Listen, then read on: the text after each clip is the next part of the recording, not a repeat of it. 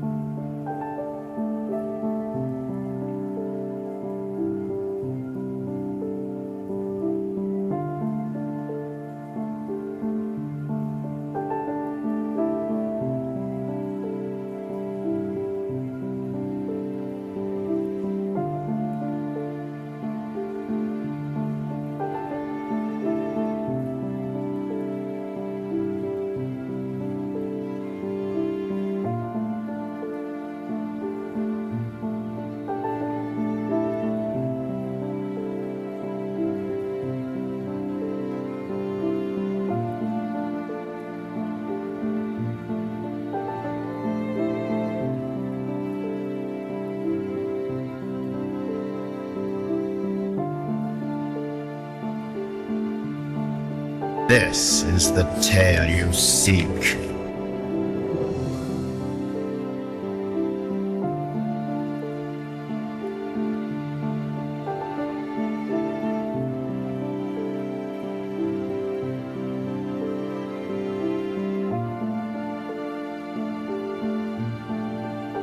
Is this how you honor the sixth house and the tribe unmourned?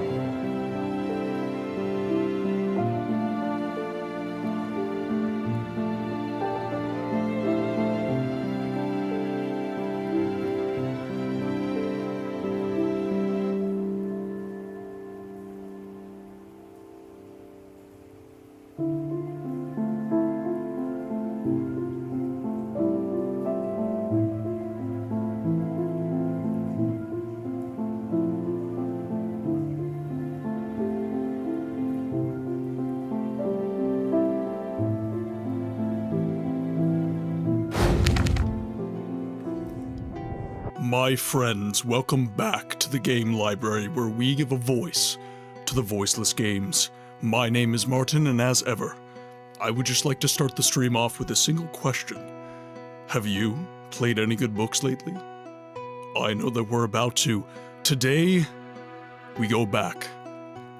We go back to the beginning. We go back to the game that started it all. That is right, friends. Now, most of you did not follow me for this game. I'm just going to be full disclosure on that. Siege of Avalon is the game that started this channel. This game right here, Siege of Avalon. This is the game that inspired me to stream. It inspired me to give a voice to the games that are, in fact, voiceless. And I thought it was only fitting for the 1 year anniversary of the beginning of the channel that we revisit this game. Now, as I said, many of you met me during my playthrough of games like Morrowind and Thief and Fable. Siege of Avalon is such a voiceless game that, frankly speaking, the fan base for this game is quite small. Most people don't know this game even exists, and I feel that is why it is important to give this game the time of day, to make sure that games as good as this don't get relegated to obscurity, because it is a good game. It is not a bad game at all. So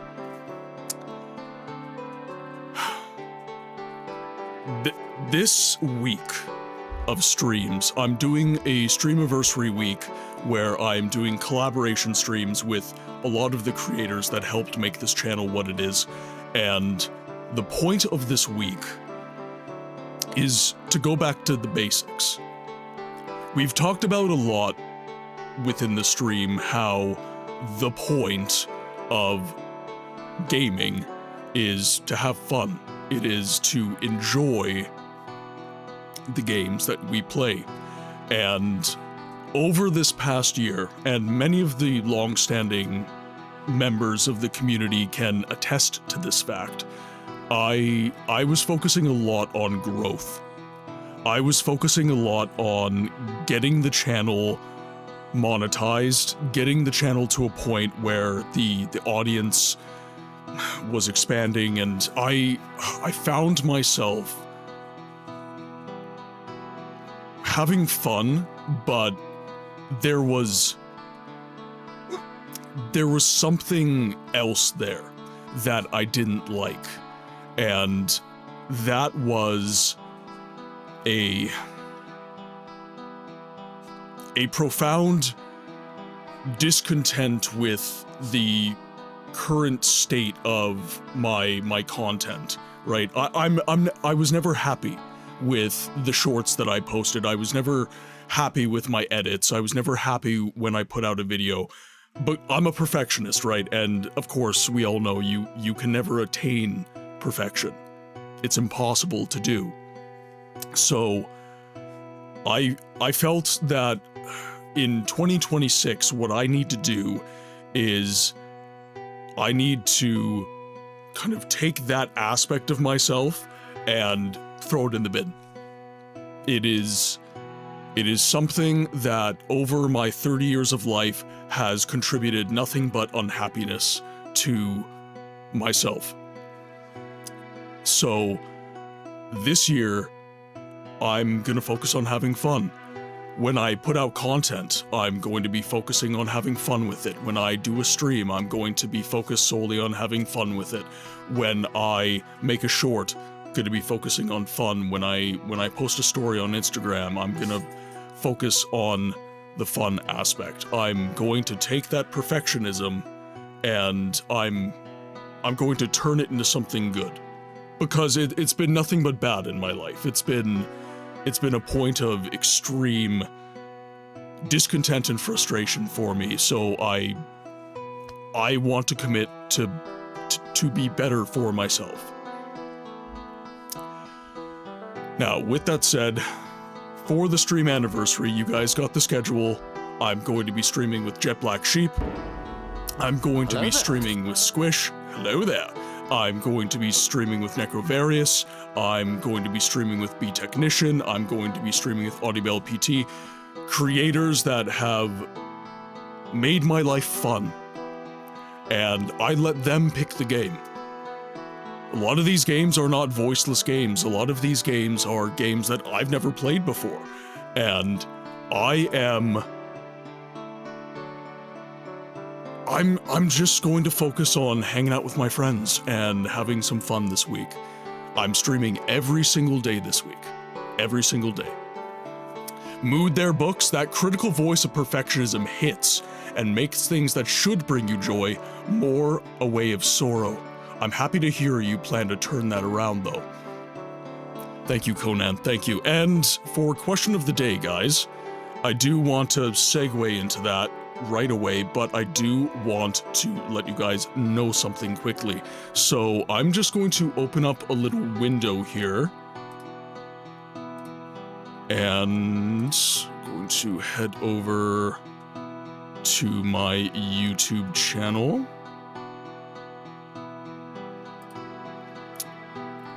Okay, perfect.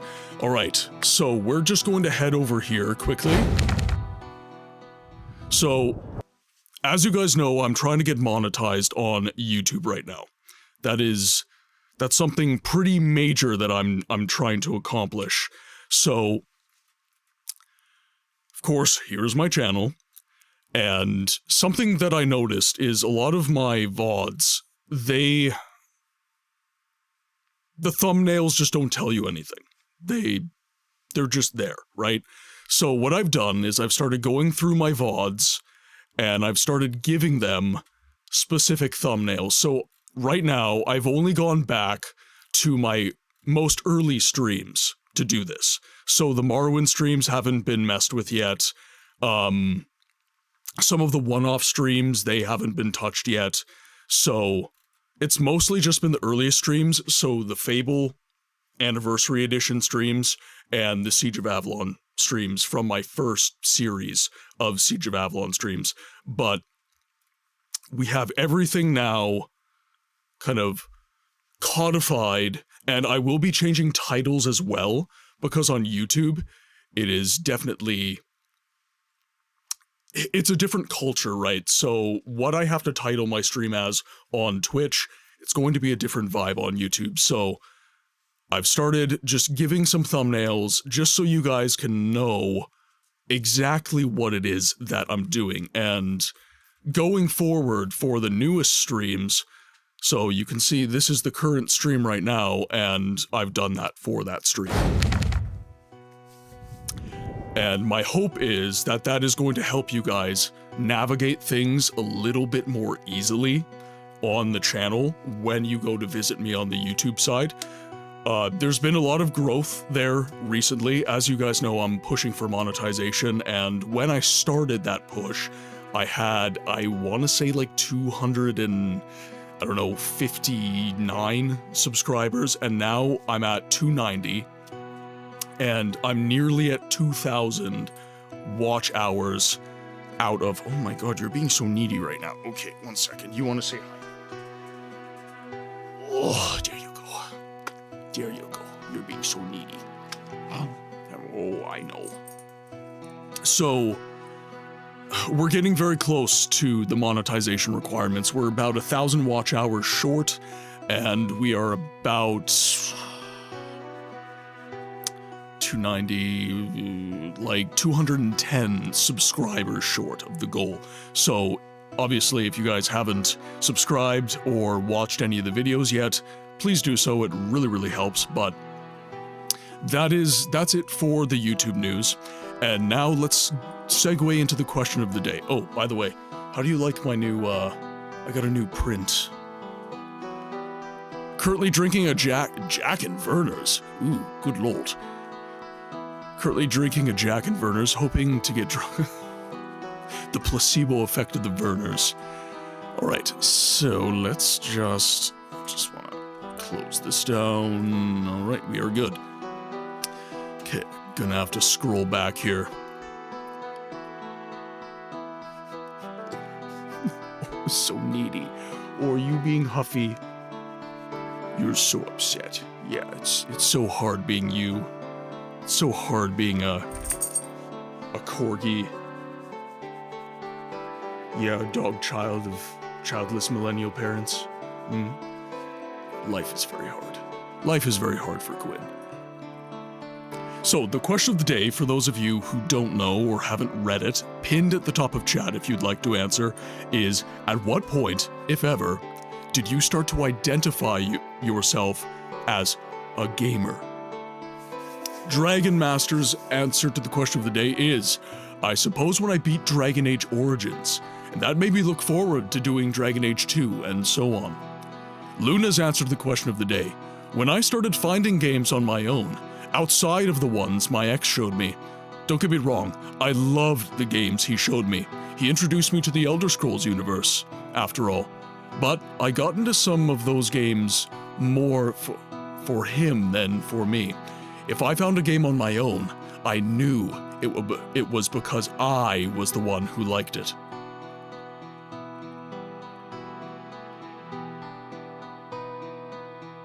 It's early here, so I'm going to snooze and lurk. Question of the day, I don't, and I don't really know why I don't. I just like to play games and watch others do so. Sue, thank you so much for the answer to the question of the day. Thank you for the lurk, and that is completely fine, right? Just because you don't identify as a gamer, as you say, doesn't mean that you don't enjoy the act of playing a game. It doesn't mean that you don't have fun with gaming and gaming content. So, the identification as a nerd or a geek or a gamer, it's not really necessary. Are you doing the work to just have fun with games?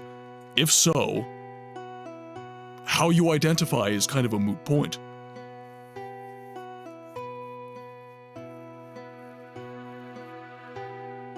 Oh, okay. I will read that in a moment, Dragon, because yes, that will... okay, yeah, that question. Conan's answer to the question of the day. That's a tough one. I suppose it began with Yoshi's Island on the N64 being my introduction when I was like 3 or 6. Following that, on the family computer I was exposed to Age of Empires, which then followed down my first joys of playing the sequel, and then my beloved favorite, Age of Mythology. I grew up with games, so to speak, so I'm glad I still have a fiery passion for the hobby, even if it has its ups and downs in the industry. I also have memories of Sonic and Sega. Ooh, yeah, Sega memories. Question of the day from Banana. I started considering myself a gamer back in the day with those browser-based Flash games, especially MLP and the first Sonic Adventure, which I somehow downloaded from a website. Those were some great times. Jerkops has answered the question of the day. I think it was around high school when I think the identity as a gamer formed. But gaming, even core gaming, is so mainstream that I have more hobbies, so I'm not sure how valid it is as a descriptor. So, before I get to Dragon's most recent chat, which I do want to touch on, I think I mirror... Font Crimes, welcome in. Happy Streamiversary books. Got a lurk for now. Thank you so much for the lurk, my friend. Thank you so much for all that you have done for the community since we met. You're the best, Font. Thank you so much for being here.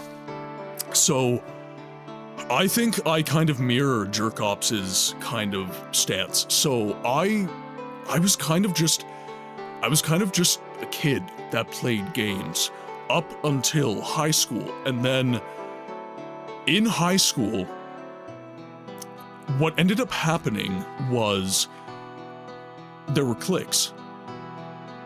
So I ended up in a situation where I needed to identify aspects of myself to find my people. And this is an interesting question of the day because I think that is the only reason we have labels, is to find our people. And it's kind of funny because this expounds itself and kind of seeps into every aspect of our lives. On Twitch, I categorize my streams. In life, I categorize myself by what I do and who I associate with, etc., etc. So I liked Sue's answer to the question of the day because Sue was like, well, I kind of don't. I just play games and I enjoy gaming content.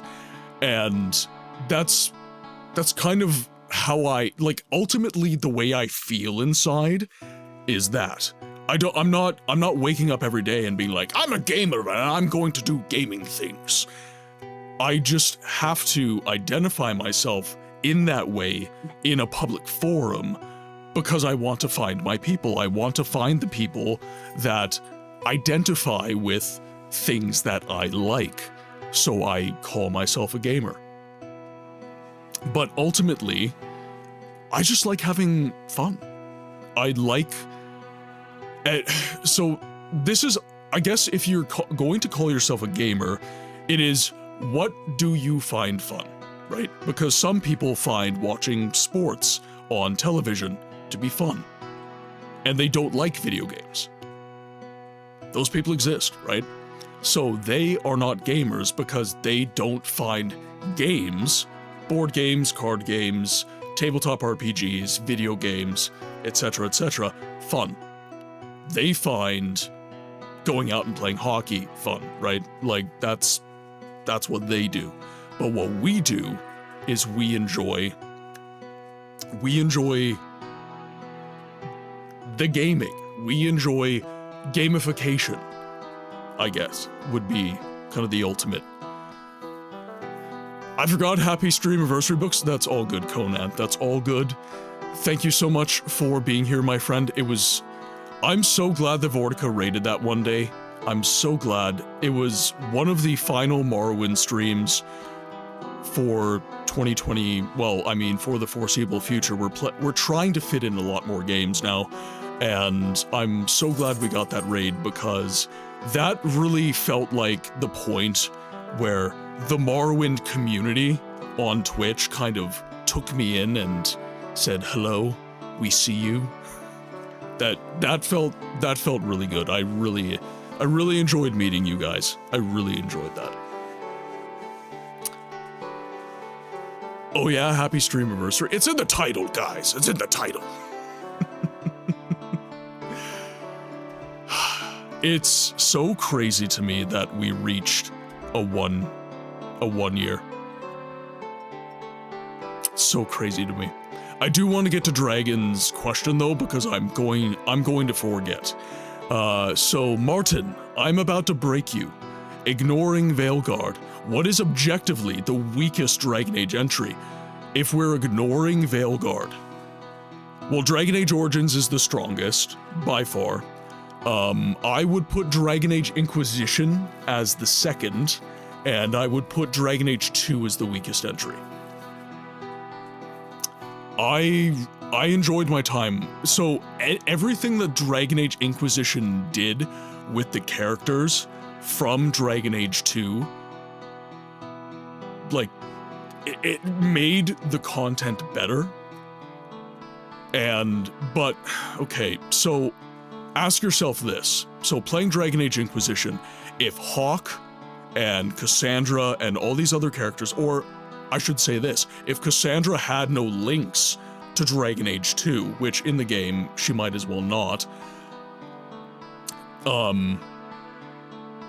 do you find Dragon Age Inquisition to be lesser? If Hawke didn't show up, is it a lesser game?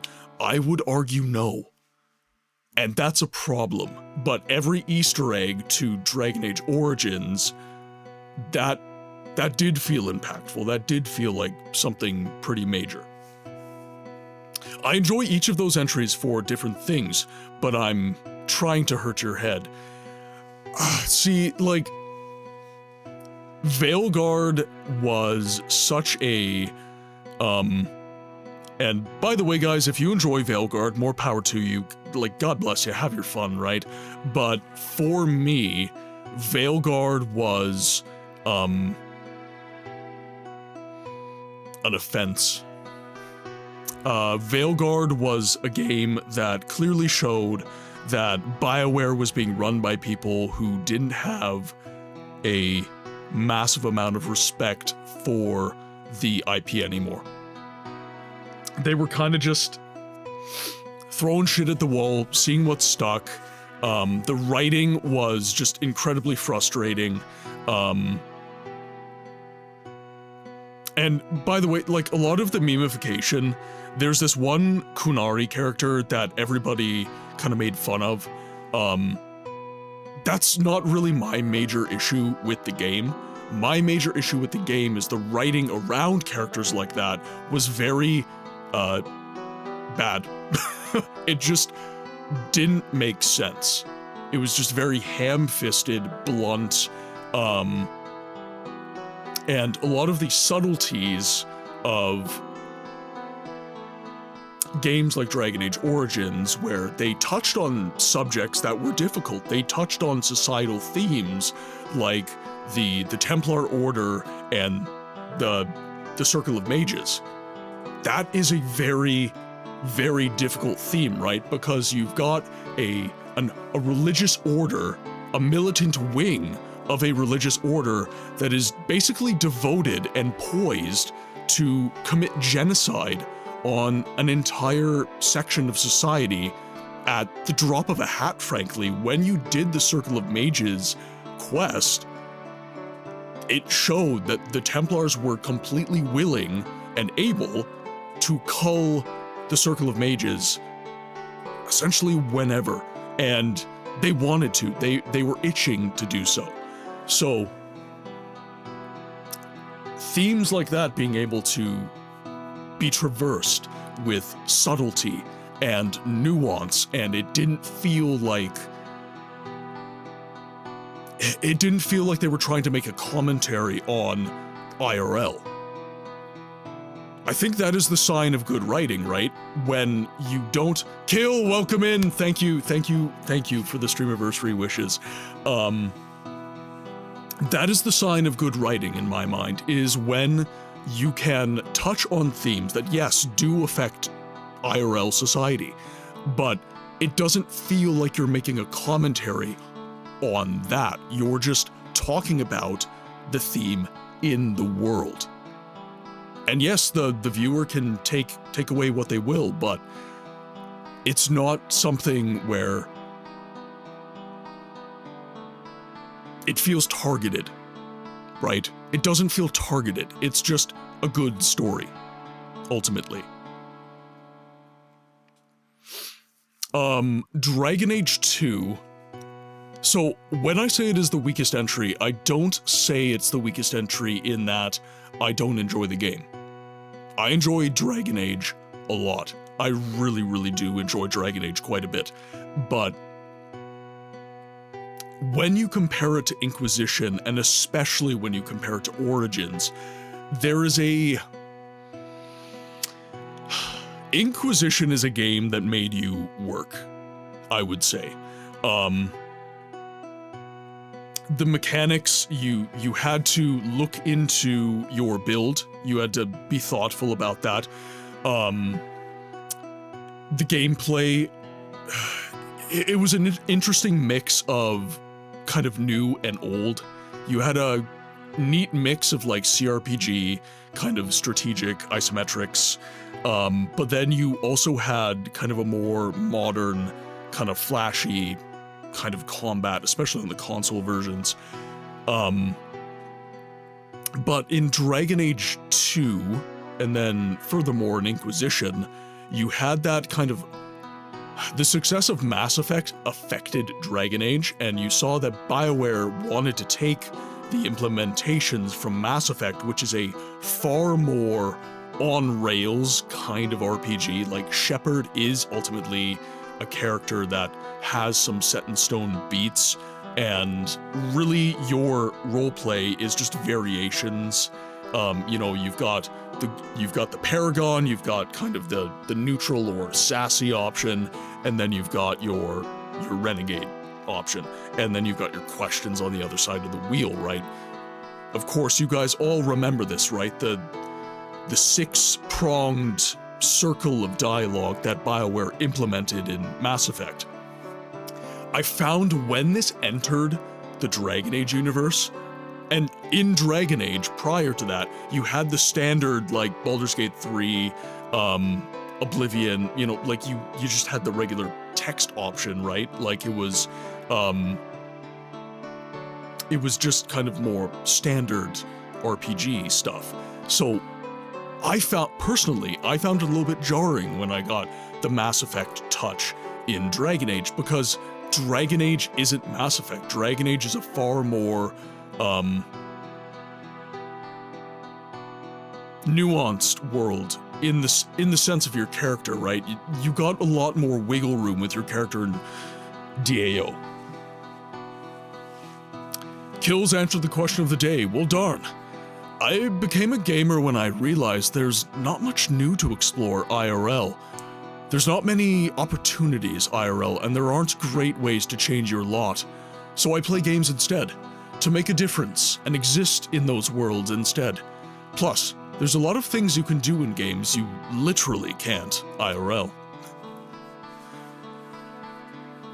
Oh, 7-kilometer run.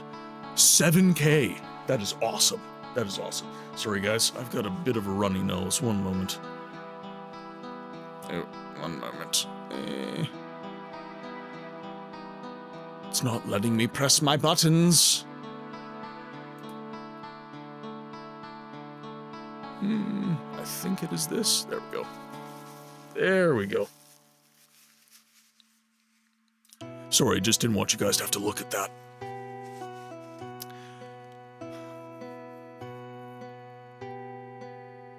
Sorry, just reading.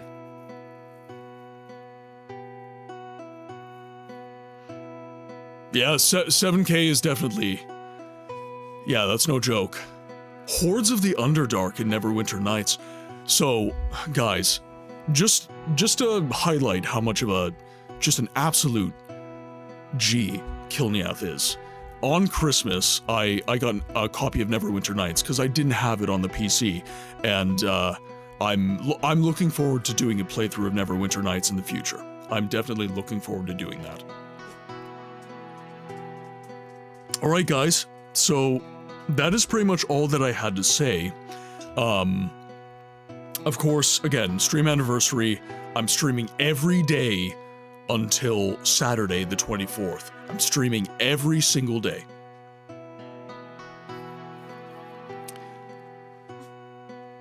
Maid, I'm looking forward to you playing it. I'm crying because I miss all the Baldur's Gate 1 playthrough. So, Kill, you might be able to help me out with this, actually. I'm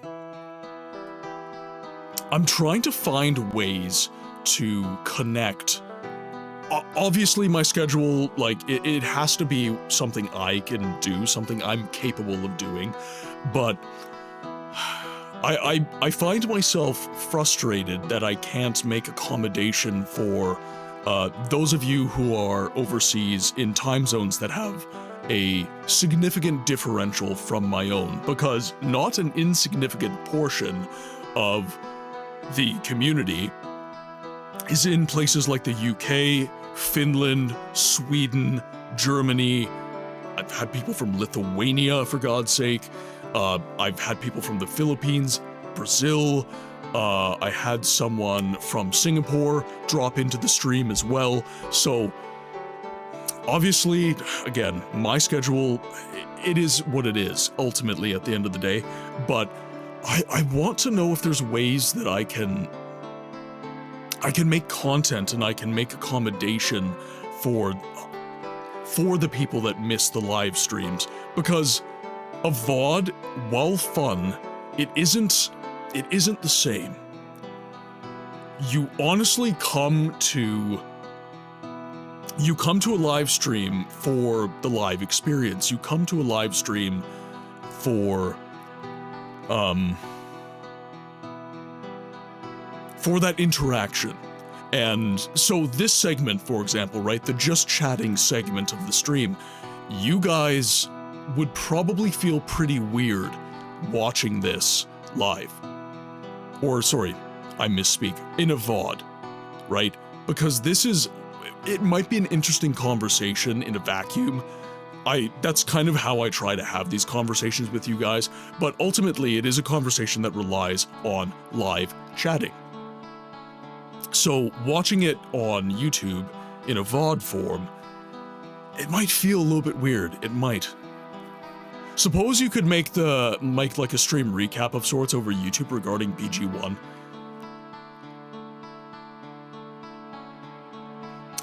This part feels like listening into a conversation in the VODs. I have this trouble with my YouTube content in general, right? Because it's all stream clips right now. And again, you know, it's easier when I make it like a 13-minute, you know, just me talking kind of thing, because you can comment and get more interaction that way, but honest answer, you have to tailor to your audience, and if the majority of your audience is in your time zone, then stick to that. We always have Saturdays. Well, and that's the thing, right? It's not a majority or a minority, it's kind of even right now. I look at my viewer base and, you know, it's kind of equal across NA and overseas. So it's not necessary, it's a 50-50 split ultimately. Suppose you could make like a stream recap of sorts over YouTube regarding BG1. That's what I'm trying to do with like the clips that I'm posting as long form. I'm also thinking of, I was actually talking to Kill about this recently, and I mentioned this in the stream before, so this isn't like earth-shattering news or anything, but I've been thinking of doing like dramatizations, right? So taking conversations from these voiceless games that might feel a little bit weird to just read and actually turning them into a drama, right? So the conversation with Dagoth it's kind of the case that when you're having a conversation in Morrowind, for example, you're not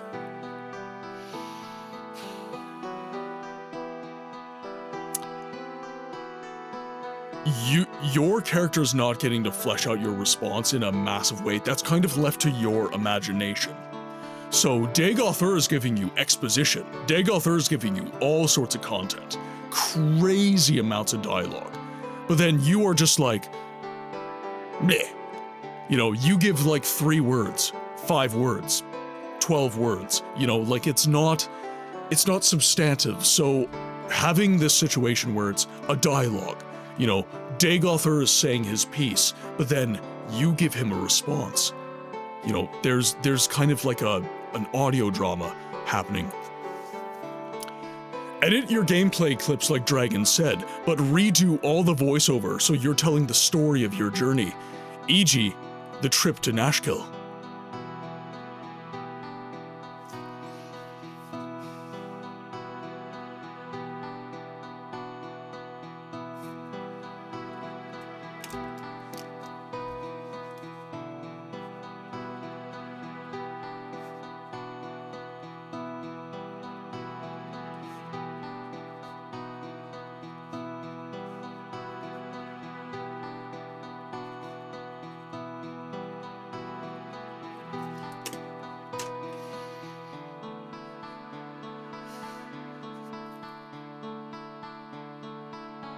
That's good.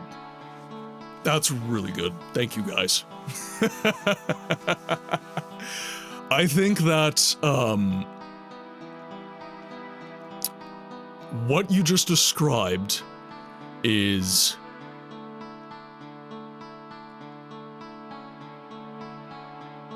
a journey. And doing this voice, because obviously doing a read that is 100% dramatic, right? Doing a read that is concise and no mistakes, etc., etc., that's really difficult. That's really difficult. And as I said, even in games like Baldur's Gate, where the RP mechanics are amazing, you kind of find that your character's dialogue is more of just I don't know, it's kind of vacuous, right? And it's left to the player to just imagine and fill in the gaps. So, kind of taking that imagining and just expounding it and making it more overt. That way people can watch the VOD if they choose, but they can always easily watch the abridged cut with your fancy editing skills and detailing what the heroes are doing.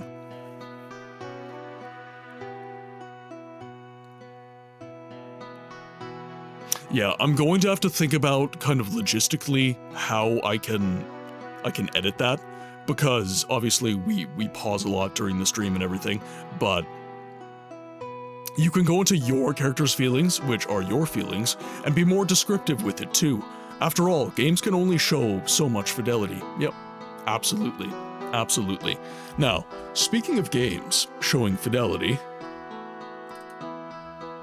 I have been jibber-jabbering for a little while, and I would like to get into some gameplay. So, just starting up the game here. Alright, let's get into it.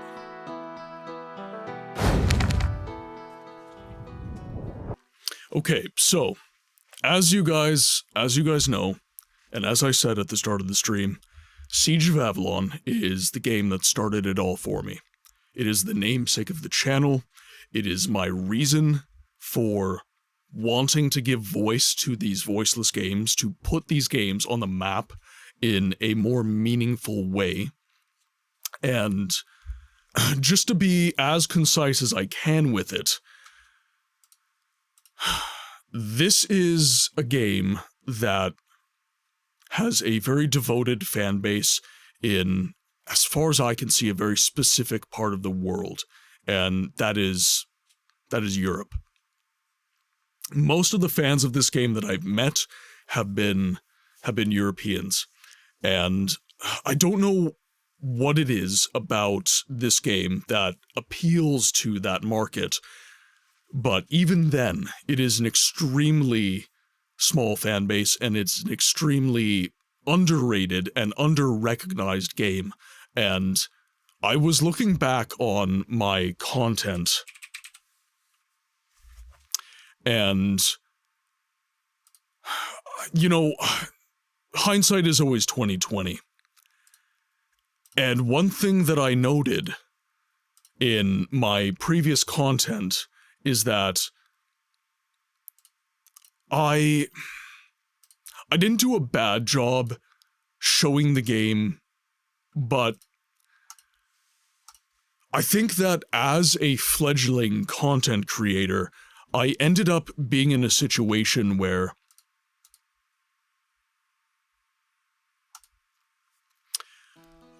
I didn't know who I was as a creator. I didn't know what I was doing necessarily to show this game and present it in a way that made people want to play it. And while I've only been streaming for a year, it seemed fitting to me to replay this game at my 1 year, because I've grown so much and I've become a better presenter, I've become a better streamer, insofar that I am a content creator, I've become somewhat better at that. Content creation is the one thing where I think I've got a lot of growing to do, because the stream is fun and it's easy for me at this point. I enjoy going live every day that I do, and I just want to do it more and more and more. But when it comes to content creation, there's this perfectionism, and there's almost a dread that washes over me as I edit, and this voice of, you know, it's not good enough, you need more time, it needs to be better. So, I want to revisit the games that we've already played at some point within the stream's history, and I want to showcase them more and to accomplish the channel's purpose, which is to give a voice to the voiceless games.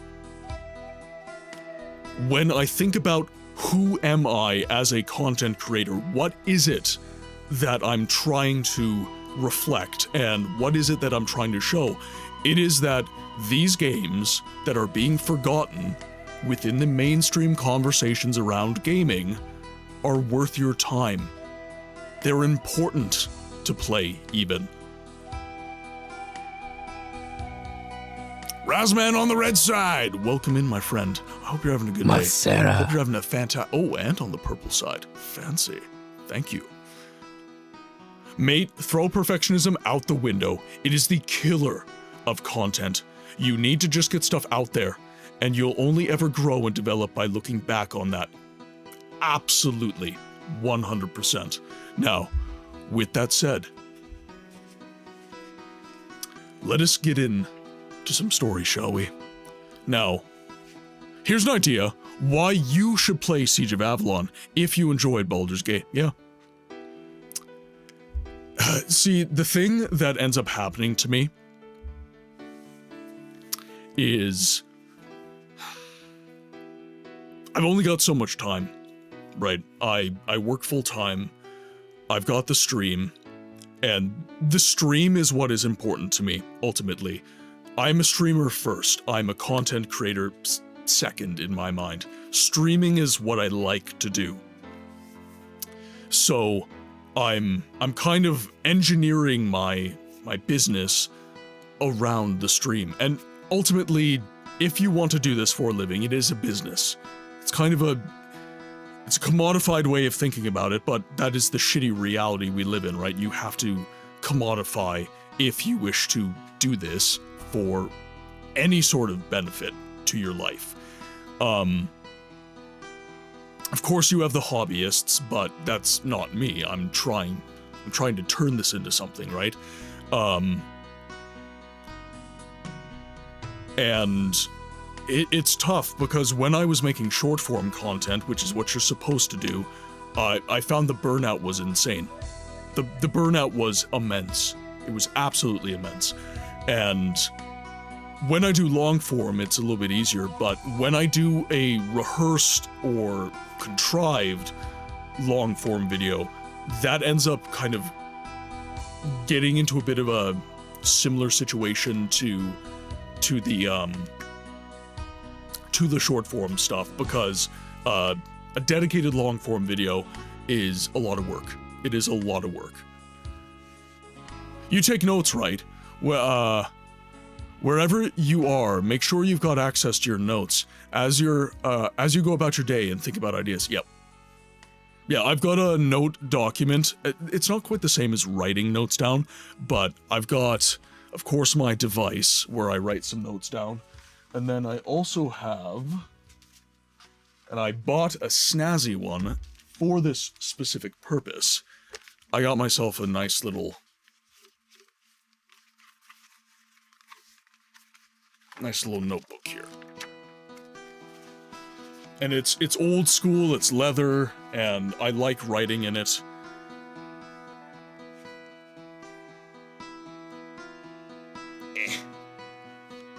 The one thing is it uses this little string here to keep it closed. I'm not sure how I feel about that. Books is playing with books. Usually you gotta be on his OnlyFans for that. It's called the Only Books. Thanks, Cam. Free advertisement from Camelot. How are you doing, my friend? I hope you are well.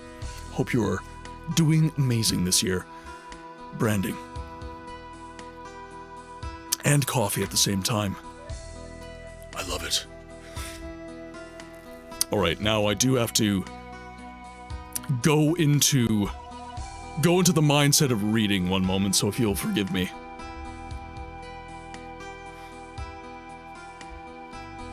Foggy and warm tonight, traveling slowly up the Vol River. The wind has died some, so the crew are back at the oars. Captain Nico had me bailing for much of this evening, but we're still taking on water. We should reach Avalon before daybreak. If not, I might have to swim there.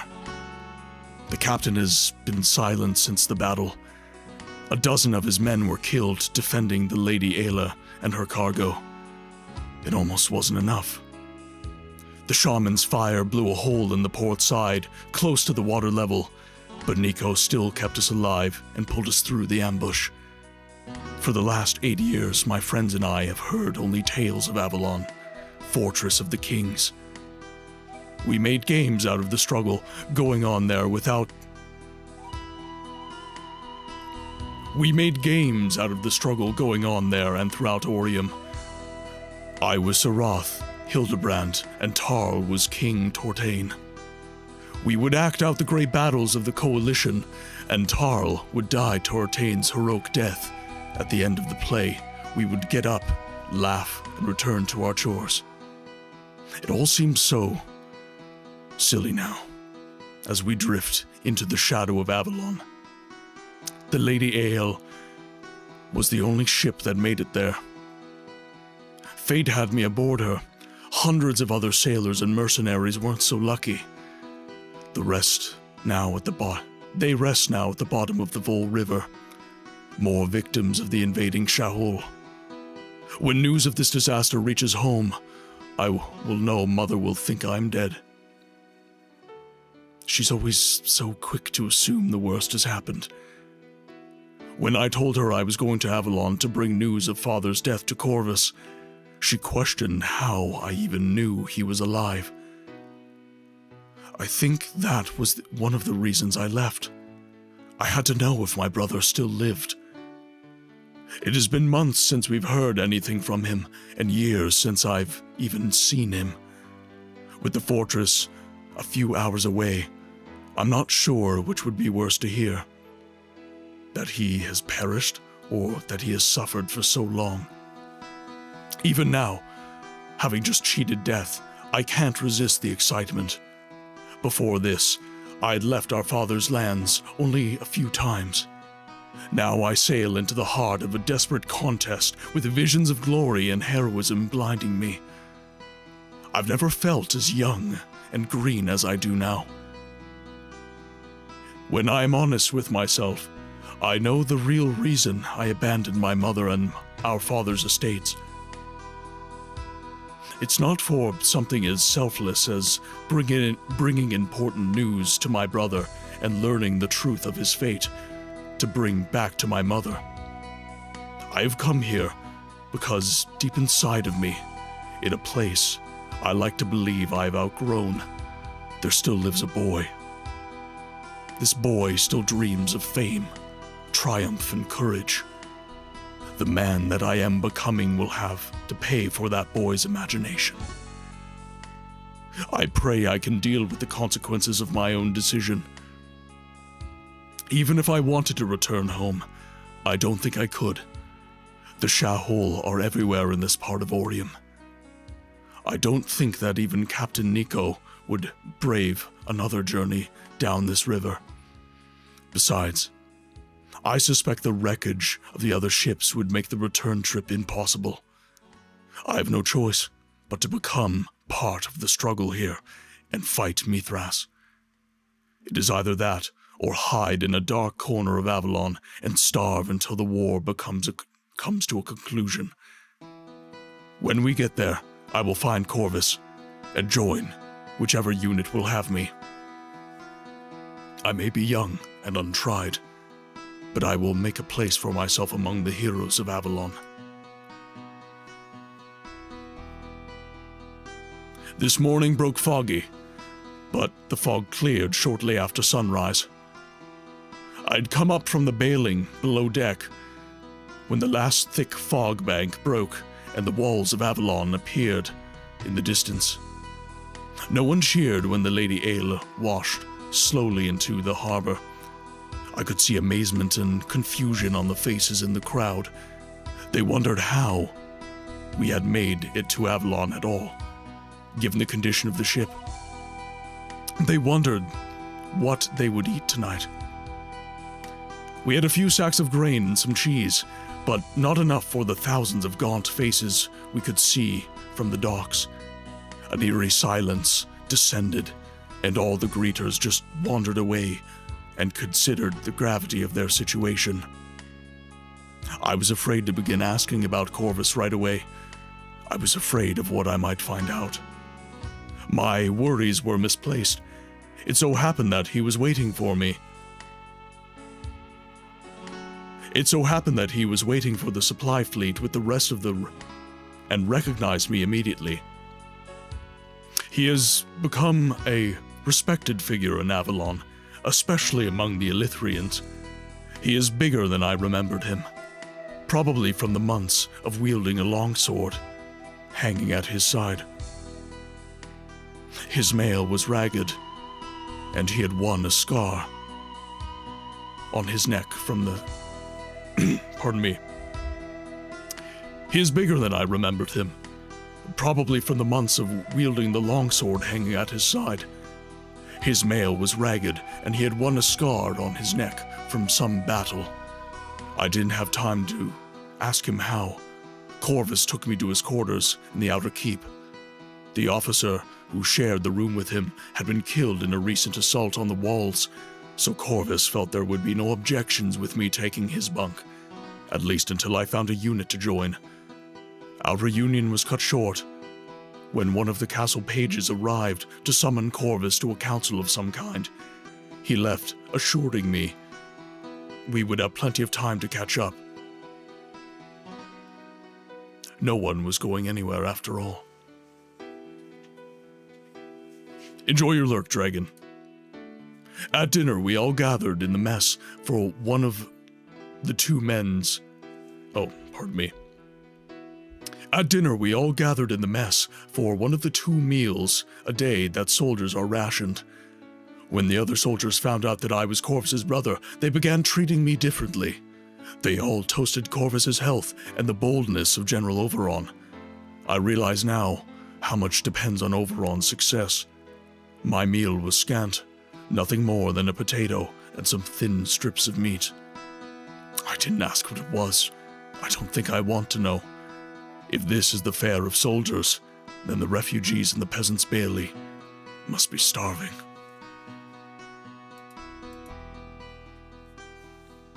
Little brother, I wish I could say that I'm glad you are here, but a besieged keep is something that no one should have to endure. However, it is good to see you again. How are mother and father? That is why I've come to find you, brother. Father passed away 6 weeks ago. Spirits. I feared I would never see him again. Little brother, I thought it would be me waiting on the other side for him. We must drink to Father's memory when I return. Your return? Where are you going? I have to ride out immediately on a raid with General Oberon.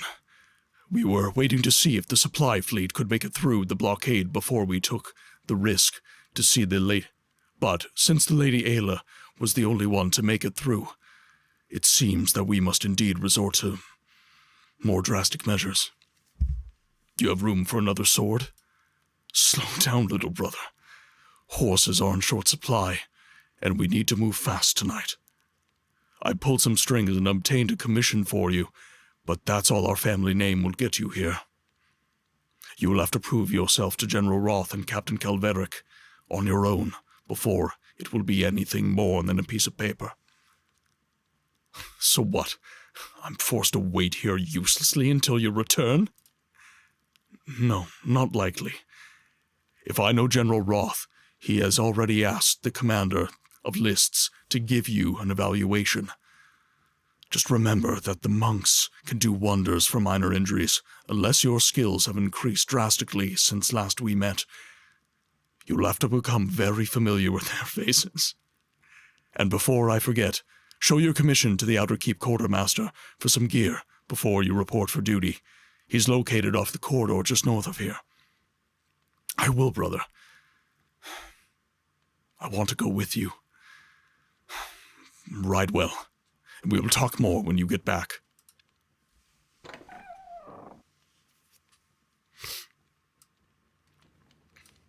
Excuse me, sir. May I speak with you a moment? Pardon, sir. My name is Deman, and I have orders for you.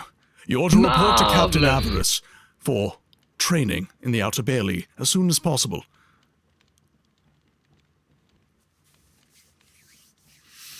This is the tale you seek. Mr. Eternal. My friend, thank you so much for the gifted subs. I have my principles, Lister. I tried to wait for a gap in the dialogue. Happy Streamiversary, my friend. You really think... Okay, I'll do it. My friend, thank you so much. Let me... This is the God, tale that's you so much seek. here. I'm gonna go up here. I'm gonna go up here just so I can read. Okay, so This is the tale you Salty seek. got a sub. Salty by Design, Grim Chiefer, Lendl Anakin, and Banana got a sub, awesome, and then Shadowin. This is the tale you My friends, seek. if you're in the chat, please give a thank you to Eternal.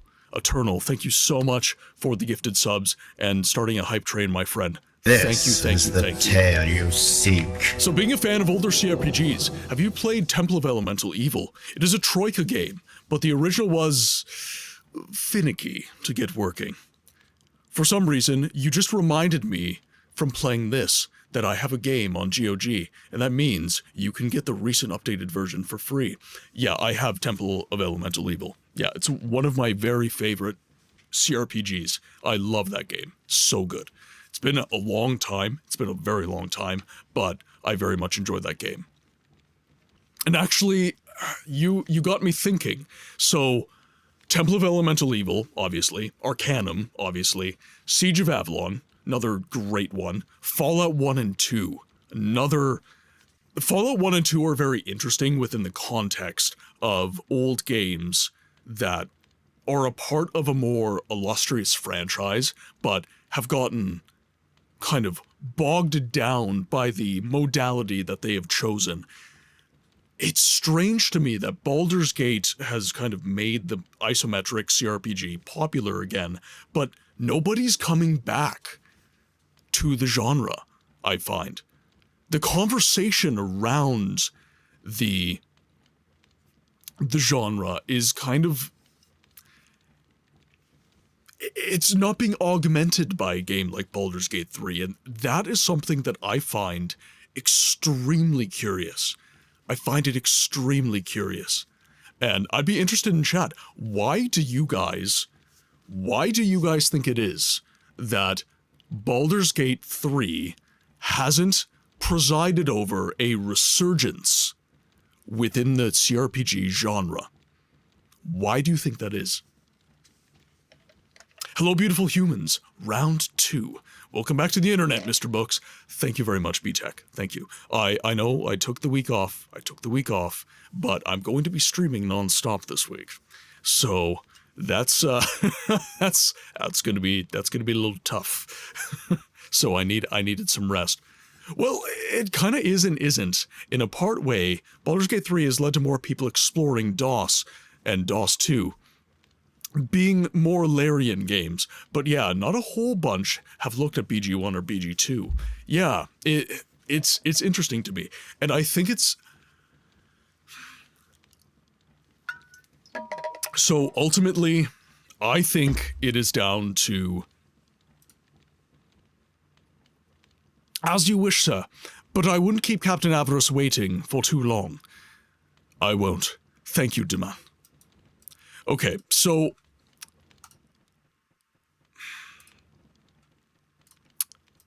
Baldur's Gate 3 has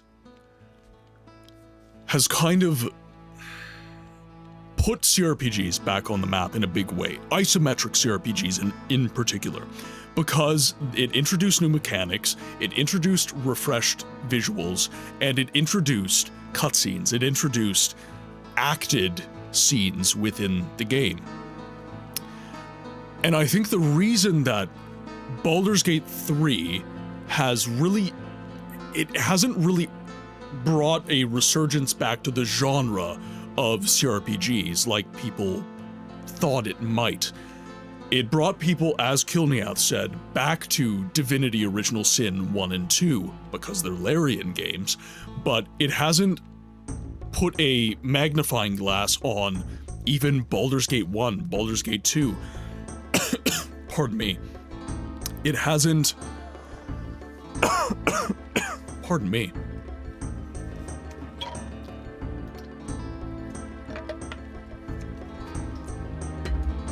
it hasn't shone a light on games like Fallout 1 and 2, it hasn't shone a light on Wasteland, it hasn't shone a light on Siege of Avalon, it hasn't shone a light on Inquisitor or other games within the genre. And I think that the ultimate conversation that needs to happen here is availability versus accessibility. So, Baldur's Gate 3 is both available and accessible, but Divinity Original Sin is both available and accessible. You've got a lot of versions of CRPGs, like Temple of Elemental Evil is one that got named here, that are available, but they are not accessible on modern hardware. What do I mean by that? I mean that the game is available for purchase. It's quite cheap. There's really no struggle to access the game on Steam or GOG. But it is difficult to access the game. GOG's trying to fix this by giving you versions that run on modern hardware when you purchase a game on their medium. But on Steam, for example, I bought Lionheart, Legacy of the Crusader, a very, very good CRPG in the style of, Baldur's Gate. And that game will not run. You purchase it on Steam, and it will not run. You have to modify the game in order to get it to run. GOG, it's different, but it very well could easily be a situation of the game won't run on the GOG version either. So the genre, I don't think, has really seen a resurgence because you don't have a lot of new blood coming into the genre, other than like what Larian and Obsidian have done with like Pillars of Eternity. And when you do access a game that is older and possibly a little more venerated, it's a struggle to get it to run, and most gamers want a plug-and-play experience. They want to just get the game and play it. They don't want to have to go through any minutia, and if you are going to go through that minutia, you have to be really invested in retro. You have to be really invested in a lot of the culture that surrounds retro gaming, and frankly speaking, the majority of gamers aren't. They just aren't.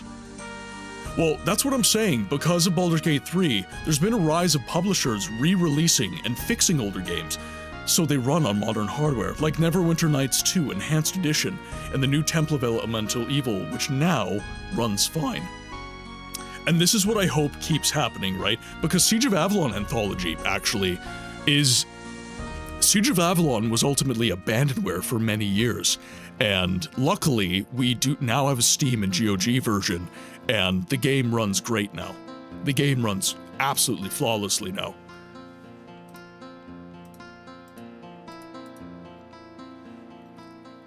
What do you want? Greetings. I'm new here. I just received my commission. I was told that you'd be able to provide me with equipment. An old pig sticker is all I can give you. If you want something better, you'll have to find it elsewhere. A dagger? Is that all you have for me? Sorry, lad. General Roth has ordered me to hold most of the arms distributions so that we can prepare for an assault. You don't think I like seeing anyone, even new recruits, going so poorly armed, do you? It's this damned shortage of good steel. So where can I find better equipment then? These days, I don't really know. But maybe Lucan can help you out.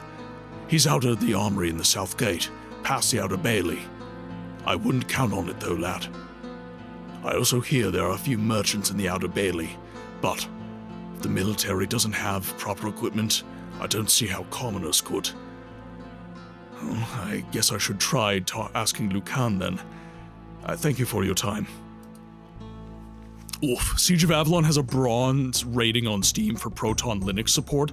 That's unfortunate. Well, and this is the other thing too, right? You know, you've got like the Windows support, but then you've got like trying to run things on Linux and stuff, because a lot of there's a lot of ill will for Windows right now for Microsoft. Happy Streamiversary books. Today is a lot of people in my family's birthday, so I gotta lurk, but I want to send you some love. Have a fantastic day on stream. Ember, thank you so much for hanging out. I really appreciate you taking the time to even drop in and say hello. That means a lot to me. And everybody who's coming in. Everybody who's coming in. As I said at the start of stream, this is not a game that a lot of people followed me for. But this is ultimately the game that inspired the channel and started what I do here. So it feels fitting to revisit this. Speaking of ill will for Windows, they're baking Copilot into Windows File Explorer, and hackers recently discovered a super easy exploit due to this, where you can click a link and lose everything. It has been patched, thankfully, but yikes. Yeah,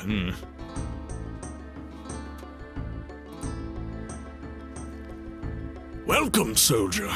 What can this old wizard do for you today? I've just arrived in Avalon. I was having a look around. Who are you? I am Elrath, and as you can see, this is my laboratory, where I am doing research on the ancient ruins that lie beneath the village. I also serve as an advisor to Sir Roth and his council when I can. I teach aspiring mages to better control the forces around them. I've studied the arts before, but I would like to develop my skills more. Let's see what you know. After several hours of instruction, very good. You do have a natural talent for magic. Please, feel free to use the obelisks behind me for target practice, or, if you're ready, I can instruct you on some of the more advanced techniques. I would be most interested in anything you have to offer. Okay, so...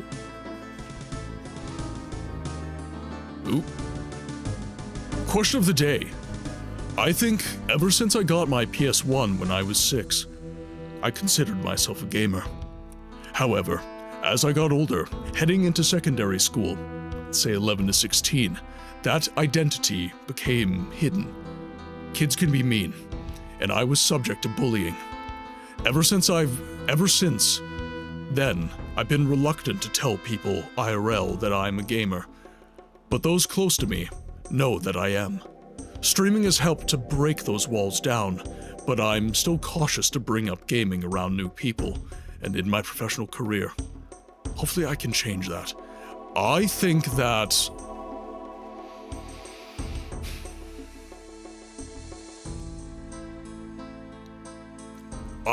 one thing that has happened in recent years is that a lot of the stigma around gaming has been broken down, because frankly speaking, our generation, the millennials, and honestly the generation that preceded us even, they know what it is to come up with games and grow with genres and IPs.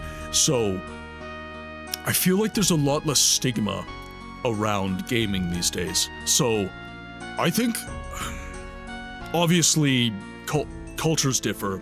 You're obviously from the UK, but in Canada, when I bring up that I'm into video games, obviously the intensity varies, right? But I can at least... I'm in a plumbing company, and a lot of the people I work with are older. And there are quite a few people that only play, say, Call of Duty, but they can at least relate to me in the sense that they have a console and they play some games.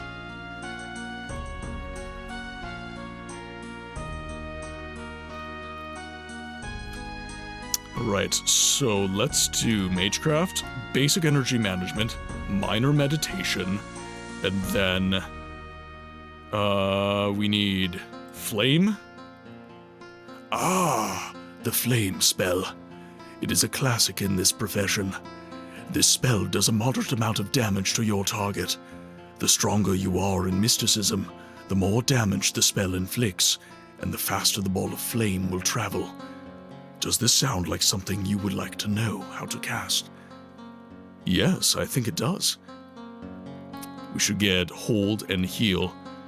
If you ever get wounded in combat, and it is depressingly regular occurrence, I'm afraid, you will have two choices.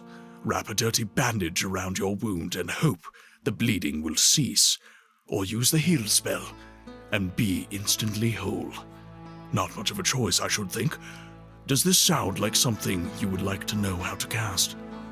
Yes, I think it does. Now the Hold spell. A fairly useful spell, Hold.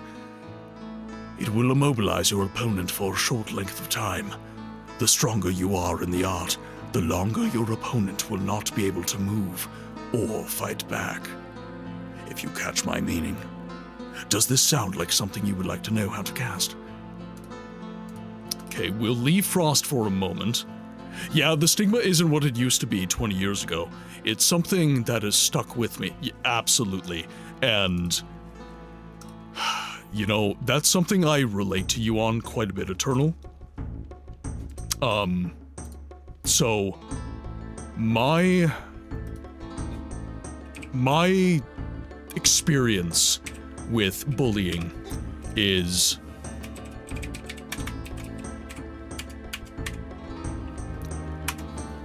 My experience with bullying is kind of different from a lot of people.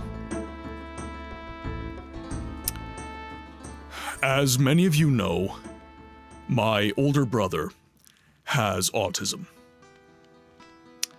And I did get bullied, I did, but I almost didn't care. Because my brother was getting bullied. And much of my early childhood, much of my memories of early life are of fights that I would get into to basically protect him.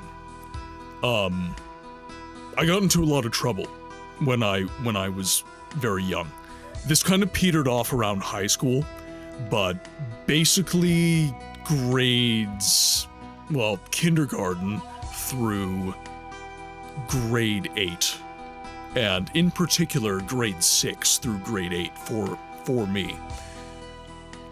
The bullying got quite intense.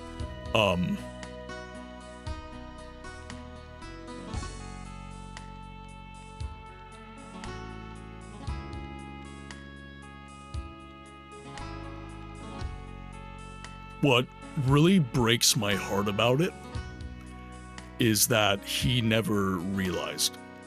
My brother.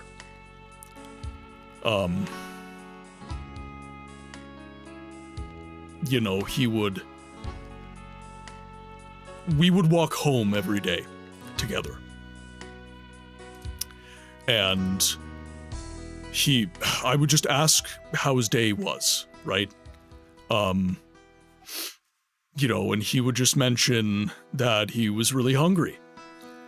And I would ask why. And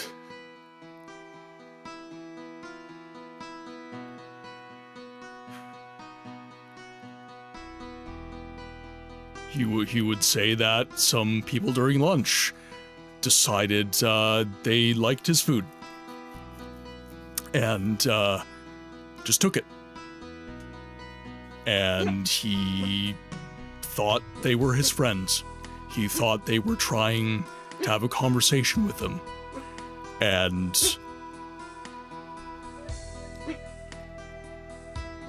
I would find out about this, and I would basically say, okay, you wait in front of the school, you just wait, and I'll be right back. And I would find these people, and I would fight them. I would fight them. Like, it was a scrap, right? Like, it was me versus like 3 people type thing. So I relate really hard to what Eternal just said about, kids being mean. And this is something that I fight with on a consistent basis.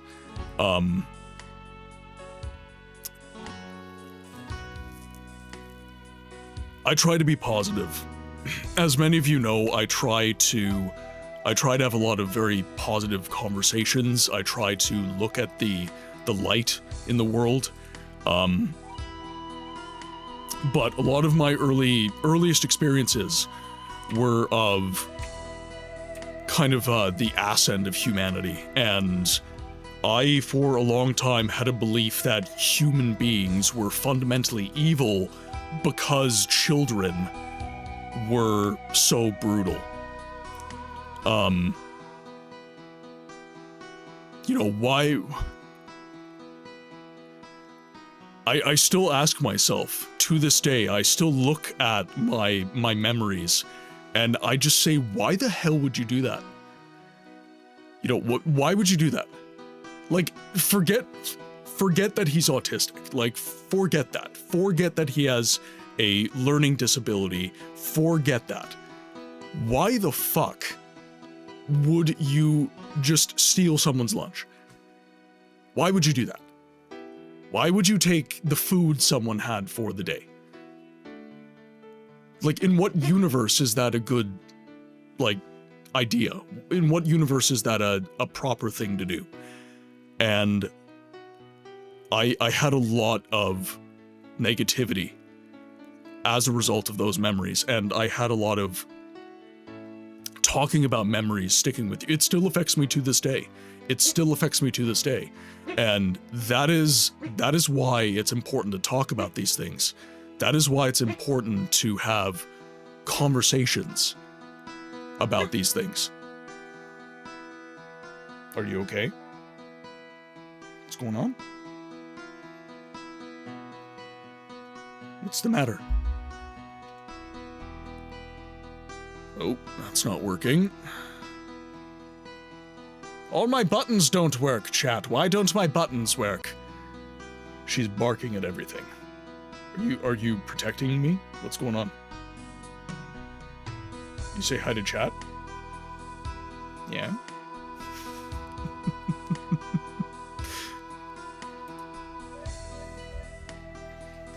Yeah, this community is a safe and wholesome place in my mind.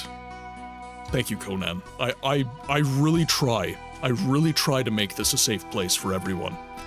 And a place where conversation is okay.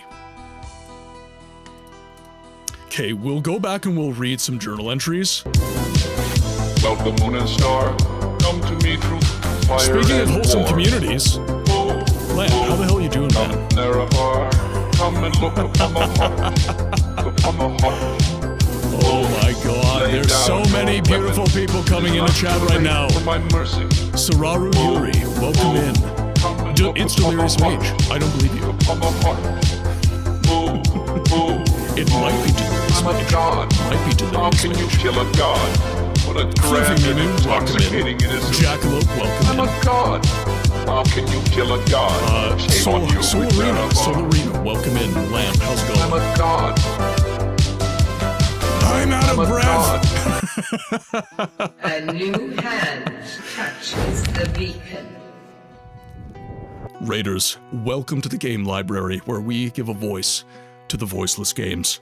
My name is Martin. I'm a variety streamer that focuses on story-driven games that have been obscured from the mainstream conversations around gaming.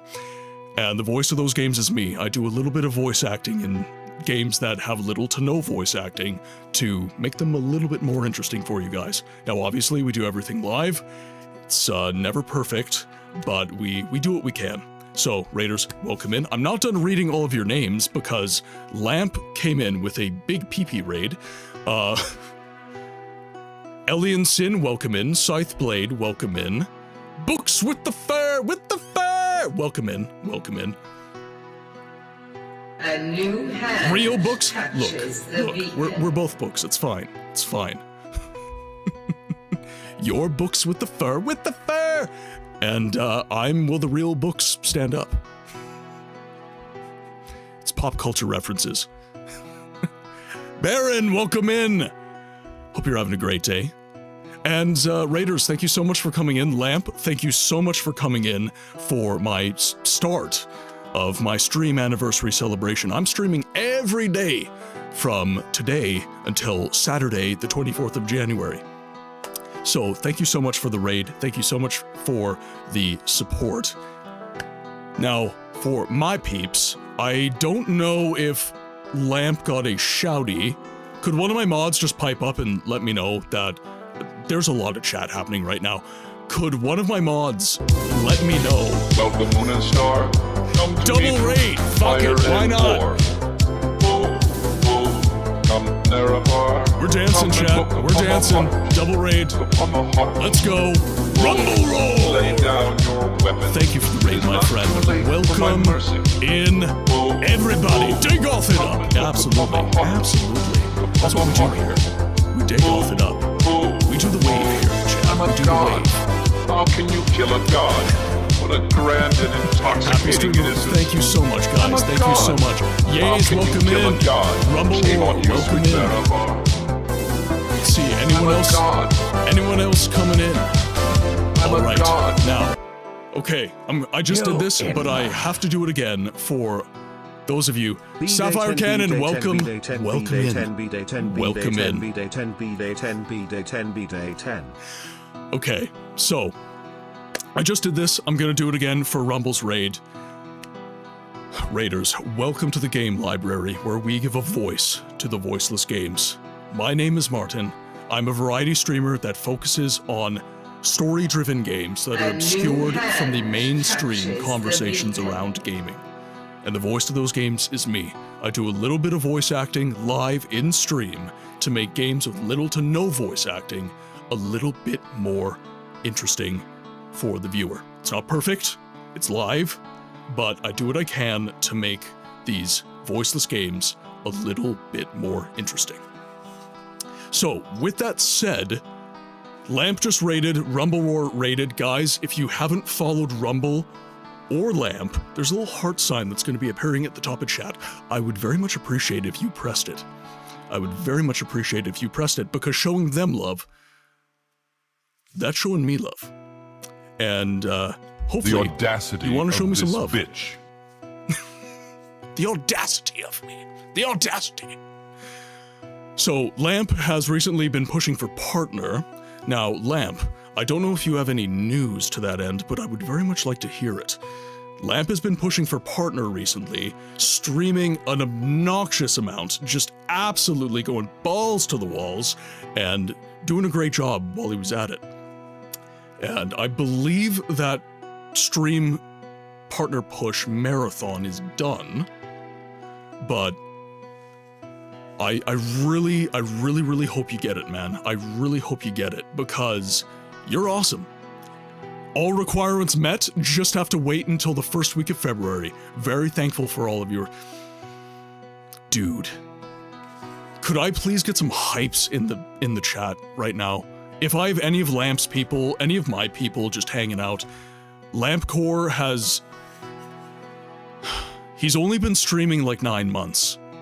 He's only been streaming like 9 months. I'm at my 1 year, and, like, I thought that my growth was just, like, good, but, my god, like, Lamp is just stratospheric, man. He was able to push for partner in 9 months, and I'm, like, this is difficult for me to describe to people who don't stream, but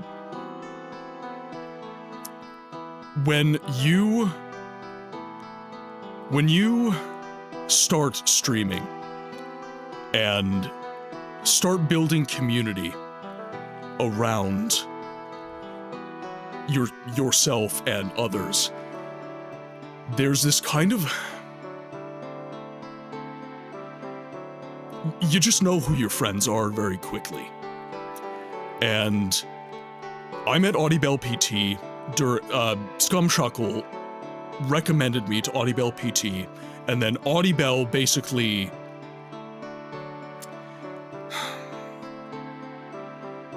She took me under her wing, is the best way that I can put it. And I met so many incredible people through collaboration with Audibel PT on YouTube. And, you know, I met Gavatron Gaming, I met Lampcore, I met Salty by Design, I met Bisco Disco, I met all these incredible content creators, and I just knew immediately that these are my people. You know, like, I go into Squishy-ish's stream, I knew, like, these are my people. I hang out with Rumble, I hang out with Bween, I hang out with Lampcore, I hang out with Ogre Trials Unlimited. You know, I hang out with all these brilliant, brilliant people and these just wholesome communities. And you get this sense, you get a horse sense of where you belong within, you know, within the Streamaverse, I guess. And I'm so proud of Lamp. And it feels weird to say because I haven't known Lamp for a long time. I haven't known Gavatron for a long time. But I meet these people and I see them win, and I see that they deserve it. Masera. I see that they they're good people and that they deserve all the wins that they can get in life. And I just hope that everybody who deserves these wins gets them. That's really, because life doesn't always give you what you deserve. That's the unfortunate end of this conversation, is life doesn't always give you what you work for. Masera. And those opportunities to get what you work for, that's a big deal. That's a big deal. So we should celebrate each and every time it happens. Each and every time it happens. So, gushed about Lamp, Rumble, welcome in as well, my friend, our resident puzzle game aficionado. I want to know what you were playing. I want to know what you were playing. Now, I know what Lamp was playing. He was playing a Resident Evil 4 randomizer. That is a hellacious experience, but it is incredibly, incredibly fun. Resident Evil 4 is one of my top 3 games of all time. I love that game. I've got thousands of hours in that game. It is incredible. And when you randomize it, it becomes an absolute gong show, and it is great. It is a fun-ass gong show. Oh, Salah, welcome in, welcome in. Twerking Grim Reapers. All right, that's a new one. That's a new one. We'll go with it. Katamari. I've never played Katamari before. I've never played that. Thank you for your kindness, seriously. Hey, dude, as I said, we have to support, you know, we are small creators at this point, right? Even when you push to partner, you know, we're still not doing, you know, moist critical numbers, right? So the small creators need to support the small creators. If I don't glaze you, who's going to, right? Like, we need to support each other. I need to be supporting creators like Rumble and Squish and Lamp and Gavatron and Audibel and everyone else. We need to be supporting. We need to be supporting.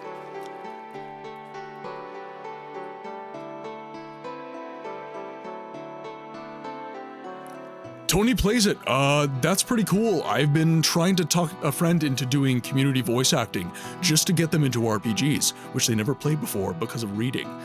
So are they not into reading? Is that a limitation they have, or what is, like, what is inhibiting them from trying RPGs out? Because RPGs are my favorite experiences. I love RPGs.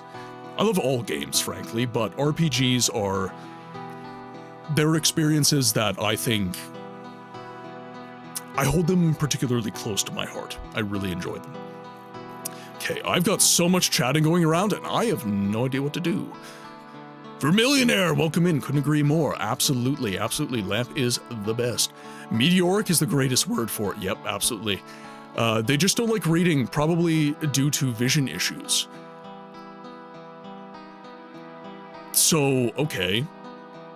There's a lot of RPGs that aren't read, though. Like, I play a lot of older RPGs, Siege of Avalon, which is the game that started the channel. This is a gift from one of the original developers, by the way. It is a sealed box of the original game that people bought back in 2000, which is, oh my god, like, the fact I was noticed, like, Senpai noticed me, guys. Senpai fucking noticed me.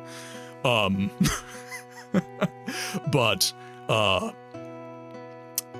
there's other RPGs that they can play, so RPGs are not a monolith, right? There's other games in the genre that people can try. All right, I hate to rain run, but I gotta head out. Love you, Books.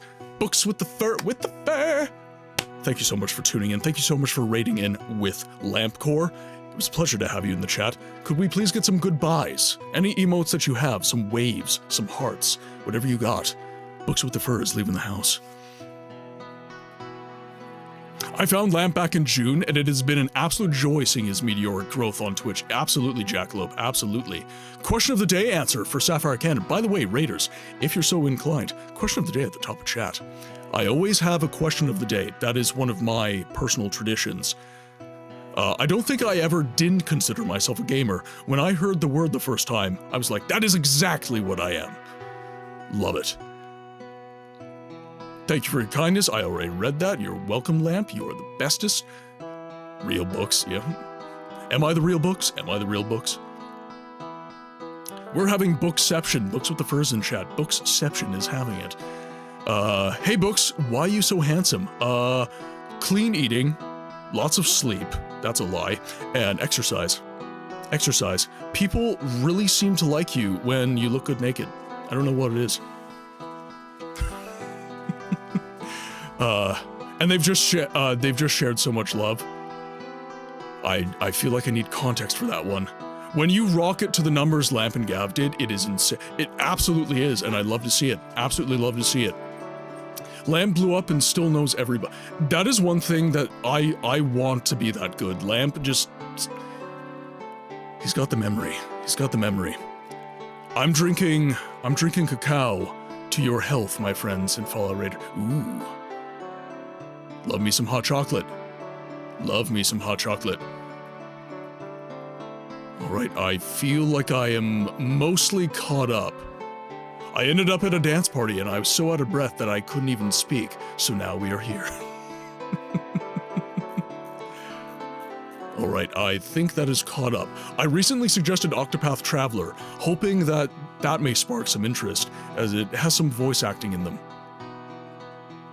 Question of the day, I was a gamer the day I first played Barbie Dress Up and GirlsGames.com. Welcome in, Audible PT. We just glazed you a little bit in our conversation when Gav, or they are the same. They're heterosexual life partners. But when Lamp raided in. All right, guys. Thank you so much for the love. Thank you so much for the appreciation with the raids. As I said, this is my Streamiversary. This is the beginning of a full week of non-stop streaming for me. I'm a full-time plumber by day, and I do this as much as I can on the side. So a full week of streaming is actually fairly difficult for me, and it's a chance to celebrate the community. I really want to focus on going back to beginnings with this stream anniversary, and you know, I'm starting with creators that I met in the early days. So Necrovarius, Squish, Bee Technician, Jet Black Sheep, the people who were supporting me from day one, and I'm ending with a collaboration with Audible PT, which is one of my most most recent friends from content creation, and going through that journey, I think is something that I'm a very sentimental guy, and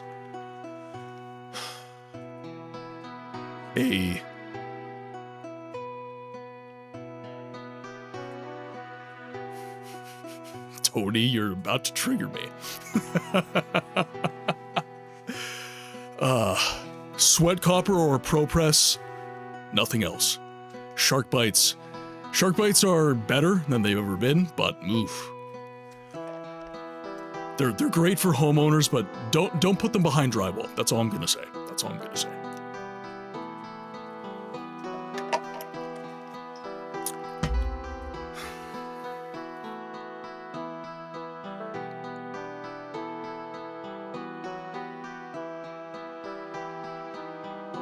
So, to finish my thought, I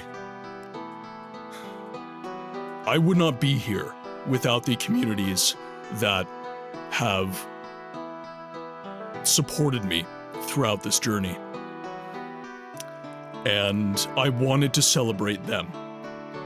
You know, this is a celebration of where this community has gone in the year that it's been alive, but I also wanted to celebrate the people who helped get it there in the first place.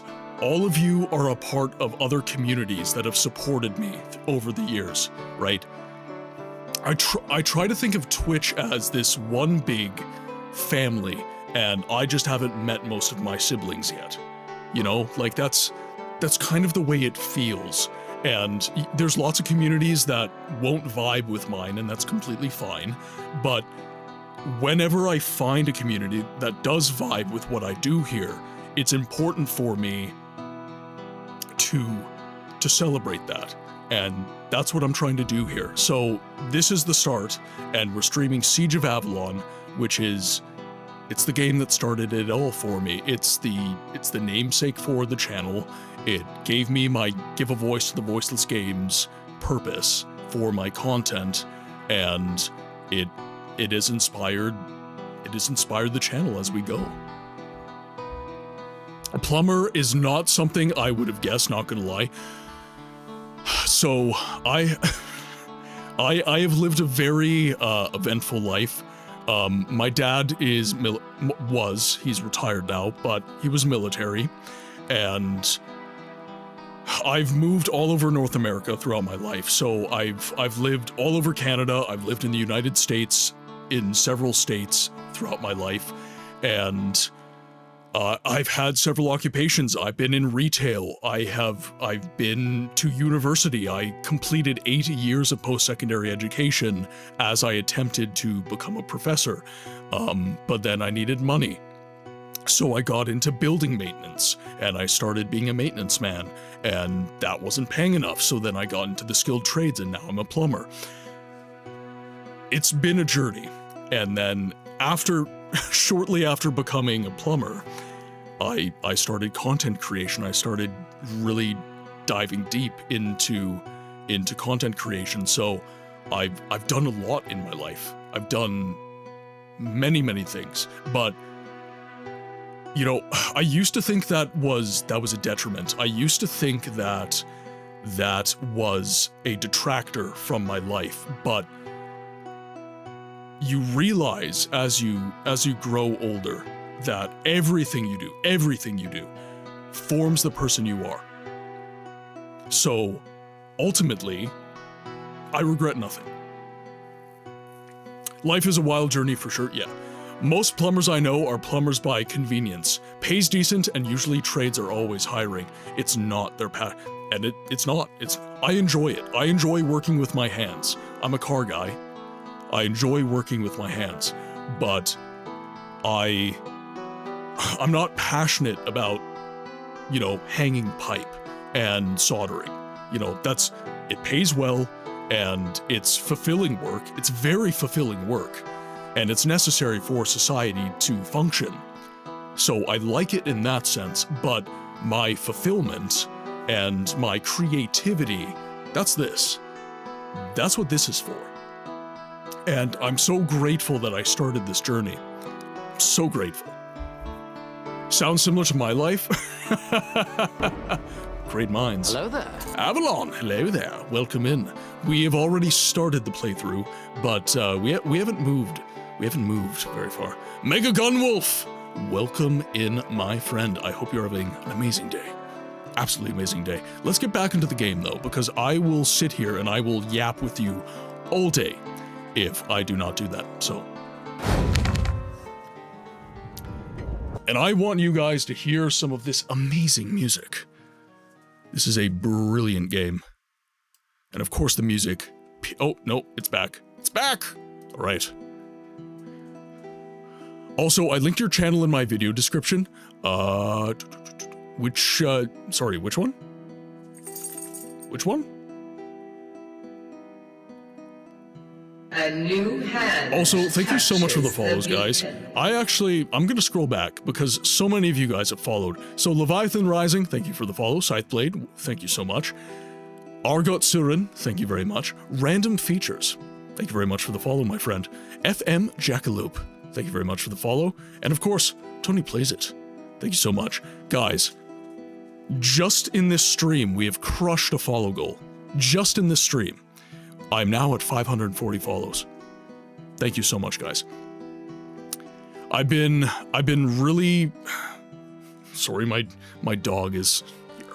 You all get to meet. You all get to meet the inspiration for your emotes. Her name is Quinn.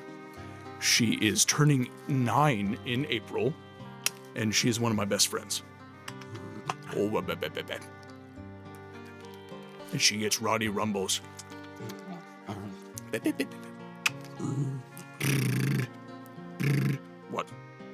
What?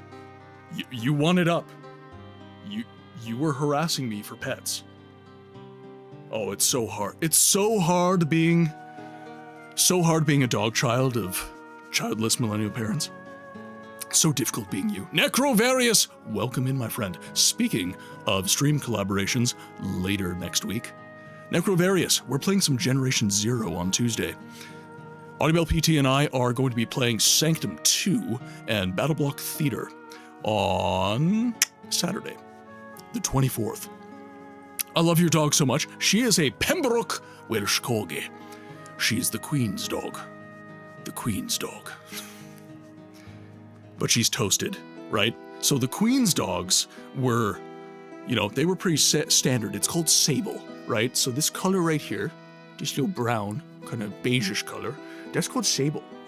That is called sable. That is called sable. But she is tricolor, so she is black, white, and sable. Oh, now you're done. Now you're done? See, this is what she does, chat. This is what she does. She gets off my lap, and then she just sits at my feet, and she's like, I want back. But then she's on my lap, and she gets all rumbly. Can't be pleased. Can't be pleased. Should I just make Audibel a moderator? She'll just ban everyone that doesn't say poo-poo pee-pee, though.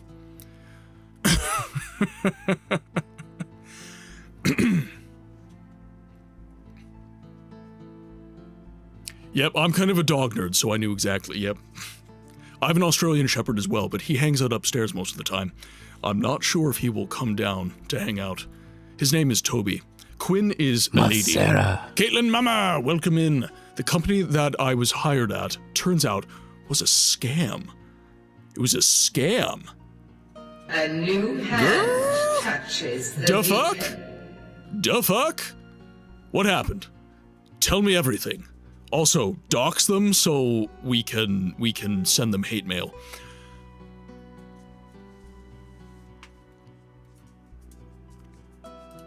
Oh, if you want to link the YouTube, that's the YouTube Audi. There you go. There you go.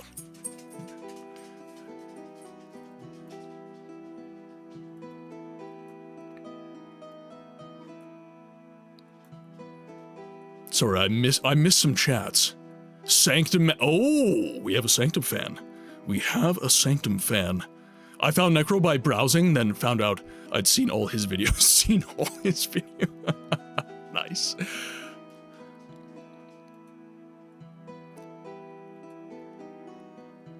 Let's see. Okay, read that.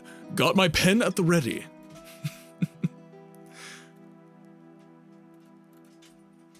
Well, yeah, but then the question of the day isn't pinned, and nobody knows what the question of the day is. They think it's poo-poo pee-pee, and then they're very confused. That would be very confusing indeed. That is so shitty, Kate. Oh my god. I'm so sorry that happened to you. I'm so sorry. What? Chat, oh my god.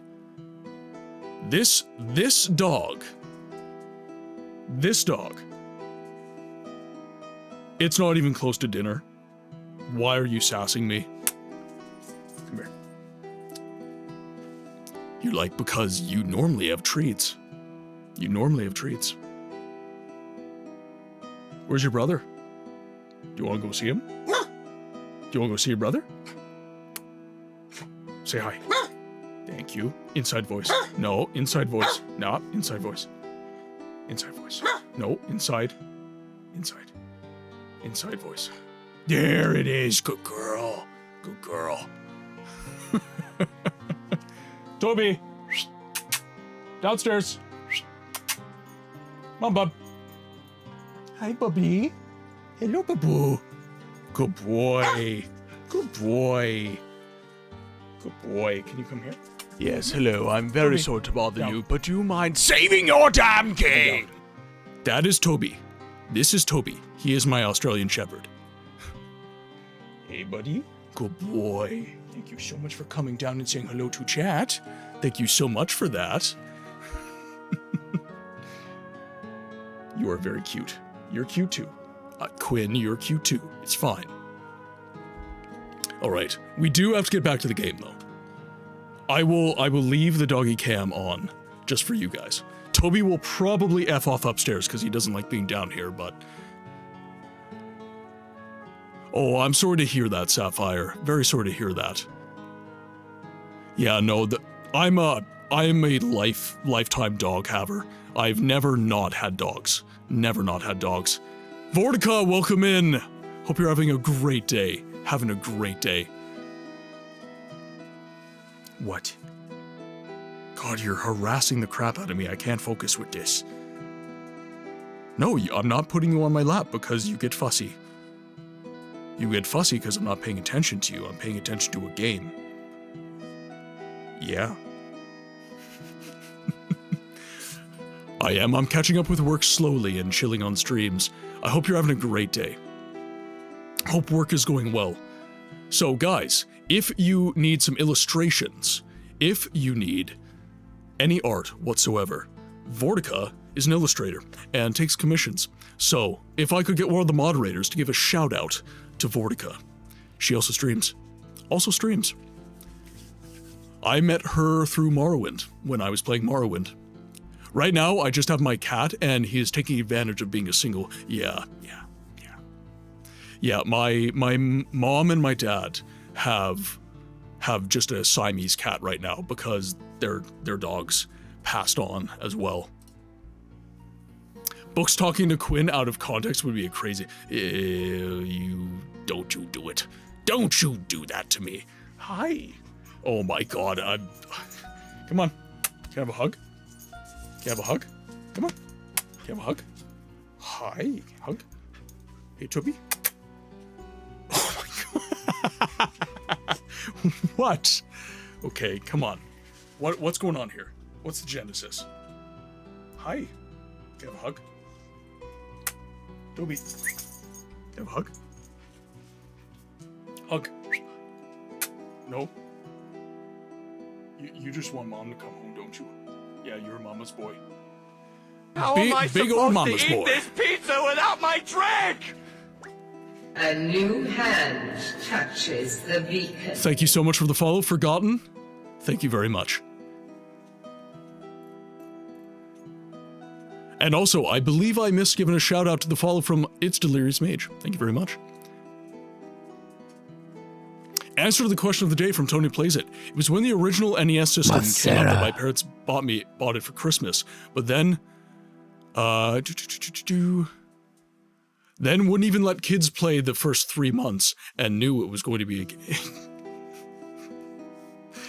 No, you know what? Maybe not. No, because I also had early experiences on consoles like that, and I'm only 30. Enjoy the lurk, Necro. Cell, welcome in. Hope you're having a great day. Hope you're having an amazing day. I hope you're getting such a kick out of me chatting in Sammy's chat and it just going near. Also, Raider, whatever. Woo! Thank you.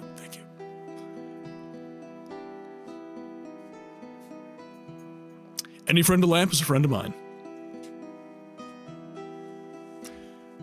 Alright, let's get some quests. Would you mind telling me what you're doing in my kitchen? I've told you soldiers 100 times that I can't give handouts. General Roth has strictly rationed our food stores for a very good reason, you know. You may be hungry, but at least you're healthy. Let's see what our options are here. Siege of Avalon. I don't remember this one. Looks very cozy. This is my favorite CRPG of all time. It's the namesake of my channel. It's the reason I started streaming.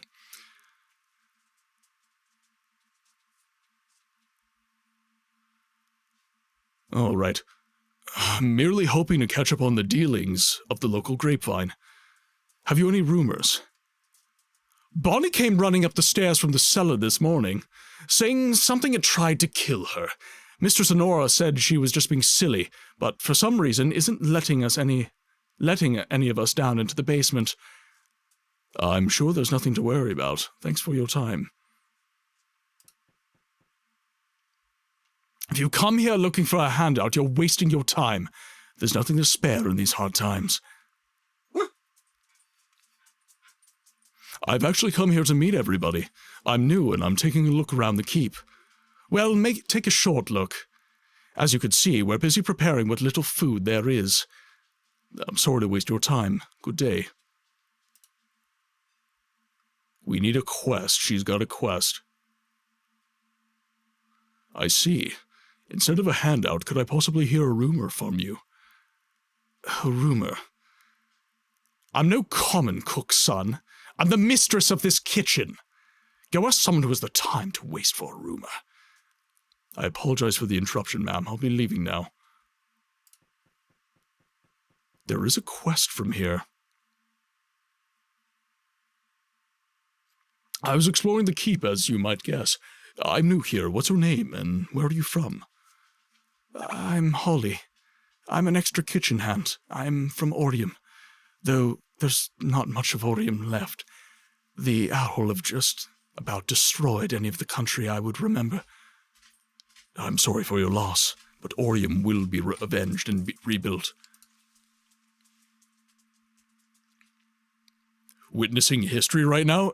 You know what? I hope that more people play this game because it is very accessible, it's very available, it's on GOG, it's on Steam, it's super cheap, and it's an absolutely great game. Absolutely amazing game.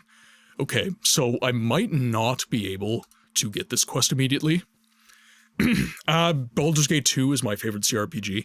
I am revisiting Baldur's Gate right now, but this week is a lot of games that I don't normally play. But Siege of Avalon, we completed a playthrough. If you guys would like to watch the old VODs, they are all available on DOS YouTubes.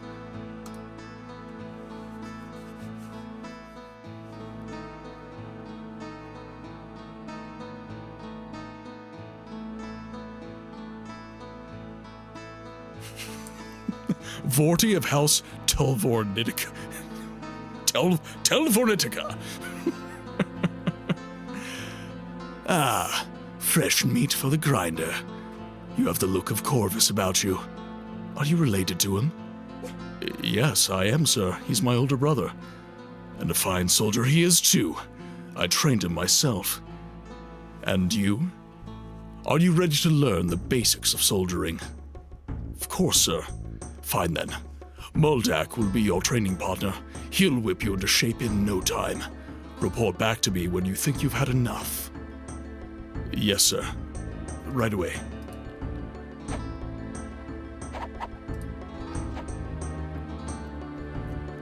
Who are you, then? What would you have of me? I'm Books. I'm your new sparring partner. Here to train with you. You don't look too tough. Just walk away when you've had enough. It's time to play. Have at you, then.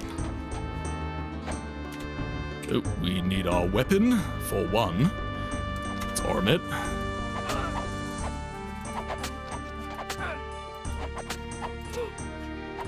How about you?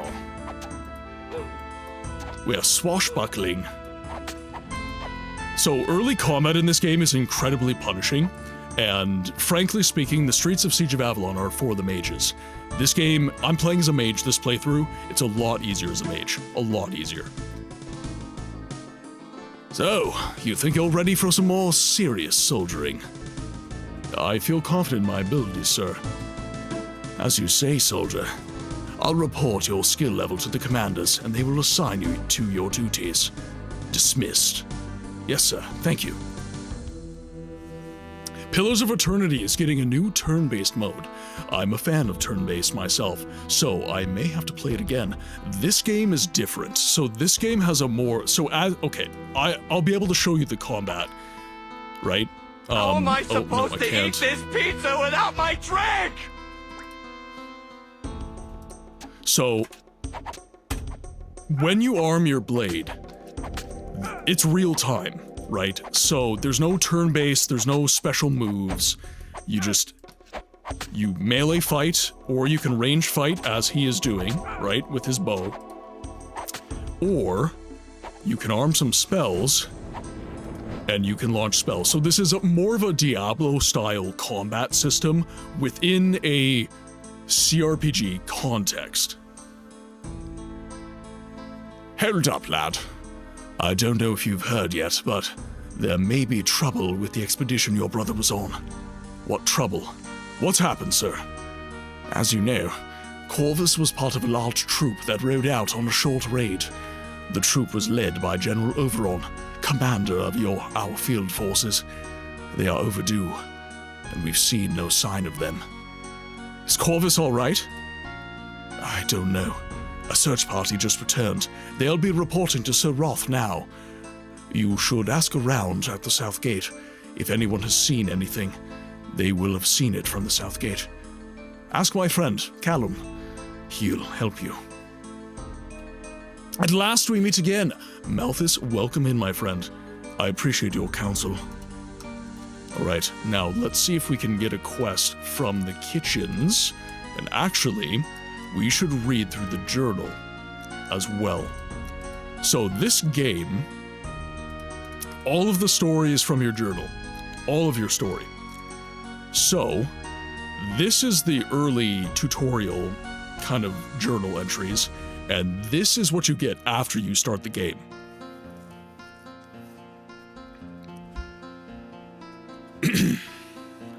It took Corvus several hours to get back from attending the meeting. After some much-needed sleep, I was finally able to give him my news, which he took better than I would have thought. The constant warfare of the past few years has hardened him in ways I did not expect. Corvus, in turn, had news of his own. Once again, our reunion had to be cut short, for he had to leave immediately to gather his men. Corvus's unit was selected to serve as outriders to protect the flank of General Overon's field forces, a full third of the castle's men, as they conduct a lightning raid on a nearby Showhole supply camp. The camp, located to the east, will supply Avalon with some desperately needed food stores. Corvus assures me that he will only be gone for a few hours, and that we can catch up when he returns. I met a kindly old wizard today named Elrath. I admit that when I first learned that he was a wizard, I was afraid. But he was so kind and interesting that I became curious. He offered to teach me some basic spells. I never thought I'd be able to do magic. It's much easier than I imagined. After only a few minutes, I was doing some pretty incredible stuff.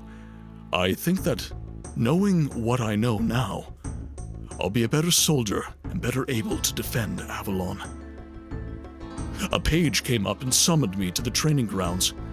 There I met Captain Avarice, my commanding officer, until my training is complete. He didn't seem particularly enthused to have me. Judging by the looks of the other trainees here, Avalon is searching through the dregs of its population for any available men. Few were past 16 years, and even fewer held their practiced sword with any conviction. If these are to be the protectors of the Seven Kingdoms, then I fear for her future. I spent most of the day training with an ox named Mulduk. I suppose all of the lessons back home were helpful, even if I never used them until now. Avarice was impressed with my progress and said it wouldn't be long before I got assigned to guard detail. I don't know whether to feel proud or cheated. I didn't come all this way to stand watch over some door deep within the Citadel. I encountered one of Corvus's friends in the Outer Bailey, a man named Captain Penrith. He approached me shortly after I left the training yard to talk about Corvus. It appears everything may not have gone well with his raid. Penrith does not know anything more than that a search party has recently returned and is reporting their findings to the General Sir Roth. He has recommended that I seek the commander of the South Gate fortifications. He may have more information about what has become of my brother. Books, I'm going on adventures today. See you later. Happy anniversary. Thank you so much. Thank you so much. Captain Overalls? Captain Underpants? They are men of many names.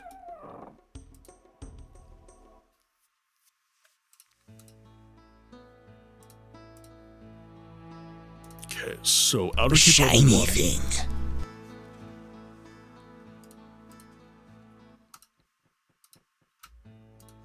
Alright, so now we can probably go to Honora and we can gather a quest. So this is our adventure log. So if you guys decide to play any Siege of Avalon, your quest log, your adventure log, and your journal are incredibly important expositions. So if you ever feel like you're missing context within the game, use these. They are very, very important.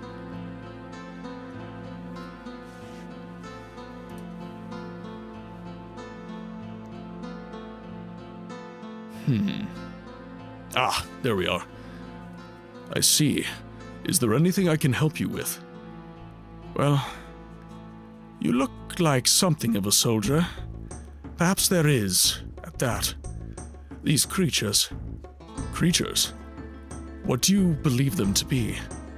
Rats, perhaps? But I'm not certain. All I know for certain is that our precious stock of grain downstairs is being eaten, and it's not by us. That silly girl Bonnie may think it's a shade or some such, but what would a shade do with flour?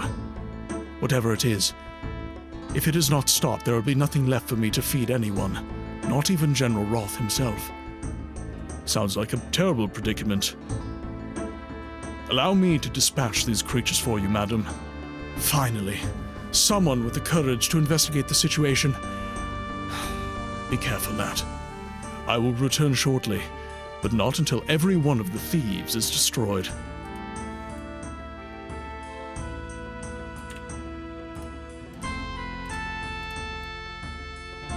Right, let's hop down. Also, how's the audio, guys? Is the audio too loud? How's everything sounding? Back to game. There we go. Outer Keep Basement. Alright. So these are early fights, and they're going to be a little bit hard. We do have magic, so that's going to help quite a bit. Shit. Shit. We might... very close to death. Very close to death. Whew. Okay, I do have a heal spell. I think I'll be able to cast it anytime soon. Oh, I can. Nice. Nice, okay. I should save my game. Make sure I don't end up in any bad situations. What is the quick save button? F2. There we go. Alright, I don't think there's too many left, so our dagger should be able to dispatch the remaining enemies.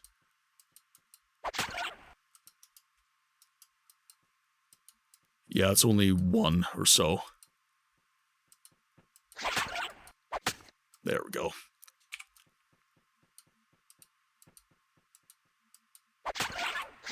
Oh, that's a lot.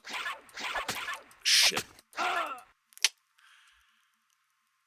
As I said, very unforgiving. I know not how long I've been out. In fact, I remember nothing after the last blow I took. But I'm still alive. I wakened on a hard cot with a strong headache, and it was some time before I dared open my eyes. I'd already been brought back to the infirmary, where the monks say I can expect a full recovery just in time for the arrival of King Vortigern and his army. We only have to stand out against one last push from the Shahol until they will be over the breach, and they will never breach Avalon's walls. Okay, there we go. Oh, wait. No, I need to use my quick save. There we go. I'll just wait for some more health. That's what we'll do. Have some coffee while I'm at it. So, guys, quick question for you, and we were asking this earlier in the stream before all the raids. So, Baldur's Gate 3, incredibly popular game. But I have noticed that it didn't create a resurgence in this genre of game. It got people to look into Divinity, the original sin, but it didn't really get people to dig much deeper than that, kind of at a broader cultural level. So what interests me about that is why. Now, we do have stuff like Neverwinter Nights, Temple of Elemental Evil, Baldur's Gate. You know, they're getting enhanced editions, they're getting more accessible versions of the games, but it still remains that these older games are largely, I would say, unknown. And even games that are a part of venerated franchises, by the way, the original Fallouts, for example. Not many people know of these games or have played these games, which I find of particular interest. I find that very interesting. Okay, and now... what is it X? Yeah, it's X. There we go. Okay, so that should be the last of those enemies. So let's go back to Honora and see if she'll allow us. Last time we played, we couldn't turn in the quest, but every quest gives you training points. What does the game say those little bug things are called? Beetles.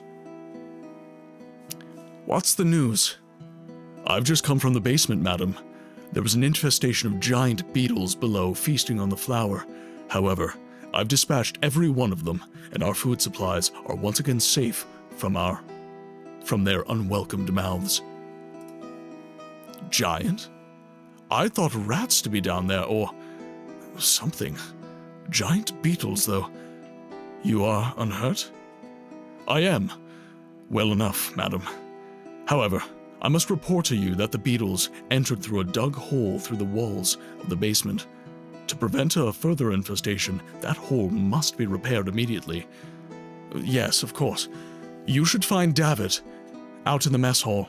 He's a proper poor excuse for a soldier, but he and that friend of his should suffice for a simple repair. Go tell them that if he ever wants to eat and my cooking again, he'll have that hole patched to my satisfaction before the day goes by. After you're done with him, be sure to return and let me know. It will be my pleasure, madam. I think that a lot of that is due to much of the audience playing it for the world, writing, and customization. It was never a CRPG player. I was never a CRPG player, but I bought Baldur's Gate 3 due to the aforementioned. You know, it's also interesting to me, and again, I expanded upon this, but CRPGs are this was one of the older modalities that role-playing games took on in their early days. And what I find interesting about this is that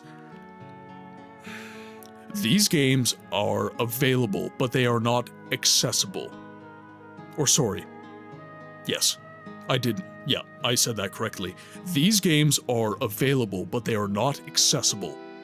So, you can get Siege of Avalon, and luckily, we have Vesku raiding in. I don't believe we've met, my friend. I don't. But you do know one of my friends. You do know one of my friends. And Shadow.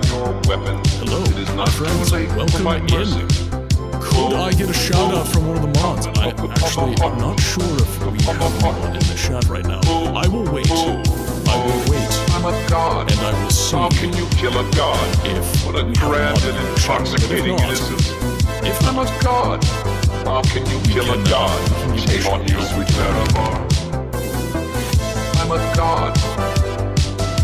Polite ship, I'm a god. Welcome in. Raiders, welcome to the game library, where we give a voice to the voiceless games.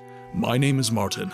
I'm a variety streamer that has a focus on story-driven games that are being obscured from the mainstream conversations around gaming.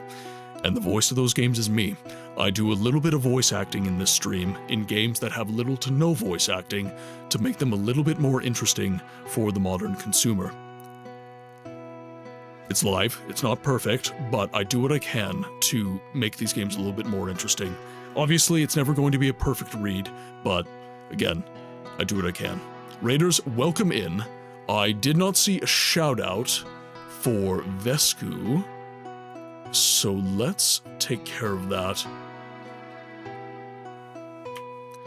So let's do shout out Vesku 124. Now, I don't normally do this if I don't know the person, but Conan is a good friend of the stream, and he came in with the raid. So let's give you a shouty and see what you were playing. Oh my, okay. I wanted to play that. I haven't played Solasta yet. I have not played that game yet. How are you liking it, Vesku? How are you liking that game? Ooh, that is exciting. Got a recommendation from Conan the Bronan, and I've seen Vortica raid you, so I appreciate it, my friend. I very much appreciate it. You love it. What is it you love about it? What is it about Solasta? We were just talking about why we think the CRPG genre, because I'm playing Siege of Avalon today, which is a very unknown CRPG. And we're discussing why games like Baldur's Gate 3 becoming a part of the mainstream, it doesn't seem to be bringing CRPGs back to the forefront of RPG playing. That is an interesting conversation I'm wanting to have. So, at any rate, guys, Vesku is a friend of Vortica and Conan. Obviously, I have not watched their streams, so I cannot personally endorse, but Conan is incredible, Vortica is incredible, so it stands to reason Vesku is incredible. So, shout out has been given. There's a heart sign at the top of chat, likely. If not, just click on the name, click on the heart sign anyways, and drop that follow. My friends, let's get back to gaming.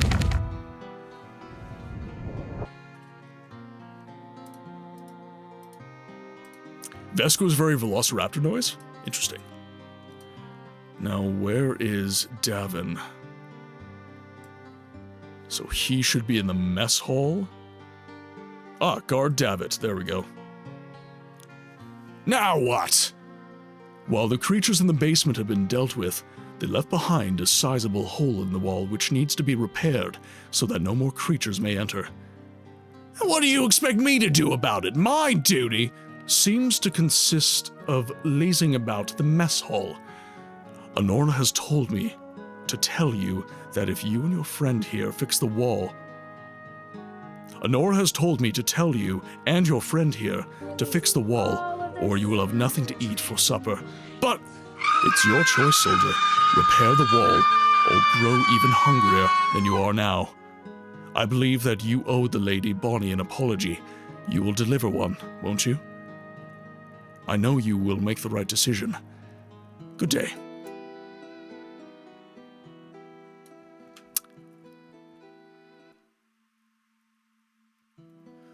Oh, dear. Oh, Caitlin. Then, dear. Yeah, make sure to rest. Lots of fluids.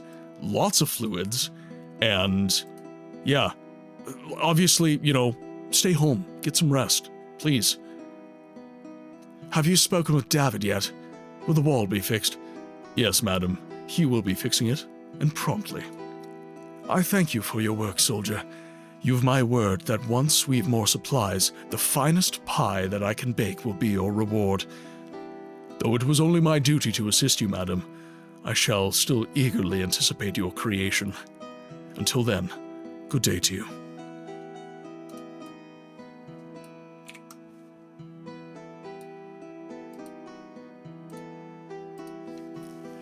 It was a very eventful afternoon for me. Honora, the mistress of the kitchen, was overjoyed that when I told her, I found and eliminated a group of scavenging beetles in her basement. The creatures had broken through a hole in the wall and were eating Avalon's limited food stores.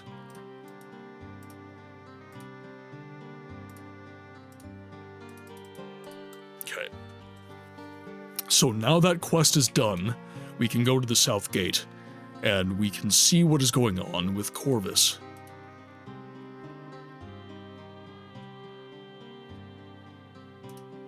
So Outer Bailey and then Southgate. I'm loving these lore books. They are very detailed. This game is so detailed. And this is, okay, so this game came out in the year 2000. What else came out in the year 2000 that is similar to this?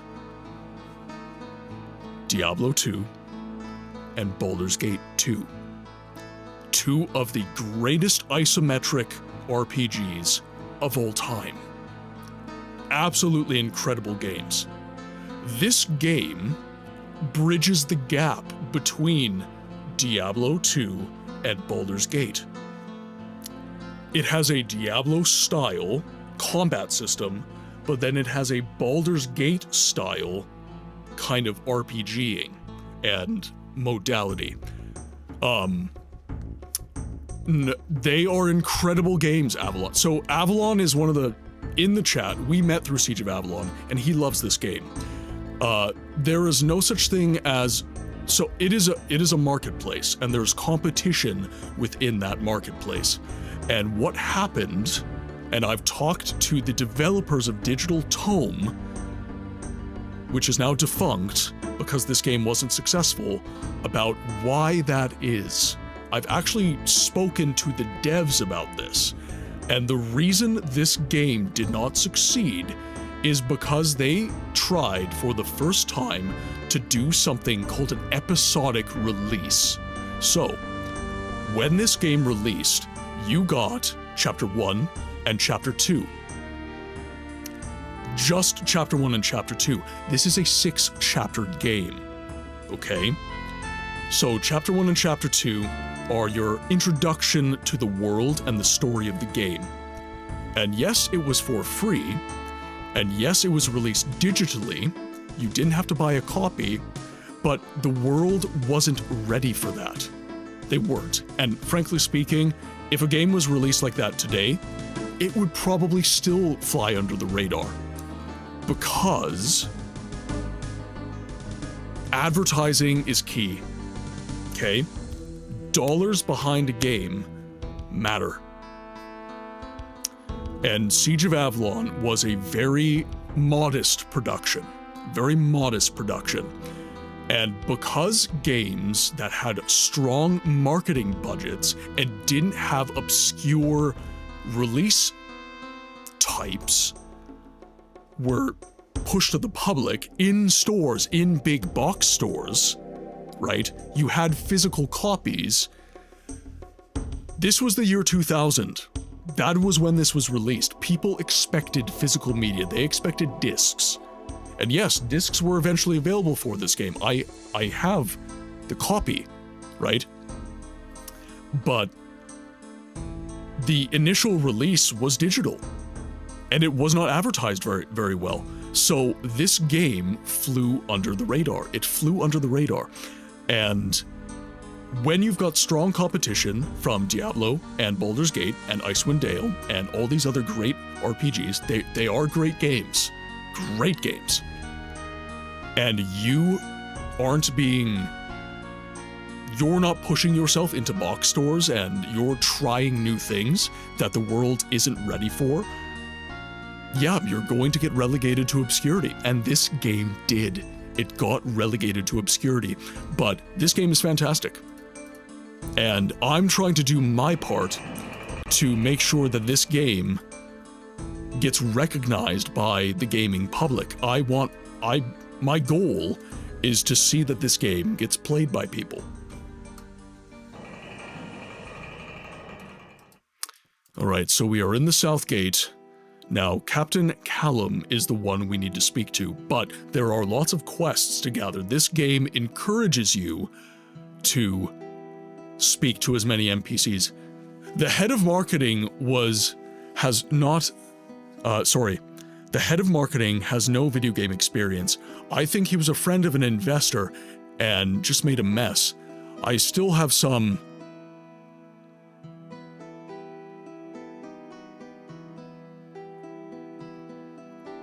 Oh, sorry. Wait, whoa. Wait, random features. Are you affiliated with the Siege of Avalon in any way? It's been a while since I've It's Alan. I knew it when you said head of marketing, yeah, exact. So, ladies and gentlemen, Mr. Alan Halstead. So, the dev that I was saying gifted this to me, original copy of the game, is in the chat right now. My friend, welcome in. I hope you are well. It is the STREAMAVERSARY of the stream, and we're going back to the beginning. We're going back to the beginning. Yeah, so as Alan says, so I literally have a dev in chat saying what happened. The head of marketing was not into the video game experience. I think he was a friend of an investor and just made a mess. I still have some of the original magazine ads, and they're just terrible. It is so important to have people in the industry with industry experience and not just business experience, business acumen, marketing involved with the project and the marketing of the project. People need to understand what gamers want, right? So I am... It's kind of a weird place to be, but I have taken on the role of marketing for this game. Siege of Avalon is a storied game in my life. And it is the case that it can take on new life today. The better my content does, the more my channel grows, the more people learn about what I do here, the more that playthroughs like Siege of Avalon will get noticed, and the more that games like Siege of Avalon will get noticed. Now, I play other games, I'm not a Siege of Avalon one trick, but honestly, the fact that Alan even noticed what I did, right? The first playthrough of this game was noticed. There are a lot of people that that see these playthroughs, and they get put on VODs on YouTube, and I'm getting better as a content creator that puts stuff on YouTube. Well, I need to play more Siege of Avalon. So here's my stance on that, Corvus.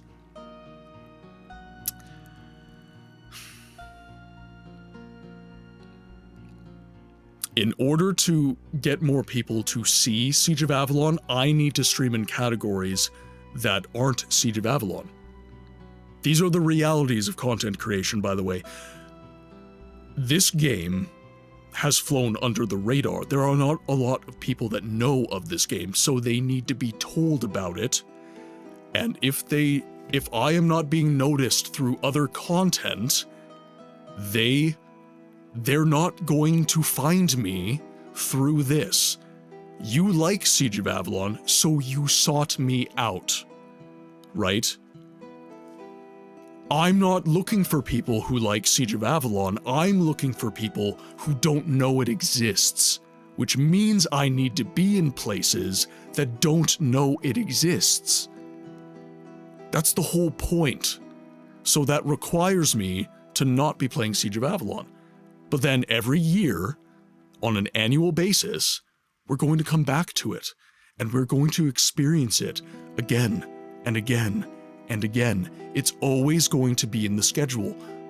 Every year. 2025, first playthrough, 2026, second playthrough, so on and so forth. We're always going to be here. We are always going to be here. I'm not retiring from streaming. I'm never going to stop making content on these games, but it takes time to enjoy a game like Siege of Avalon. It takes time to create content on a game like Siege of Avalon, so it is important that I'm doing other things, and I enjoy other things as well. I'm a big Elder Scrolls nerd. I love Fable. I love Baldur's Gate. I love Icewind Dale. I love Temple of Elemental Evil. I love... Merch idea? Siege of Avalon pamphlet. Just a picture of me handing out pamphlets. Alright, now let's see if we can get some quests. And actually, to prove my point, Avalon, there are people in the chat that they're adding this game to their libraries. They've seen this game through me, and now it's in their library. They're going to plan on playing it. Mission accomplished, as far as I'm concerned. I got some soup. You all want some... What kind of soup? Have you heard of our Lord and Savior, Siege of Avalon? Indeed.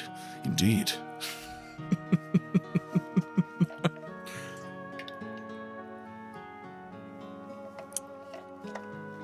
What kind of soup are you having, Vesku? Greetings. What are you about? I'm looking for news of my brother. What? The chap they saw running through the village yesterday? That sounds like him, yes. That was the most exciting thing to happen around here in days.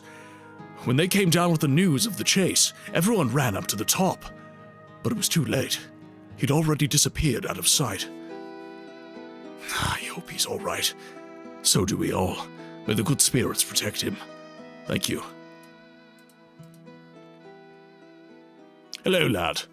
A new face in the South Gate is always welcome. Thank you. What do you say to that? Been cooped up here for days, sir. Some of the fellows in here are starting to give me the creeps. How do you mean? It's just my imagination, but I could almost swear that some of the blokes in here aren't on our side. Can you imagine that? Very odd. I hope you're wrong. I'm sure I am. Just a bit of cabin favor, sir. You understand. That I've been working double shifts. I'm as tired as the dead. I hope you get the opportunity to get some proper sleep. May the good spirits protect you. Huh. Siege of Avalon is on sale on Steam, down to $3 or $4. Convenient. I always recommend the GOG version. I always recommend GOG because you actually get the files. It can't be taken away from you. But yeah, Steam, the sales are normally better. So if you do have the Steam version, it's as good as any.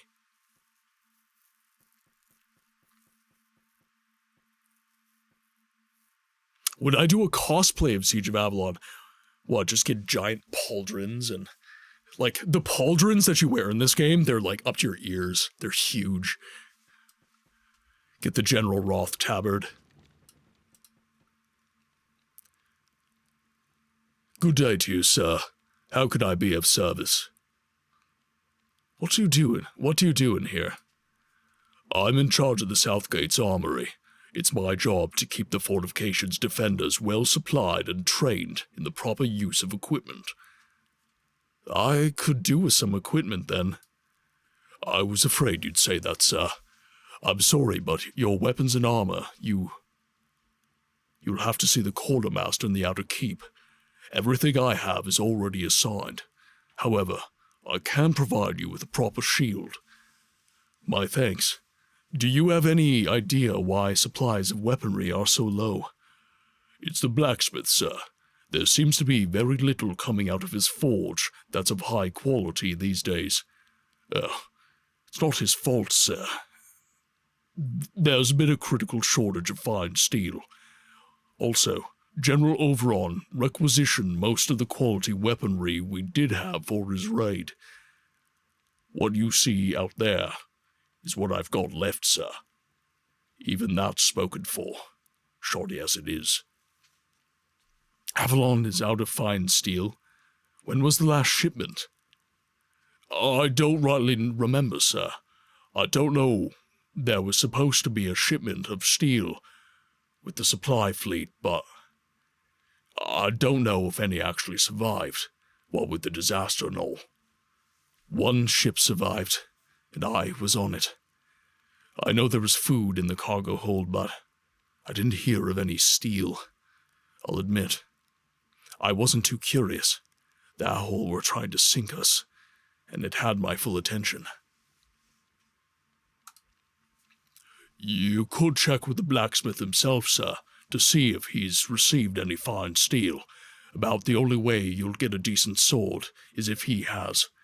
Freeman's his name, and his blacksmithy is in the Outer Bailey.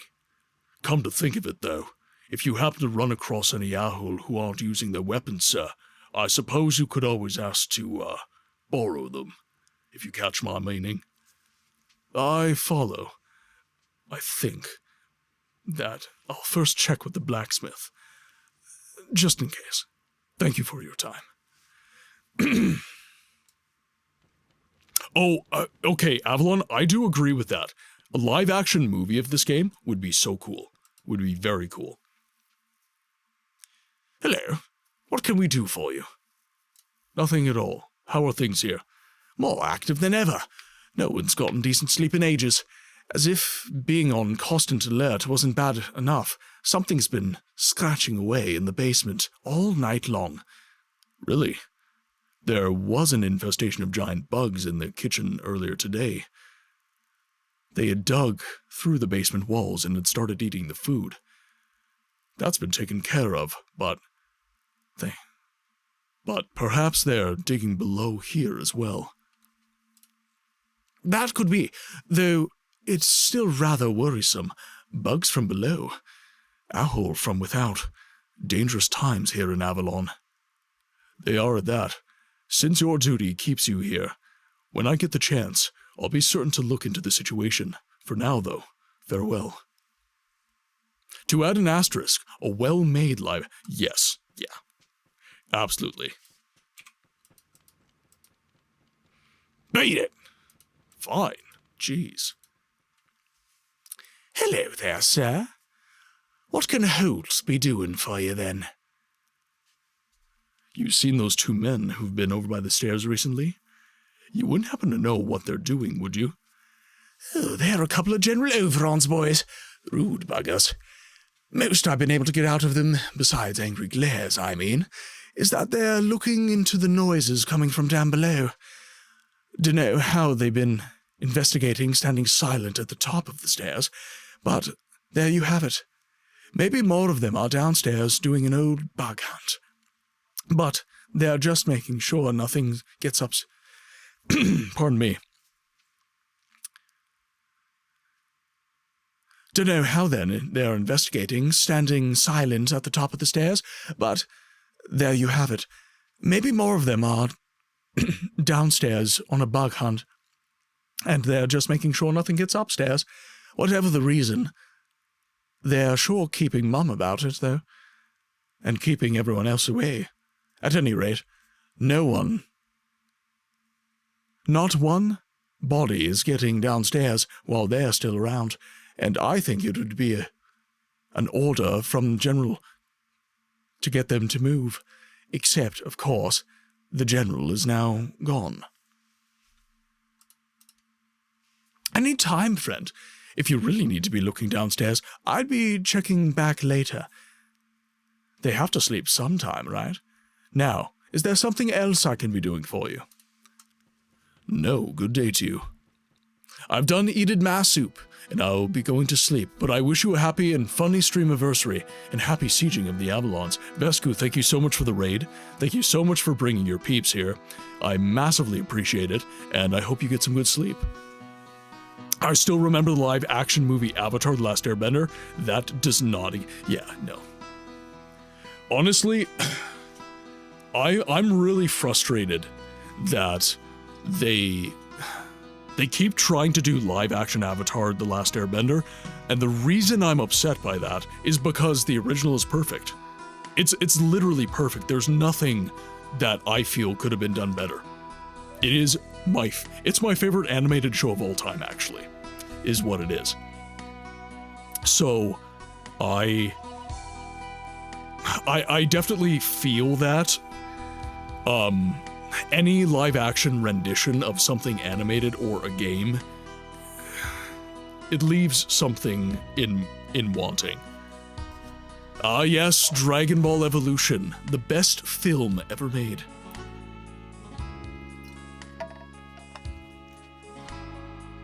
Alright. A new hand touches the beacon. Alright, let's go to Southgate level 2. Martin once again shows he's my brother in spirit. Avatar: The Last Airbender is one of my fave shows ever. So, where do you stand on it then, Malthus? I think that the animated show is bar none. It's great. Absolutely love it. And the live action renditions, they're just not the same. They just don't capture the same experience. So I don't feel I need to watch them. I don't feel they're necessary, and they don't add anything to the universe. Now, you could argue that they're adding story in the live action version because, for example, you got to see the Fire Lord and Zuko have their fight. But you have to ask yourself, as I write, okay? I do a lot of writing in my spare time, and there is something to be said for not saying anything. And the scene that showed the duel between Firelord Ozai and Zuko not showing anything other than Iroh doing this in disgust, that was all the story needed to tell, right? You knew what happened. Zuko got a scar from his dad. So the choreography that they added, the set that they added, Zuko getting burned in front of our eyes, that adds nothing to the story. That doesn't do anything for the viewer. So why is it there? So these are examples of why a lot of these live action renditions, you know, they don't differentiate themselves enough to be necessary. And then you've got apples to apples, like How to Train Your Dragon live action. That was more or less apples to apples with the animated film. So why? Why was that made? It didn't need to get made. And actually, it was so apples to apples that Gerard Butler still played Hiccup's dad. It was so apples to apples that actors returned to reprise their roles in live action. And you have to ask yourself, why is this being made? And especially when it's apples to apples, because at that point, you're just doing it for money in my mind. I don't know. What? What is it you want up here? I'm just having a look around. Is something the matter? No, not at all. Everything is, everything is well. I see. Good day to you.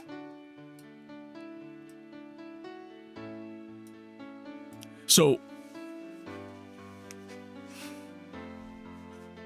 I have an interest because we do have Alan in the chat, maybe lurking, maybe he's gone, but something that I've noticed in Siege of Avalon, something that I struggle with is there's a lot of conversations throughout the game where NPCs don't give you story, right? So that interaction we just had, that interaction didn't provide substance, it didn't provide backstory, and something that I think, obviously the game's made, it is what it is, but I think that one thing that RPGs always need to be doing is keeping the players occupied. And that means that everybody you speak to has something to say. Now, that doesn't mean a quest. That does not mean a quest. But it does mean that I build the world with every person I converse with. And there are conversations in Siege of Avalon that do this, 100%, but it's not every conversation that I have that does this. And that does leave me with, there's some awkward interactions within the dialogue in this game.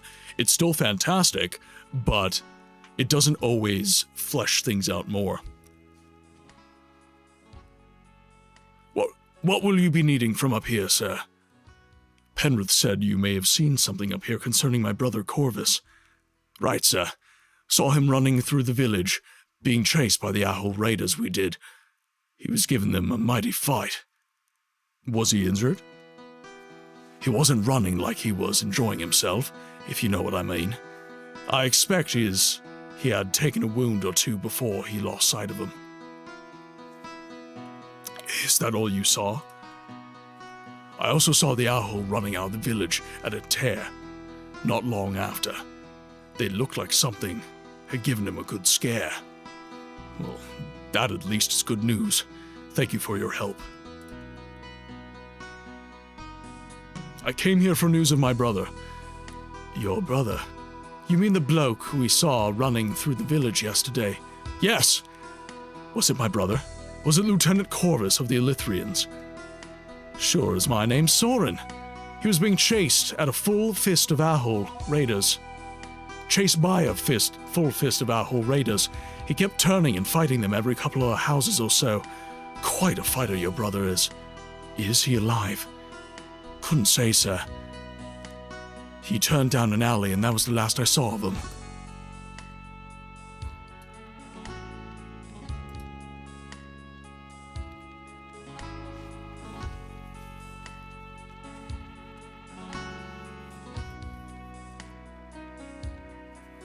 I think its peak. The live-action movie was grotesque, more of a parody.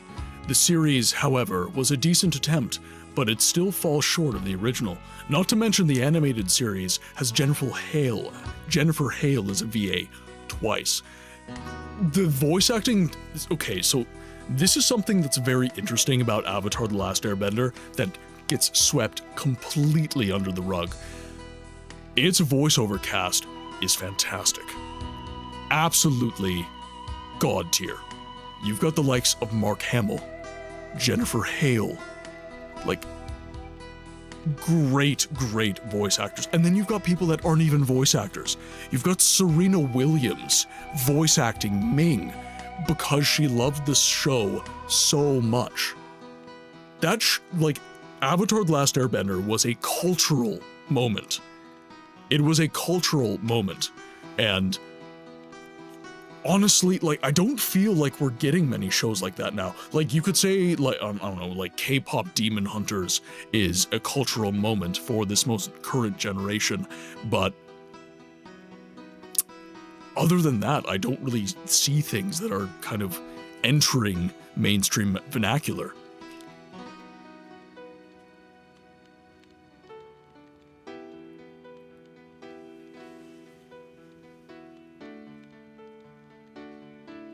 Trying to think of what accent I want to do for him.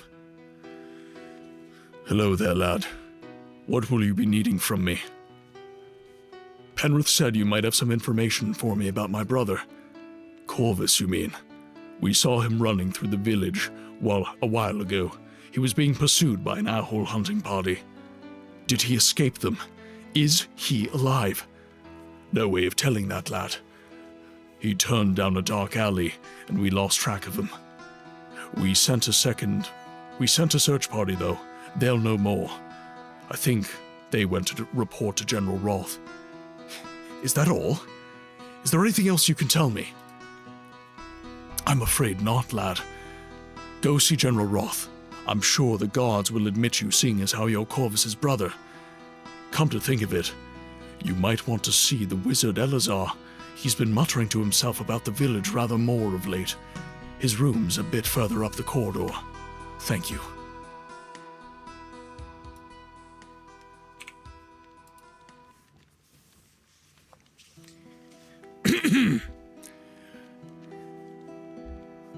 One moment, I need to see if I can do this for... I've been expecting you. You'll be wanting news of your brother, correct? Yes. Anything you could tell me would be helpful. I won't tell you anything you can't find out from the fools outside this room. But I will say I can sense your brother's life force.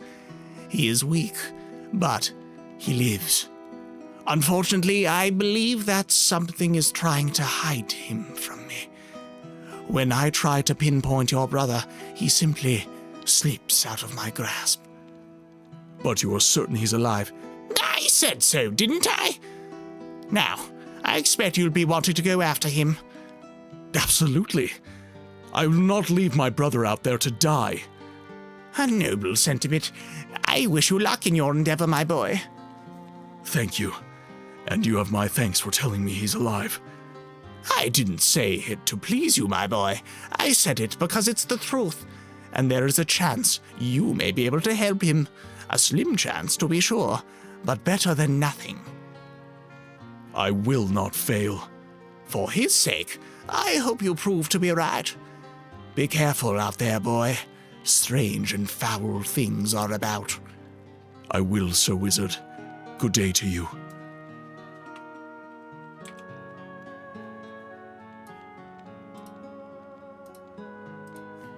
I found Captain Penrith's friend, Callum, and inquired about news of my brother. His news was even more troubling than what I'd learned from Penrith. Not only was Oberon's entire force disappeared, but Corvus was also seen running for his life in the village. Callum saw him being chased by a pack of owl raiders. He said Corvus was putting up a decent fight, but was sourly outnumbered. A patrol from the Southgate garrison sallied out to his rescue, but lost track of him, and had to pull back when the Shahol responded in kind. Another search party has just returned from the village, and they went immediately to report their findings to General Roth. I hope the guards will let me in to the General. I must know more of my brother's fate. The seer at the South Gate is another wizard named Elazar, and he is quite disconcerting.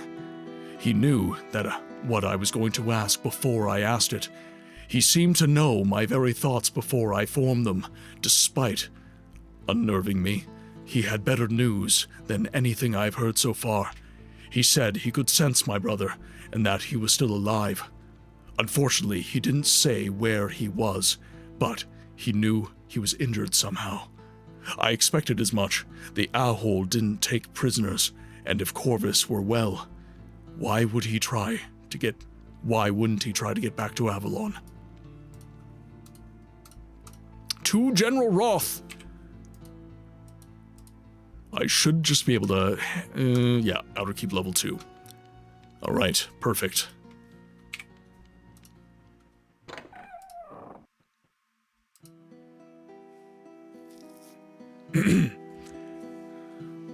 You would be Corvus's brother. I'm sorry for your loss. What can I do for you? I've received some news from Callum at the South Gate, sir. My brother was seen escaping through the village outside of Avalon. I know. These are the 3 knights. These 3 knights were part of the search party that went out looking for them. They've just returned with their report. What was the news then, sir? They went out into the village and hunted around. They found signs of a battle out there, but there was no sign of your brother anywhere. As you may know, the Owl aren't known to take prisoners. If your brother had been killed, his body would have been somewhere in the village. Therefore, we suspect he is still alive. Well, are you going to look for him, sir? The disappearance of General Overon's force has left the garrison depleted, and the Shahol are showing signs of great activity. At this time, we can ill afford any more men lost, especially over the life of just one soldier. I'm sorry, son, but we can't risk any more of our forces searching for him. Take heart. He is an excellent survivor. If anyone can make it back to Avalon alive, it's Corvus.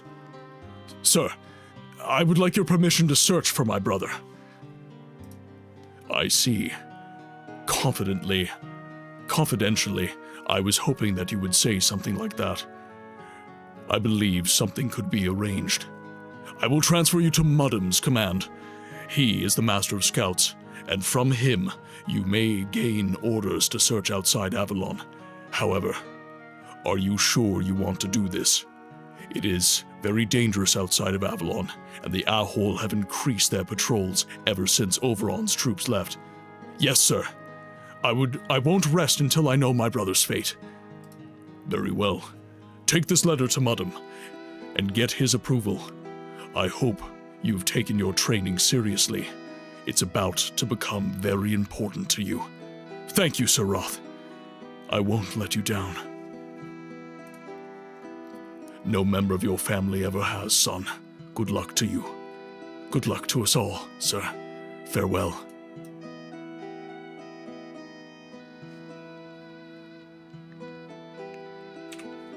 Okay, we'll head over to Muddam. And then ads will be dropping soon, so I am going to avail myself of an ad break.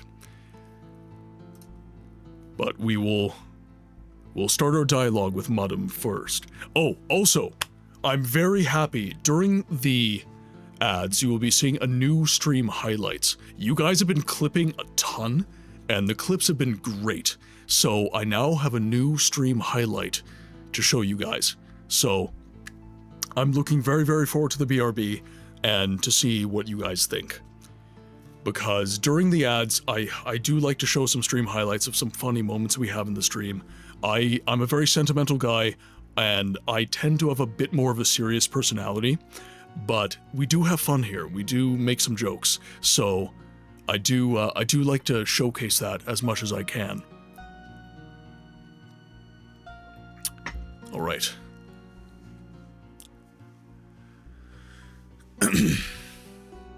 Well, no. What voice do I want to do?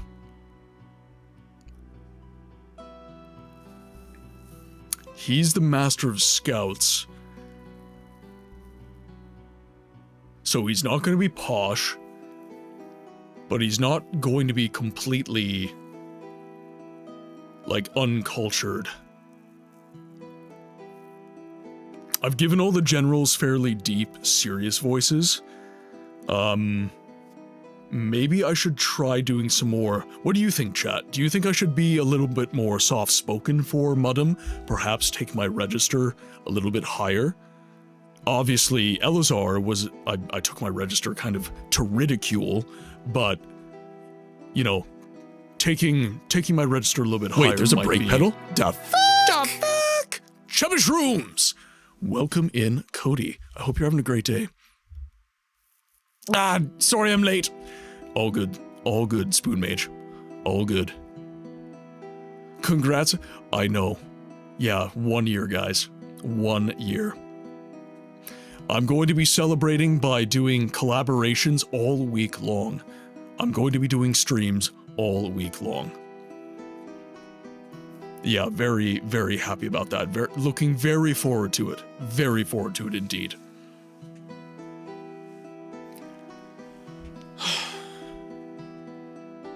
You have Monday off too? No. Do I have Monday? Don't think so.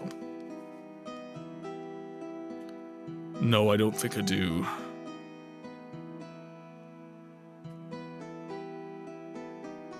Yeah, no, there's no holiday or anything, so I'm working on Monday. I'm working all week, so it's going to be work, head home, stream, and repeat for an entire week, Saturday to Saturday.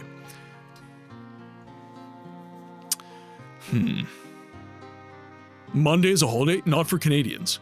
No.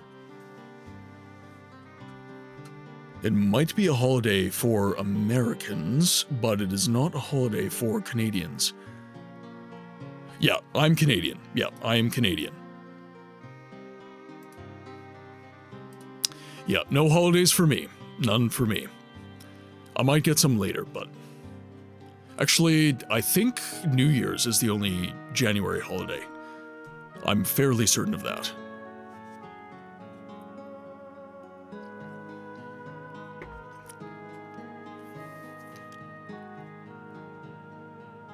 Well, what's brought you around today? No, Muddum is a bearded dude with long hair.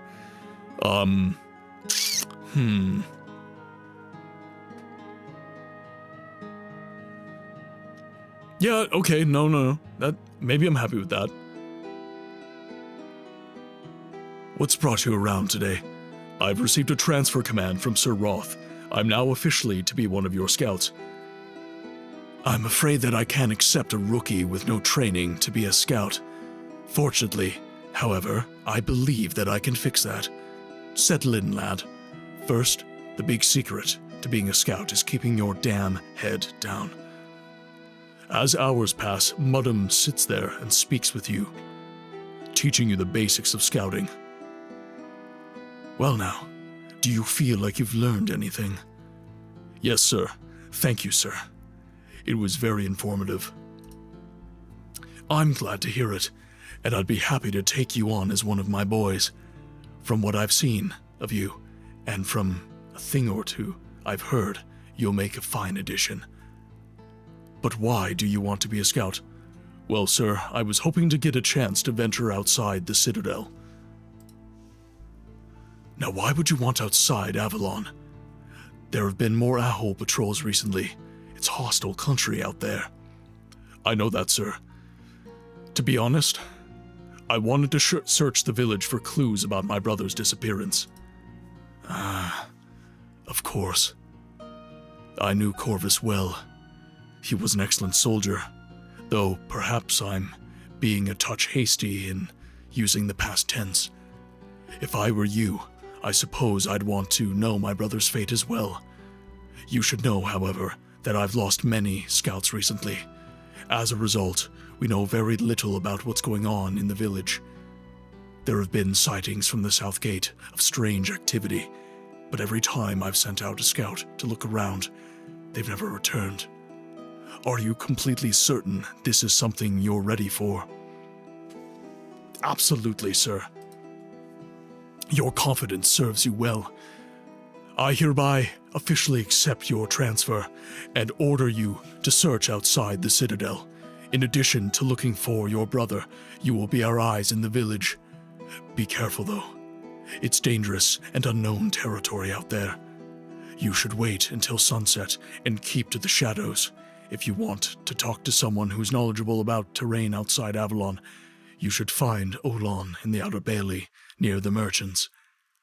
If he will consent to speak with you, he would be the best source of information on the happenings outside the walls. Thank you, sir. You will not be disappointed in me. Oh, jeez. That whisper is actually rough on the voice.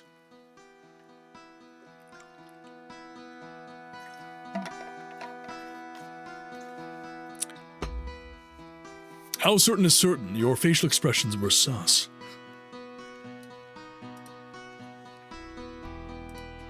Moments ago, I met with General Roth. Were I not concerned about my brother, I might be more excited about meeting my childhood hero. General Roth was kind and supportive. He granted me a transfer from General Avarice's trainees to Muddam's scouts. Muddam seemed nice enough when I met him earlier. I don't think he will object to the transfer. Now, I can only hope that he will grant me permission to leave Avalon in search of Corvus. Muddam seemed pleased enough to have me. He didn't have a problem with the transfer, and when I explained my situation, he agreed to let me search the village. He also said the village is pretty dangerous nowadays. He warned me that a few of his scouts have returned from the village recently. Muddam has asked me to scout out what the Shahul are up to. He is growing concerns over the increased activity in the village. Something nefarious may be in the works.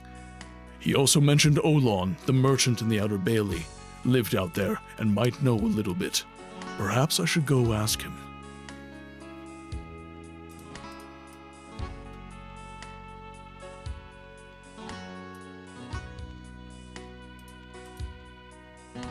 Alright, Outer Bailey. It's nighttime! Actually, one moment. I do need some armor. Okay, ads are going to be dropping soon. I need to make sure I take a break. I've been so bad about that recently. I need to make sure I am taking a break. So, with that said, I will wait for the ad overlay to hit, and then we will take a break. Keep it up with chat. That's crazy. You're doing great, man. Wonderful to see you grow. And honestly, I think the greatest part about streaming has been seeing other people grow with me. Like, you, Chubby. Like, you've started streaming so much more, and to see the growth in your channel and your content creation, that is what brings me joy. I like to see other people win. If I'm winning at the cost of others, it means nothing to me. Like, it in fact saddens me. So I'm glad that we're all winning together.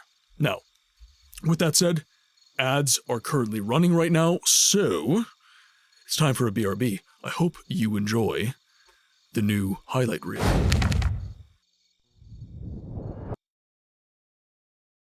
Harold's just like, hail Satan, fuck it. I've been looking for you. Got something I'm supposed to deliver. Your hands only. White Run will be in your debt. Dagoth's drawing? Oh,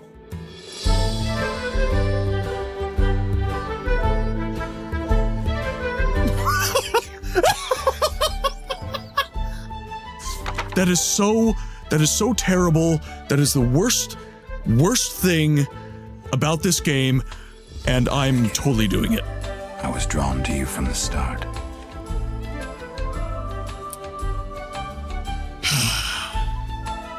I'm a weak man.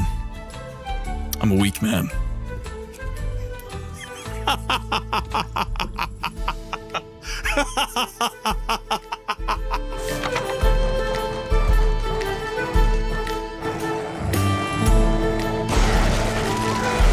Oh shit, oh shit.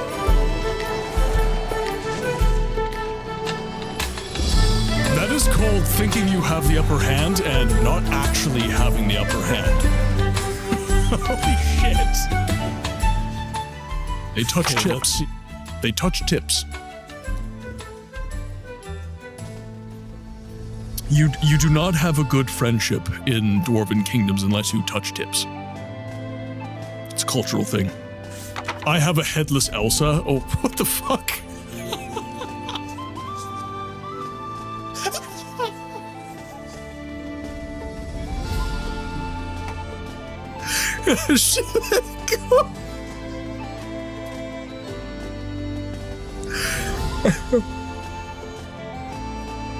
I'm okay. I'm okay. A sweaty orangutan versus an oiled-up frost troll versus a nude bathtub Gerald. Place your bets, people. 10% of the winnings are going towards braiding my glitching taint hair.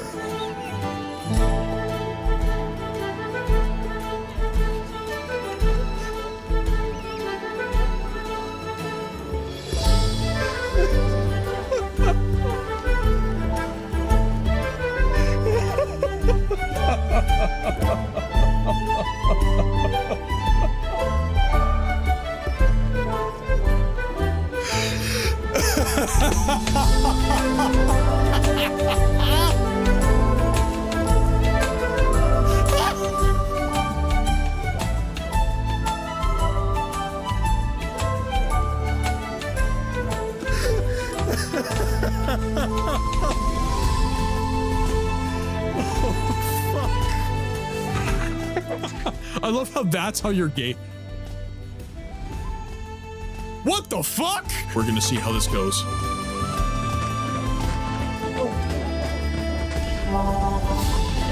Right? Ran out of stamina and got kicked on the ground a whole bunch. But now... Oh, what the hell? We've slain all the werewolves in this area. Ah, fuck! Okay. No, no, no. God damn you. Join the werewolf centipede.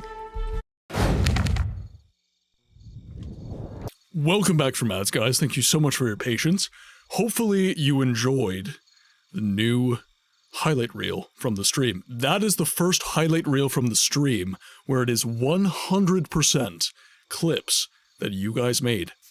Clips that you guys made. So thank you so much for clipping. Thank you so much for investing your time in the streams. It means the world to me, guys. Truly it does.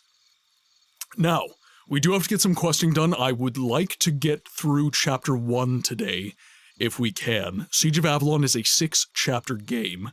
Now, if I wasn't yapping like crazy, we would be getting through the game much quicker. But I am talking to all you lovely people, so it is taking a little bit more time. But that's worth the time, in my mind.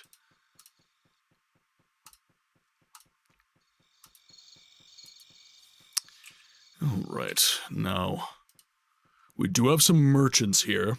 So, I don't really need to invest in armor, because I'm playing a mage, so nothing's really going to get close enough to touch me. So, what I'm going to do is, I'm not going to buy any armor, I'm not going to waste any money, which is called crowns in this game, and I am simply going to get some information from Avalon, and then make my way out. There's also some quests that you can gather in the Outer Bailey, which I will be grabbing because you can do the quests while you're outside of Avalon. I have no wish to speak with you or anyone right now. I'm not selling anything and I'm not buying anything. Just go away. Come closer, son. How can you see my fine goods from that distance? If your prices are fair, I may buy something. Okay, so we're never going to use a shield, so we can sell that. Get some crowns off that. Okay, that should be enough. Talk to Avalon. Greetings, soldier. Lo, I'm new here, and I've been out meeting everyone I can. Who are you, if I may ask? And where are you from? I hail from Nisos, where I'm known as Olon the Quick. I had a bit of reputation there as a master of sleight of hand, and, shall we say, related activities. Related activities? Do you mean you were a thief? I've always preferred the term rogue, but then I've never been one to quabble with semantics. I was hardly born on a pile of gold like some. I survived as I could. These days, though, you must admit there is too little available to make a lifestyle worth bothering with, and so I've become a simple merchant, more or less. And what does that mean? I keep my ear to the ground, even if there's not much of a market for goods. Information is always important, and favors still carry weight. If you come across any interesting tidbits, I'd love to hear them. I'll keep that in mind. As a more or less simple merchant, then, what do you offer for sale? I get the feeling there would be little point in robbing you, so there's little hope that you can afford anything I have available. Besides, I doubt you'd really be interested in what I offer. Your words have a sting of truth. My funds are indeed limited. Here's a bit of free advice for you. If at some point your situation improves, I know of someone that you might wish to speak with. His name's Holt, and he can be found in the South Gate in the armory. If you grow, shall we say, tired of the poor equipment the army is issuing new recruits these days, we may be able to help you out.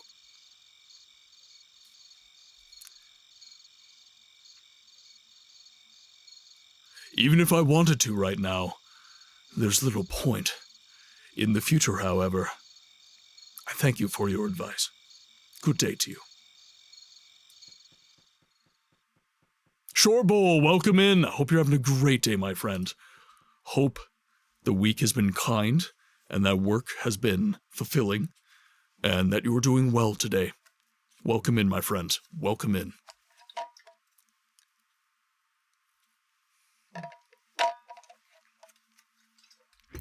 All right. Hello. What can I do for you? I spoke with Lucan in the Southgate Armory. He suggested I ask you if you'd received any fine steel recently. Did he now? He's always bothering me about what I'm shipping off to him these days. But he knows as well as I do that there's nothing, not a damn thing I can do about it. I've got pig iron to work with. That's it! I may be one of the best swordsmiths to come out of Elithria, but no amount of training is going to turn pig iron into breastplates and blades. Now, if you want horseshoes, or maybe a nice set of cookware, that I can do. In a couple more weeks, though, you won't need horseshoes since the horses will be going into the cookware. I'm sure that it won't come to that. How long has it been since your last shipment of steel? By the spirits, too long. And there's nothing available around here? Nothing at all? Sure there is. Feel like raiding an owl camp, all by your lonesome? Not without a fine steel blade, like those crafted by you. Good one. Point to you, kid. Okay, listen up then. There's some in the village outside the gate. I know there is. I've been trying to get Muddam to send one of his scouts to do a bit of looking for me. But he says he's got too few boys to get them killed on a damn treasure hunt, barely a sneeze away from the Ahol army. He's got a point, but I know steel is there. Go on. Think about it like this. You're stuck inside a fortress, an enemy army camped outside. What becomes the most important thing you've got? Food, I guess. And weapons. Very good, kid. Weapons. And that gold in your purse, how's it going to help you survive? It's not like my purse is overly full, but it's not. You've got to be alive to spend gold. And when your life's in danger, the things that can keep you alive become more valuable than gold. Follow me, kid? Food is more valuable than gold right now, and so is fine steel. I follow. In the village, there was a fellow, and he had more than a few pretty pennies jingling in his pocket, and he also had more than a few brains in his skull, too. He knew he was living in a war zone, but then wars can make a fellow rich. Living outside Avalon, though, would keep him fairly safe. If the owl ever came back, he'd just get inside the walls with everyone else. But if that happened, well, what good would his money be? None, I guess. Good, kid. At least you're nodding at the right places. Anyway, food spoils. Steel doesn't. So he put a lot of money into steel bars, figuring he could use them to get whatever he needed. Spend them just like gold, if necessary. Of course, he didn't figure on an army confiscating most of them, but... Of course, he didn't figure on an army confiscating most of them when the owl reappeared, but not all. I'd swear he hid some in one of the houses in the village. He was smart, like I said. The army couldn't have taken them all. And the thing is, he never made it behind the walls. He never left the village. I figure he made some stupid attempt to get that hidden steel before he came inside and got himself dead for his trouble. Greed won over the brains at exactly the wrong time. And that's where the treasure hunt comes in. You want a good sword? I'll get you a good sword, if you get me that steel. Or just get me a bar of it, the location of the rest, with proof the military types should agree to go sneak and get the rest out. They've brains enough to know that we need everything we can get our hands on. I hear the village isn't the safest place to be. I don't suppose you could draw me a map. Enobius, welcome in. Jackalope says, been lurking, taking care of housework. Just sat back down for a couple minutes and go, wow, this is some incredible dialogue. Thank you. Thank you. And I hope that I'm doing it justice. I definitely don't, I don't need pats on the back, but I do like to know that I'm doing dialogue justice. My goal for the stream is that you can listen to this stream and it is the quality of an audiobook. You don't have to be watching the gameplay in order to get value from the game as I stream it.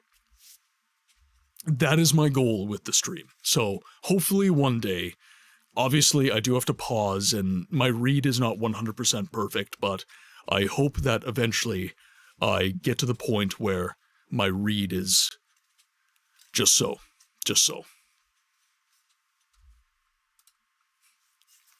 You'll get no treasure maps from me, kid. He had a few houses, rented him out, and I couldn't even lead you to him with the village.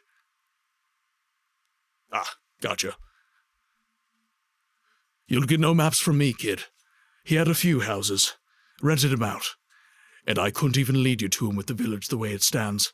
Or rather, it doesn't, which is the point. You can do it, though. You always fancied yourself the hero type, right? Hardly. All I can promise is this. If I ever make it into the village, I'll keep my eyes open. Mostly for the owl, I'll admit, but also for this steel of yours. Nah, attaboy. I'm not a child. Stop calling me boy and kid. All right, soldier. Spirits be with you. And you.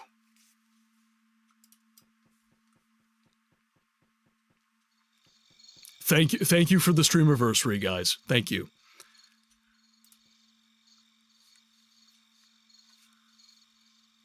Tracy. Good day to you, your lordship. What do you do here? I am a groom, sire. I tend the officers' mounts. That is, while we still use the horses to ride. Sobering thought, neighbor. Farewell.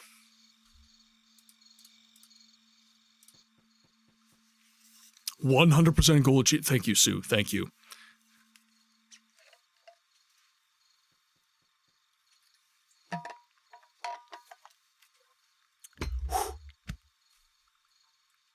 Oh, that's Tracy.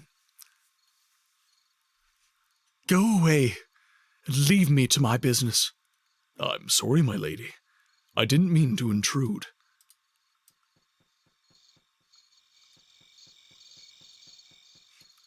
All right. Let's see if Avalon has any more input, and then let's head to the town.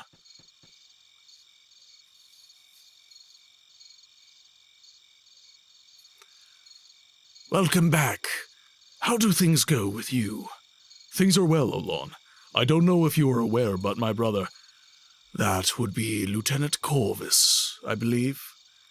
Yes, actually, he went out on a raid with General Avalon, which has since met with disaster. He was seen in the village, being chased by Ahold, and may still be alive. Yes, and you've been transferred to Muddam's command, and he's letting you out to scout the village all alone. You realize, naturally, that going out there alone is suicide, don't you? Then again, just as naturally, I realize telling that to people like you only convinces them to go. People like... Never mind. Do I want to know how you know all this?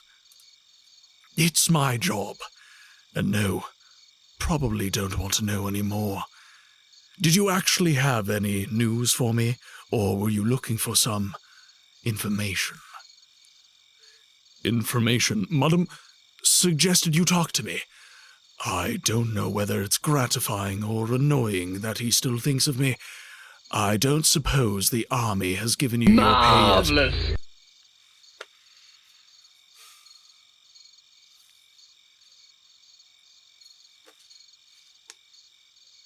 Thank you, Melly. I have my principles, Lister. You think you can buy me with promises of power and glory? Do you really think... Okay, I'll do it. Thank you, Melly. This is the tale you seek. I gotta get this in. One moment. Oh, did that not work? 1 second. This is the tale you seek. There. Melly, that supports people! I had to get that in. This I had to get is that the in. tale you seek.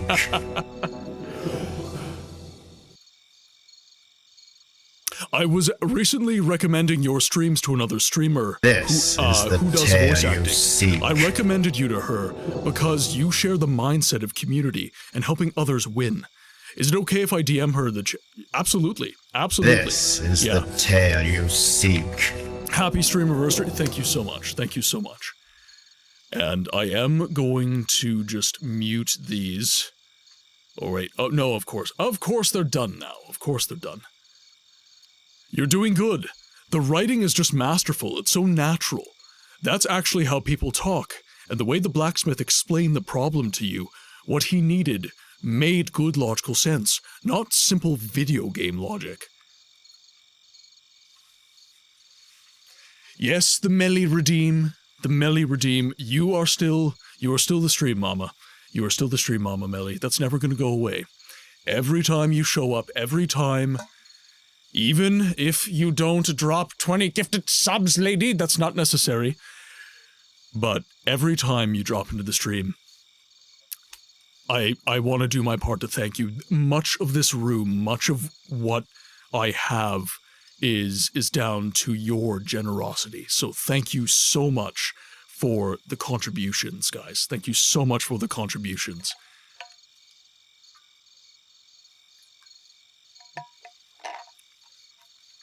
And yes, let's see who got the gifted subs. Let's take a look here. Alright. Oh lord, I have some scrolling to do. Oh my god, Jet dropping his biddies. Jet, you dropped your biddies. You dropped them. Alright, who got the gifted subs? 20. Oh my god. Frost Troll Brew. Malthus, brother. Malthus got one. Vortica. Bandit Ember got one. Rumble got one. Awesome. Rumble raided today. Yorm got one. Raygun Rob got one. Sapphire Cannon. Alistair. Alio 3. Mook on a Stick. Scytheblade got one. Eldritch Wawa. Professor Boondoggle. Awesome. These are all... Oh, man. Necro got one. Rainlight got one. Jackalope got one. Intriguing got one. Spoon Mage. Oh my god. Everybody got subs. That is awesome. Thank you. Glad to be here, Books. Glad to see you doing so well in a year in. You deserve all the suggestions. Melly, that supports people! By the way, that was voice acted by me. I did that. Oh no, I dropped them. But this is the third time in a row that I've been gifted a sub in a channel. I was 10 seconds away from subbing. Well, as Canadians do when we're buying our Tim Hortons for the day, you can always pay it forward. You can always pay it forward. I have my principles. And there it is. You think you can buy me with promises of power and glory? Do you really think... Okay, I'll do it. Thank you for the gifted sub. Thank you for the gifted sub. Very, very Canadian of you. This is the tale you seek. I'm just taking this excuse to drink as much water as I can. Oh, also, someone told me to stretch and I didn't. Oh my god. How goes Siege? Siege is always a good time, you know that, man. It's one of my favorite games. Siege is going amazing.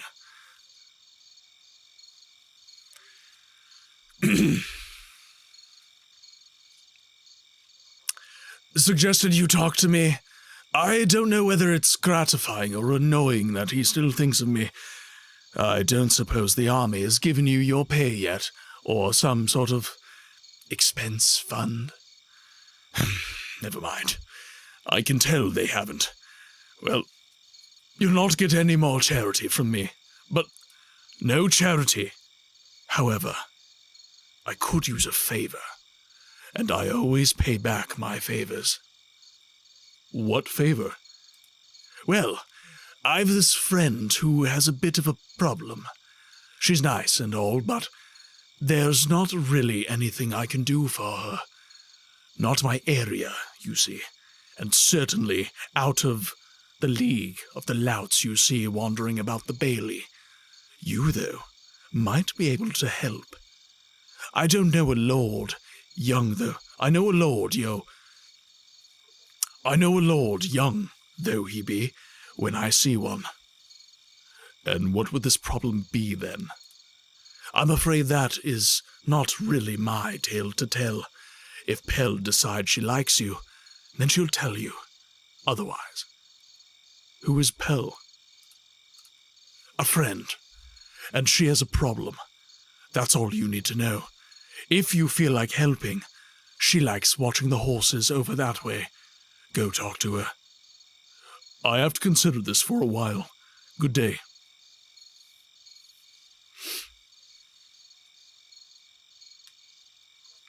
A Lannister always pays his debt. You know what? Olon does have some... Olon has Tyrion energy. Olon is very Tyrion energy. Alright, now, I just realized I have to go grab some things from the outer keep. So let's hop in. Hey chat, welcome to PlayAnyGoodBooksLately. Melly, it was a moment of weakness. Alright, let's see. There are a couple of good items that we can grab from these chests here. So, we do have some journal entries we can go grab.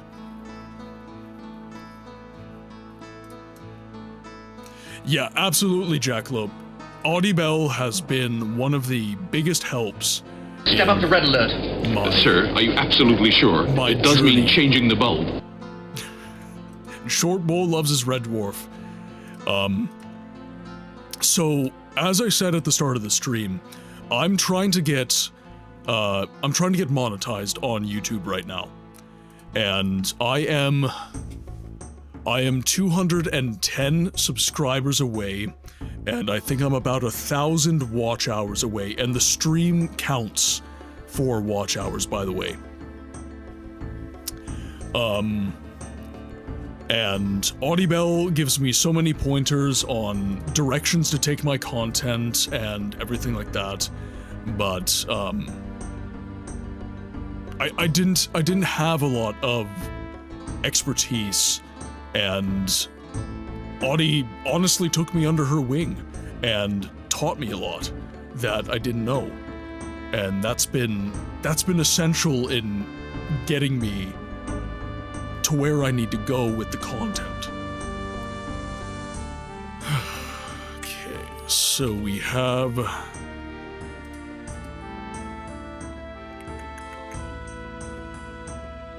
don't think...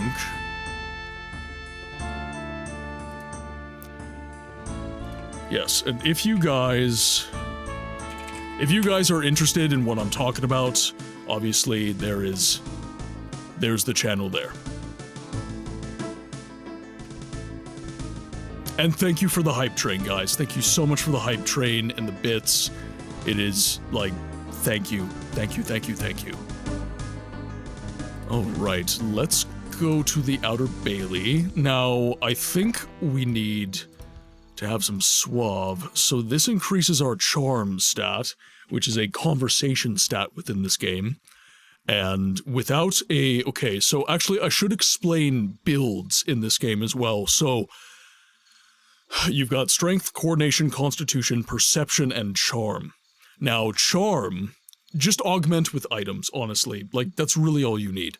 But perception, you need to level up. You need to make sure you're leveling up your perception, because there are certain characters that you speak to in the game that,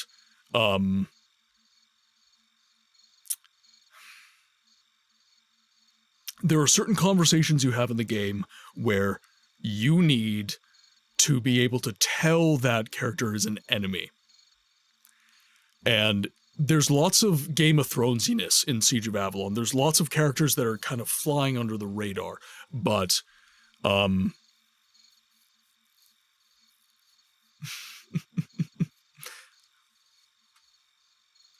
yeah, but then I have to unpin the question of the day.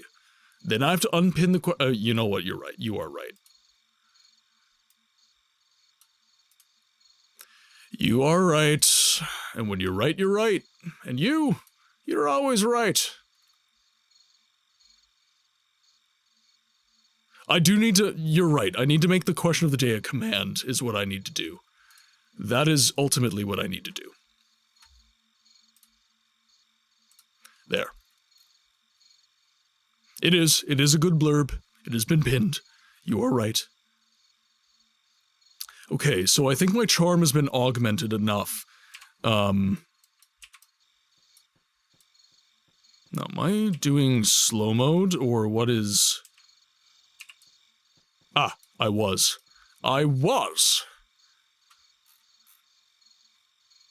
Okay, let's see if Pell will speak to us. I don't particularly feel like talking with anyone right now. I understand, lady, but Avalon sent me over. He seems to think that I can help with some problem of yours. Avalon! Finally. My name is Palandrian, but please call me Pell. Well, you look capable enough anyway, even if you are a bit young. If you think my age, or lack thereof it, would disqualify me from helping... No. I'm sorry, I didn't mean it that way. Then perhaps you would be so kind as to inform me of the nature of the problem, so that I might decide if, in fact, I can be of assistance to you. Yes, you're... you're nothing like he is. I can almost feel the force radiating from you even without magic. But him, if I don't pay attention, it's like he's not there. Insubstantial, like a ghost of a man. But when I did pay attention, I'm afraid, lady, that I don't really understand what you're saying. No, I suppose not. His name is Laren, and he is the man I will wed. Does he know this? All in good time. He's a scholar, you see. A linguist, actually. Language is his passion, but stories set to music are his life. The tales he could tell. But for a long time now, his tongue it's been silent. His harp and flute are gone, and with them, I think, his soul. I wish you could have seen him as I first knew him. He is a quiet man, insignificant even, until you heard the music from his fingers, and the words from his throat, and then, only then, could you see that his eyes and heart were far from empty. They were alive and vital, and I spirits help me, You fell in love. Yes. Sometimes I can hardly think of a worse fate. You jest, lady. You are young, aren't you? I do not jest. I never learned exactly what befell him, but for as long as I've known him, he has been deathly afraid of magic. I don't understand. What has this to do with me? Everything. I, sir, am Fornaxian, and magic is in our blood. I am magical to my very core, and nothing can change that. Not even love. I told him nothing, of course. Not a word of it. I just became his friend. We came to Avalon because he wanted to study the language and culture of the Shahol. The siege, then, was not yet as total as it is today, but the journey through Orium was still dangerous, as you would expect. His heart was set, however, and I couldn't refuse. You see, as I had longed for many months, and he had begun falling in love with me, and I was not going to abandon him then. Do not ask how I knew. Fornaxians have ways. And if the worst came to worst, I thought I could defend us well enough. And it did it not, lady? Yes. Perhaps Olon chose well in sending you to me. They came on us in the night, and Laren was gravely wounded in the first assault, his harp splintered and flute crushed. As soon as I awoke, without thinking, I burned down the ahol where they stood. It was those dozen savages that cost me everything, sir. When the killing was done, I turned to him. The horror in his eyes was sickening. But I just thought it was from the attack. Then, as I stepped toward him, he tried crawling away from me. Away from me! With shattered arm and blood leaking from his chest and belly, he tried crawling away. I had to cast hold on him to keep him still so I could heal him. My love was suddenly afraid of me, sir. I can hardly imagine a worse fate. I see now. I'm sorry. A patrol from Avalon found us. The amount of magic I had to unleash drew the attention of the wizards here. He recovered, but he would not talk to me. He would not even look at me. It has been months now since I have looked into his eyes. I sympathize, my lady. What can I do to help? I've been watching him, of course. How could I do otherwise? And he has been changing, or his feelings have been. I cannot tell exactly how or why, though, and I cannot approach him directly. I would only scare him further, most like. But you want me to talk to him, to sound out his thoughts and feelings about you. Basically, yes, subtlety will be required. He is far from stupid, and he has a gentle nature. It does not preclude suspicion. I will do my best, lady. Thank you. You should be able to find him near the merchant's wagons, just over there. Avalon often keeps an eye on him for me. I will return when I have news.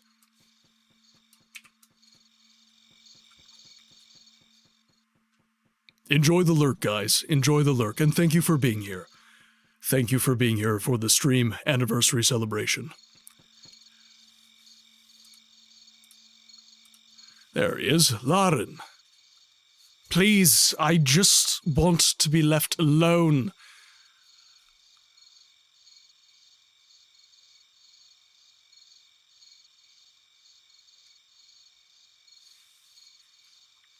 Forgive me for saying this, but you don't look like a man who should be alone. You look, in fact, like you're rather desperately thinking about being with someone. I am. And what would you know about it, boy? Being young, I will admit to. Being inexperienced, I will not. You have a point, I suppose. Nevertheless, you look to be in pure misery. How can sharing your feelings with another make your fate worse? What fate worse? I used to know someone who used an expression like that. There is no fate worse, she'd say. I never truly understood until very recently. You are thinking, there is no fate worse than loving someone, are you not? There is no fate worse. Has she joined the spirits, then? No, she hasn't. Though that would make it much easier. I could try to forget her and move on. I regret to say she is here, in Avalon. Probably no more than 10-minute walk away.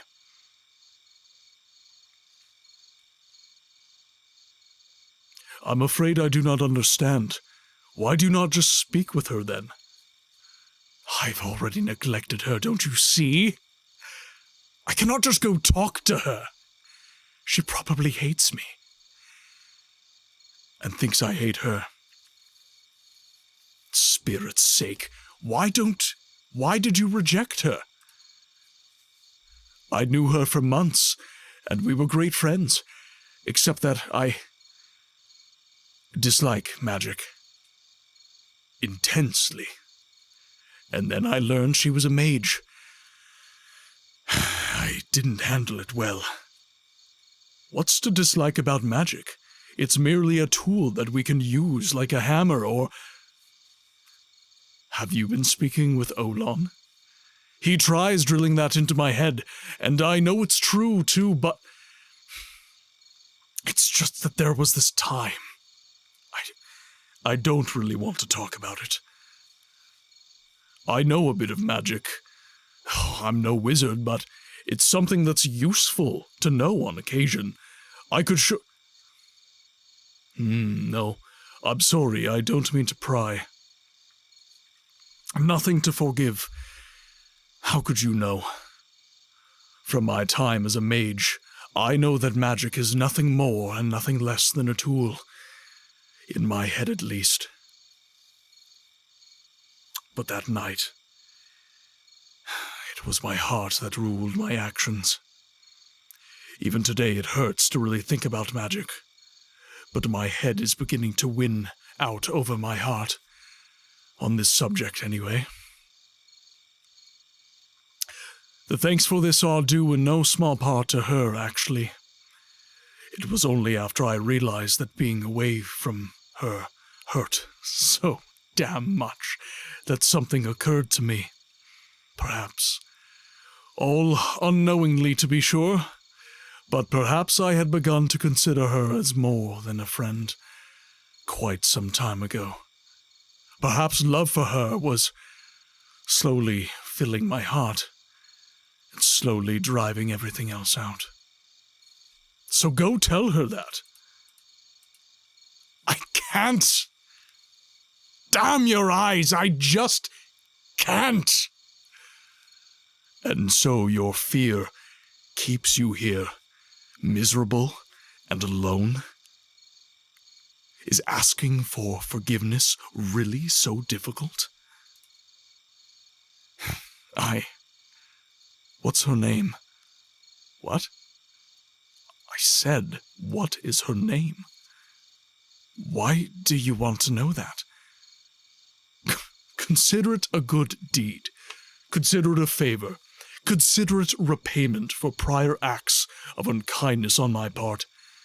Consider it anything you like, but I mean to talk to this woman of yours and discover her mind on this matter. Are you mad? You can't just talk to her! Think you that I'm a callous brute? Think you that I have no sense of subtlety? I can engage her in innocent conversation well enough, I assure you, and I can bring the subject round to love with great finesse.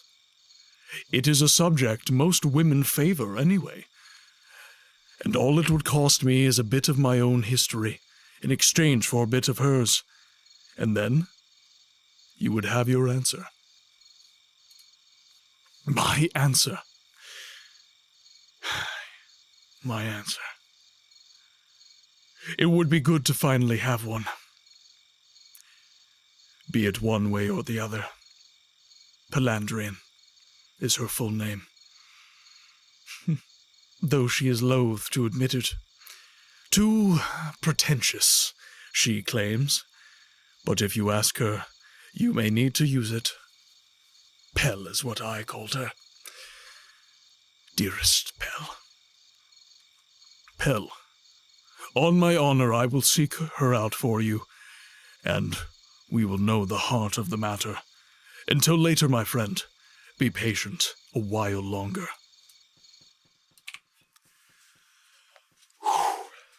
Man.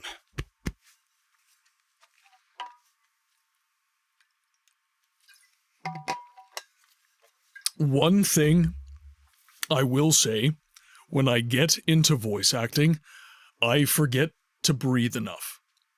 I forget to... So because neither of them wanted to communicate, they both assumed the other hates them, when in fact, they both still care for each other. If that isn't the realest, most human shit, this writing, oh my god, is phenomenal. Go to Steam, go to GOG. This game is very cheap. It's on sale on Steam right now. Actually, it can be had for $3. Classic Romeo and exactly classic. You have spoken with him. I need to stretch. Oh my god.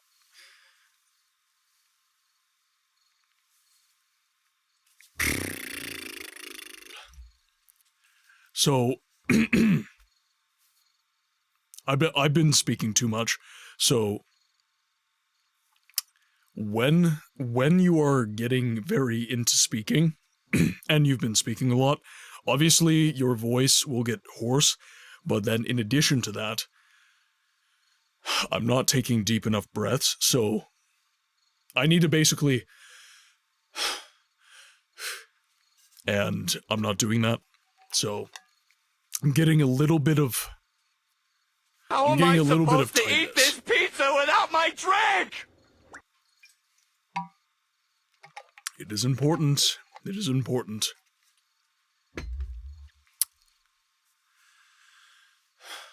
You've spoken with him. I spied you doing so by the merchant's tents. Tell me, what did he say? He loves you, lady, no question. Thank the spirits. Perhaps I have not ruined everything after all. He is also in pain, much like you, if you forgive me saying so, lady. I normally don't play games like this, but if the writing is this good, the world building must be impressive. I may just look into it. Have you tried the vocal exercises and maintenance singers use? Yes. So, vocal exercises, so there's tongue twisters that you can do to control your speech, but my tactic is to pull out my, yep, is to pull my tongue back more, ooh, no, is to pull my tongue back more and speak through my head voice, because it takes less effort, because of course, it only works so long, but you gotta, so you'll notice my voice gets less deep, because basically your deep voice, it takes less air to have a deep voice, but there's tightness. So you'll just get tight right here. And then that tension kind of just pushes your register up. So if I have enough breath and I can speak with my voice, that's fine, but then the tightness comes back and then I'm back up to here. It's almost like losing your voice.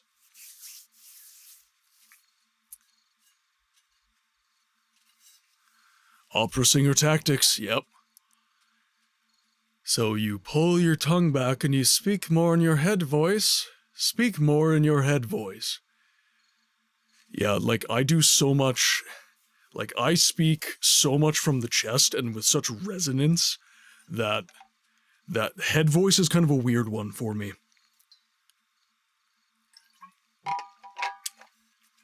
But I know lots of vocal exercises, so like if you're having trouble stepping over your words and stuff, like that's this and then the talk. Honestly, this talk, but your coach will tell you to sing Happy Birthday. Happy birthday to you. And then you'll slowly start to get a little bit more resonance, a little bit more mastery.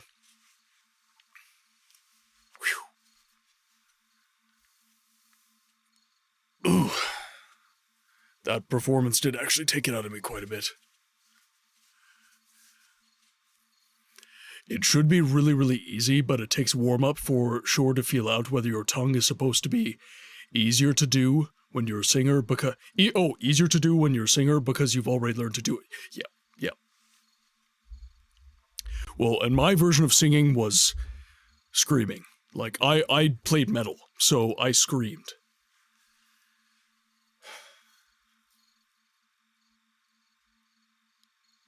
Sorry, just reading chat. Dev, welcome in. Welcome in. Hope you're having a great day. Hope you're having an amazing day.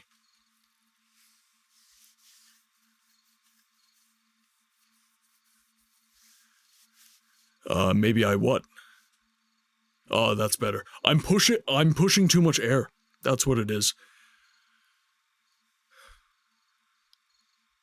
So...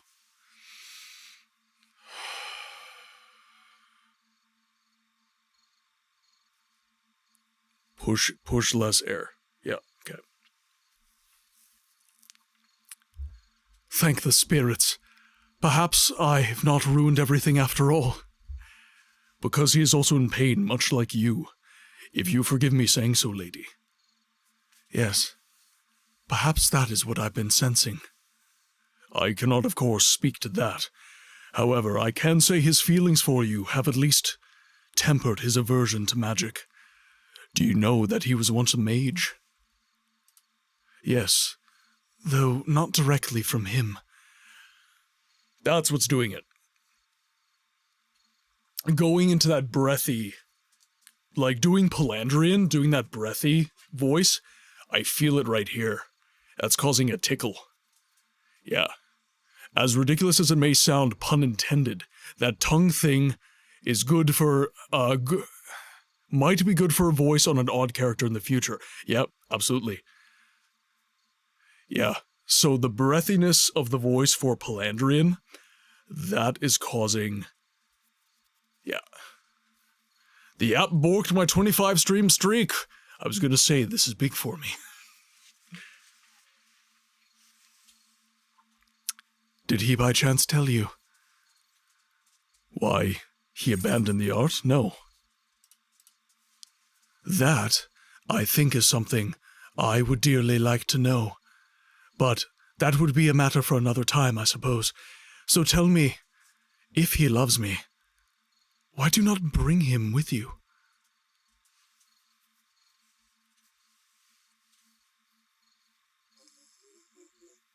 Is how I do higher, more delicate voices when I see.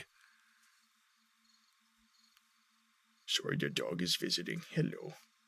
Hello. Oh, it's almost dinner. It's almost dinner. Nice execution. You're doing terrific. You want some food. You want some food. I think you just naturally talk with more of that tightness in your throat. Like, a lot of your vocal control comes from using throat muscles. Does that sound like it makes sense? I'm no expert on the subject. No, absolutely. So, when you're singing, you've got head voice, so resonance is here, and then you have chest voice with the resonance here. But when you sing, you're controlling your throat. Your throat muscles play a massive role in the sound of your voice.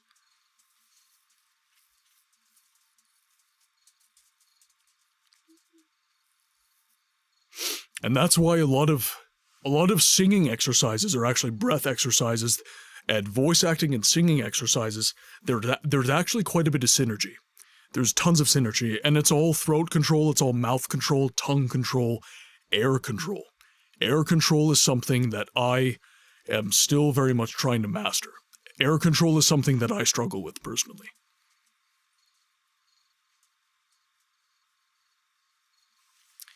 He is afraid, lady, of rejection, or perhaps that you would not forgive him for his foolish actions. He was always too willing to shoulder blame exclusively. Damn him.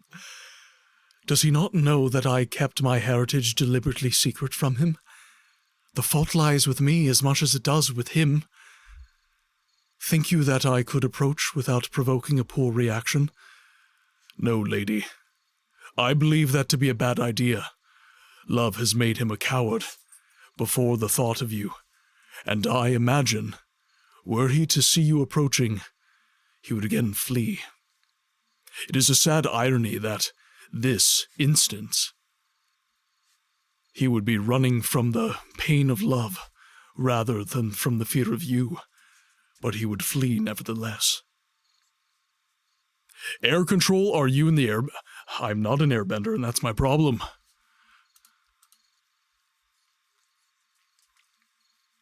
But air control exercises are... A really good air control exercise is stuff like... See?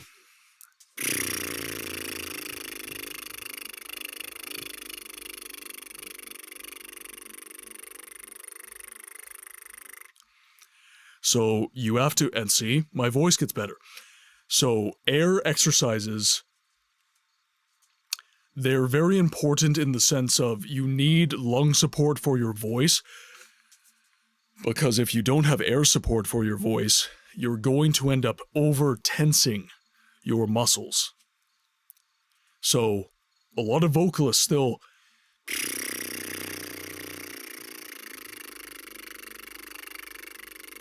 And then they'll run through scales.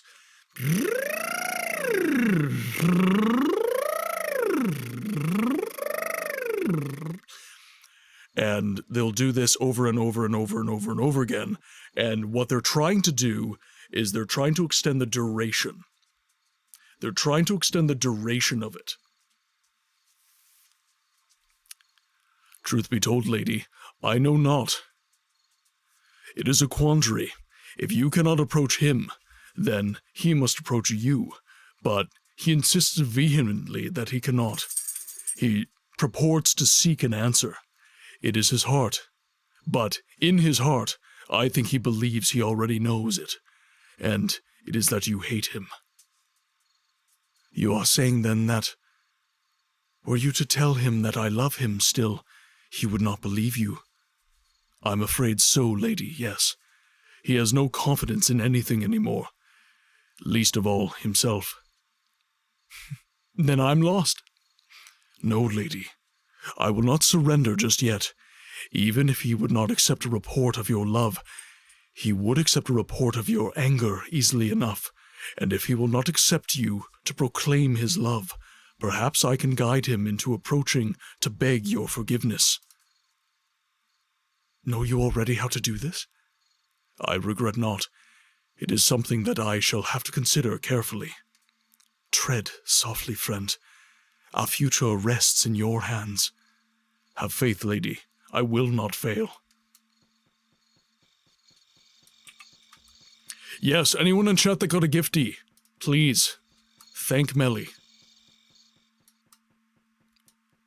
Oh, Lauren! Did you find her? What did she say? She remembers you, sir, but not with love. She remembers you with anger. Anger.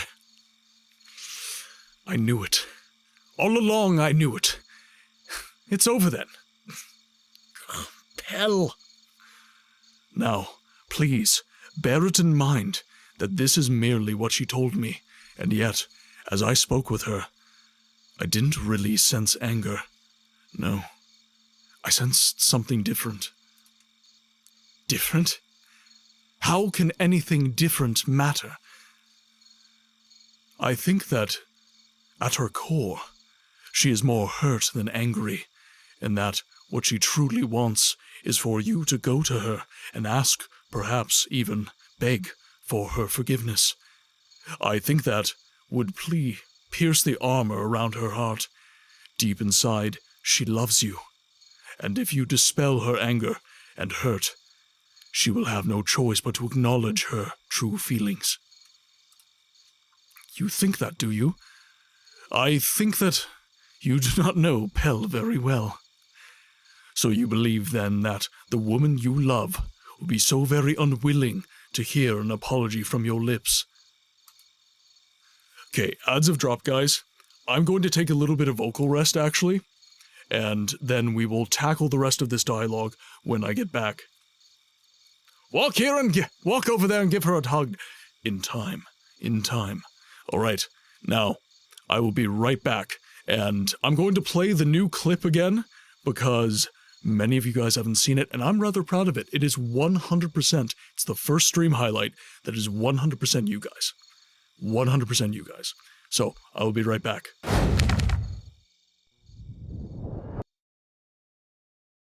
Harold's just like, hail Satan, fuck it. I've been looking for you. Got something I'm supposed to deliver. Your hands only. White Run will be in your debt. Dagoth's drawing? Oh.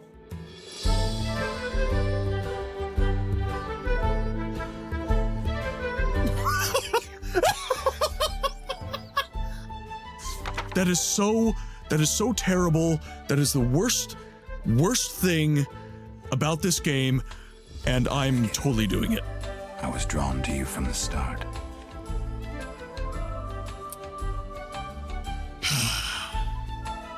I'm a weak man. I'm a weak man.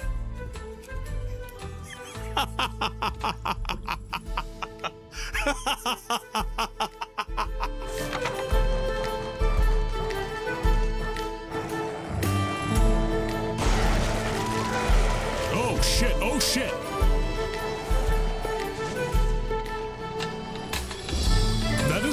thinking you have the upper hand and not actually having the upper hand. Holy shit. They touch tips. They touch tips. You do not have a good friendship in Dwarven kingdoms unless you touch tips. It's a cultural thing. I have a headless Elsa. Oh, what the fuck?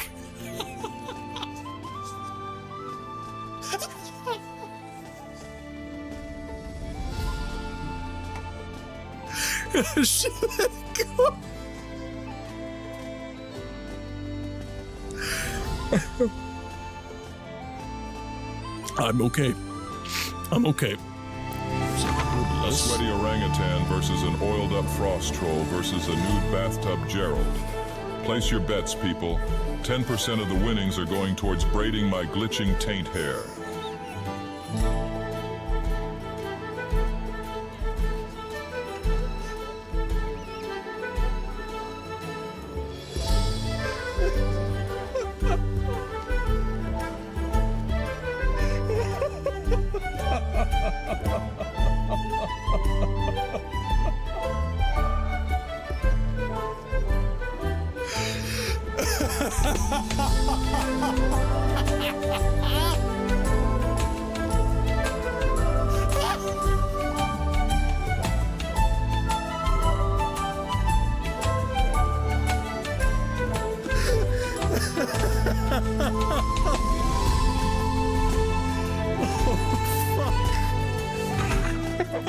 I love how that's how you're gay.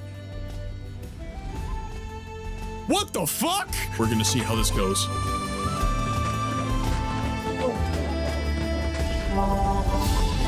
Right? Ran out of stamina and got kicked on the ground a whole bunch. But now... Oh, what the hell? We've slain all the werewolves in this area. Ah, fuck! Okay. No, no, no.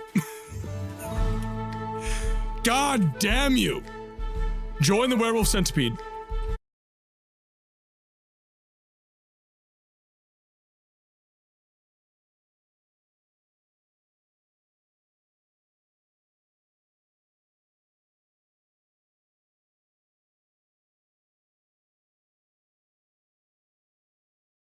Again?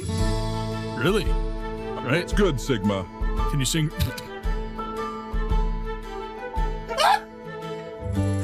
He wants the bran flakes.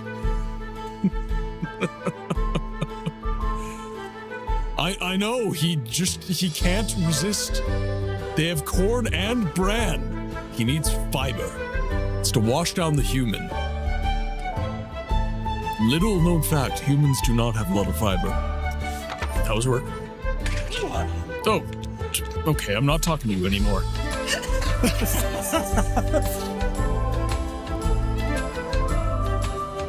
Not my fault! Chat, say hello to Mrs. Books. These fuck-ass Nords Nerevar, they're injecting the kids with skooma to change their natural Dunmer skin color. Are you telling me someone willingly slept with Amryn? That motherfucker has been trying to find his rusty iron sword since the Second Era. I know exactly what voice you want me to read it in as well. I know exactly what voice you want me to go for. Okay, let me pull it up. Shotgun-chan, desu ne?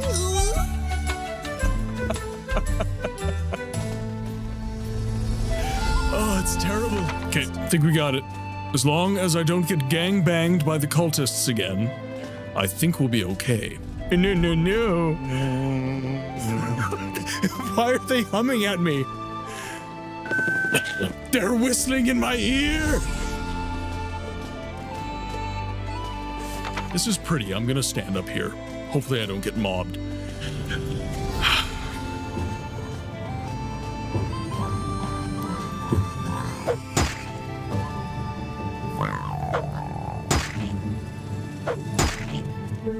What can I do for you?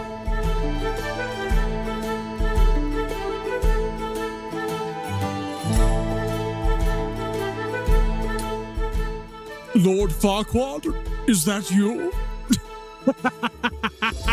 I should have played an orc. Just name myself Shrek. Can I use it? Let's try that redhead wig.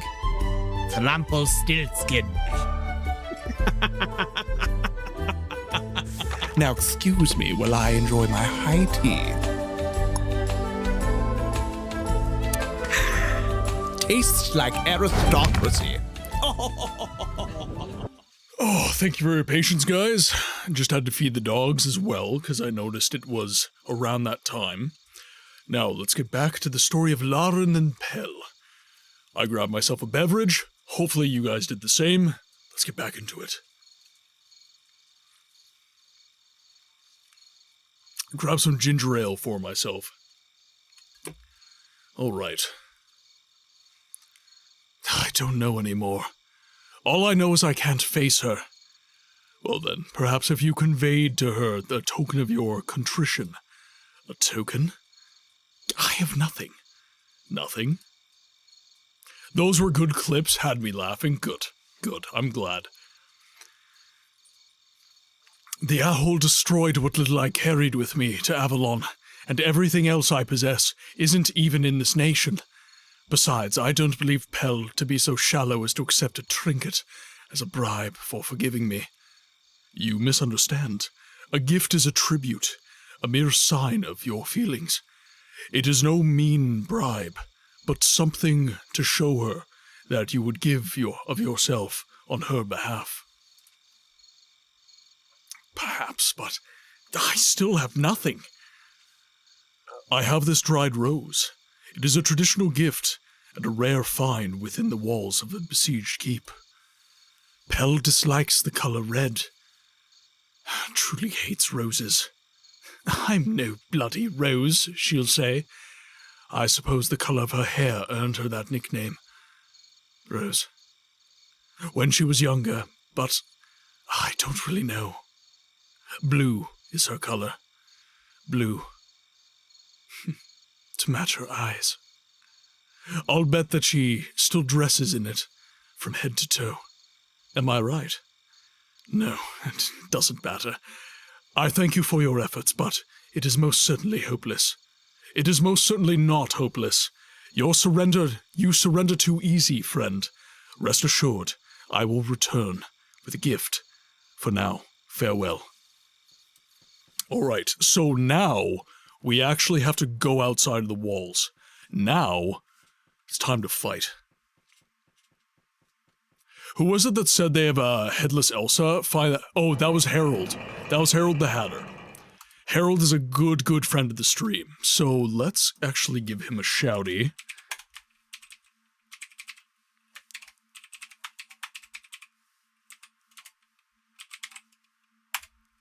I believe that is how you spell his username. Yeah. So that is Harold the Hatter.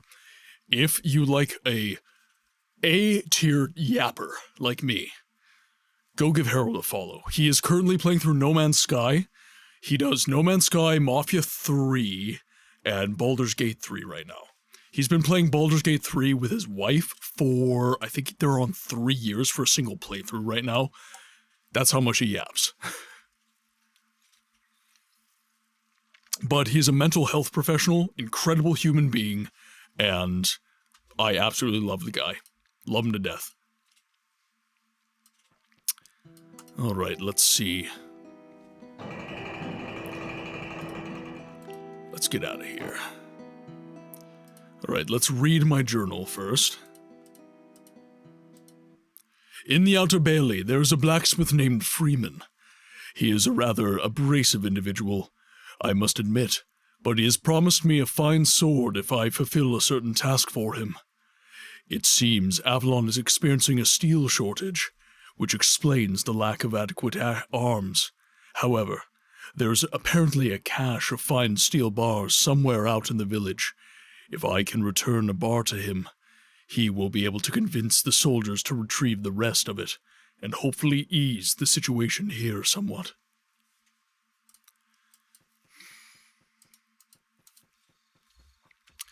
Alright, so this is going to be a little bit less difficult because I'm playing a mage, but if you're playing a scout or a fighter in this first combat area, it is very, very difficult. Very difficult indeed.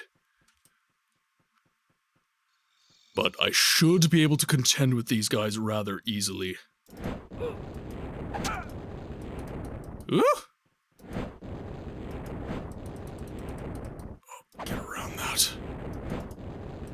Oh, that is not hitting. Oh, it's going right through him. Not good. Now, you must have some armor. I will grab these. Ooh, glowing diamond ring. Yes, please. I forgot about you. Yeah, we'll do patchwork pants, replace the boots.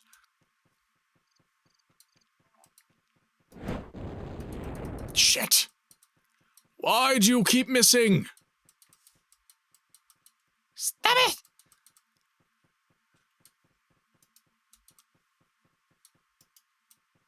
This gets a lot less frustrating later in the game, but early fights, it's going to be a lot of missing because your stats inform your rolls, right? So actually, let's just dump... Ooh, actually... Okay, this is another good shout, guys.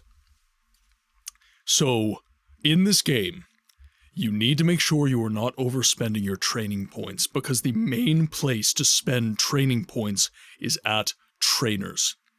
So, guys like Elrath, guys like Muddum, they have training that they can give you that will up your stats more than individual increases ever will.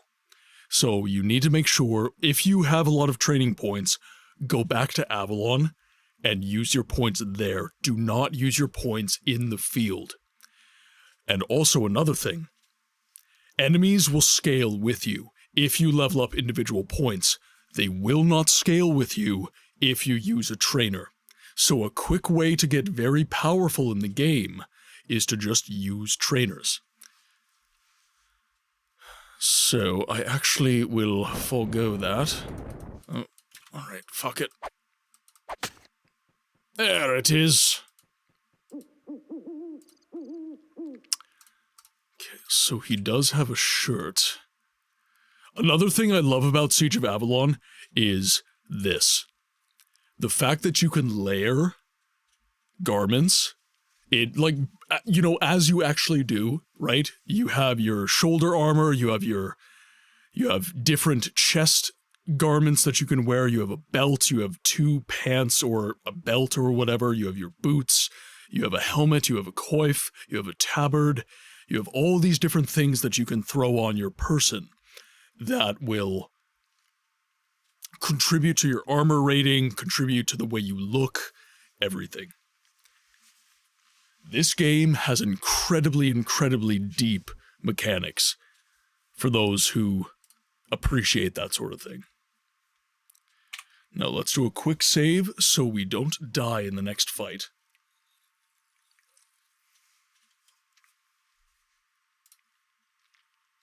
Okay. The one thing I dislike in these areas is the lack of music. Let's see. Let's do music volume. Let's up that. See how it sounds. I think the trainer thing might be new. I don't remember trainers leveling you up. The thing that really caught my attention is that mobs don't scale with you if you use them. Is this an... Eckers, welcome in! It is an RPG game. This is called Siege of Avalon. This is my favorite CRPG. Absolute favorite game in its genre. I adore this game. If you'd like to know more, I'm definitely able to talk at length about it. I think the trainer thing might be new. So Sepp, Rucksack Sepp, who's been in chat, he's modded this game quite extensively and added to the story. The trainer thing was something that he told me, and that was in the anthology version released on Steam, so that was not because of his mod. So trainers leveling you up, that is, so there's aspects like mysticism, I forget what the skills were, but I grabbed some. Actually, let me go back, because there's a trainer for warriors somewhere. I linked a video on vowels and tongue placement that talks about how to tongue forward and back changes your projection effort. Okay, perfect. Awesome. Yeah, and this is something I realized, is that the Steam and GOG version, and this actually speaks to a conversation that I've had with many people in the community. Yeah, this is a little bit loud. Yeah, there we go. That's a little bit better. Whenever you remaster a game, whenever you make changes to a game, it changes the game, right? Like, if you want to experience Siege of Avalon as it was originally, nobody can see it, but I'm pointing at my copy of the game. You need to get the original game, and you need to play that. And getting that running on modern hardware, I mean, most PC towers don't even have disk drives anymore.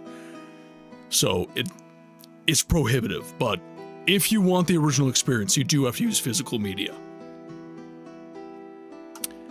So, as you can see, right here's an example of what I'm talking about, right? So you've got combat breathing, 5 hit points, +1 to healing rate. Then you have weapons balance, +2 to coordination. You have armor fitting, -2 to restriction. You have field first aid, +2 to hit points, +1 to healing rate. All of these things will level you up as far as your actual, like, stats go. Right? Coordination is a stat in this game, but it will not affect the mob. It will not affect enemies that you will encounter in the world, so you can get leveled up and still be able to... Yeah, the Steam version is essentially, it's called the Siege of Avalon Anthology. So they took and random features can correct me if I'm incorrect, but, well, the original game was actually perfectly balanced, Eckers. The original game is a very satisfying experience. It's just, they made some changes in order to get it to a point where modern gamers wouldn't, I guess, get frustrated and flip the table and stop playing the game, which is, I mean, any of these old RPGs, including Fallout 1 and 2, and honestly, even Baldur's Gate at this point, you know, there's points of friction in these older games, and a lot of the time, these things have to, in enhanced editions, you have to remove these things from the game in order to get it to where, you know, get it to a point where modern audiences will tolerate the game. And it sounds icky to say it like that, because I don't mean it. Like, if you're tolerating a game, you shouldn't be playing it.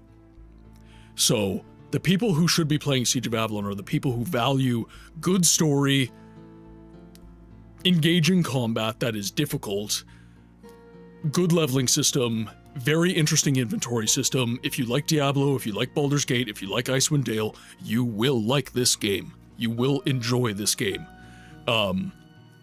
It's not to say that the original game was not balanced. It's just that it got changed when Steam and GOG released it to basically take everything the game was and coalesce it into a single package that had some QOL and modern accoutrement. I also have a mod package on this game that it extends the content, but it doesn't change the vanilla game, which is the only reason I installed it. It had to be balanced no matter which optional chapters you played. I would expect change to the stats to make it more realistic for the end. Yep.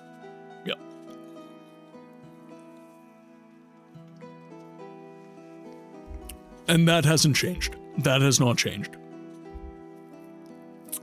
So one thing that I will say is that these aspects, and this is my current experience of the game, combat, like doing all of these, it's, even though I'm playing a mage, even though I'm class specific, grabbing this training is a good idea. Grabbing this training is a very good idea. For example, Fireball synergizes with coordination as a stat. So if I have better coordination, I will hit better.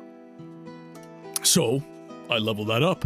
Is Siege of Avalon the only game in that universe? Yes. So, Kursk, the unfortunate truth is that this game ended up getting overshadowed by a lot of other releases. This game was not advertised very well.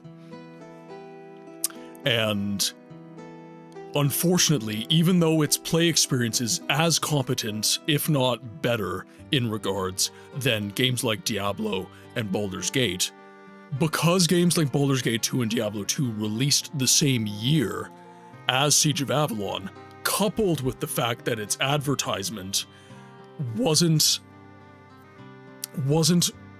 great, it ended up getting swept under the rug, frankly speaking. Not many people noticed this game.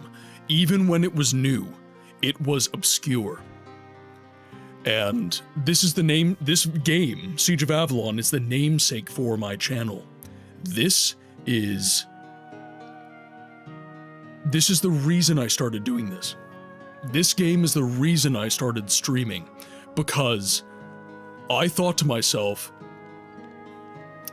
there is this incredible game that exists that nobody knows about, and you were present for the conversation about the Witcher 1 remakes, and I've since had conversations on YouTube when I re-released that conversation there. But yeah, pardon me. Ooh, swallowed wrong. Choking on my own spit. Ick. So, the reality is that there are good games, very competent experiences that don't get noticed because the games industry is not meritocratic, right? Bad games, actually, there are plenty of games that aren't great that get good PR. There are plenty of amazing games that get bad PR. There are many games that get no PR at all because they don't get noticed. And Siege of Avalon is a game that I want to be the PR. I want to be the person that puts information into the world and says, this exists, and it is amazing. It is worth your time. It is... If you are a fan of the CRPG genre, you need to play this game. And my hope is that I get more people playing it, because the reality is, if people do not play these games, they become abandonware. And we are lucky, we are so lucky, that it got re-released in an anthology edition on GOG and Steam. That was very, very important. I'm not sure how much the original developers were involved with that release, but it is the case that anything that can be done to keep these games alive is worth in my mind. Yeah, I've like 15 RPGs to finish, and you can give me another. Fuck. Yeah. Yep. Welcome to my world. I stream. I think the stream's backlog is...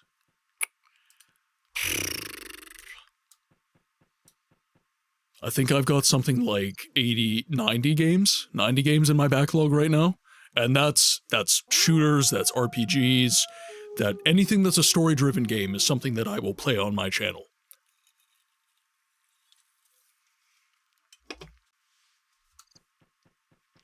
All right. Almost done. Honestly, at this point, I think that's normal for many of us. Yep.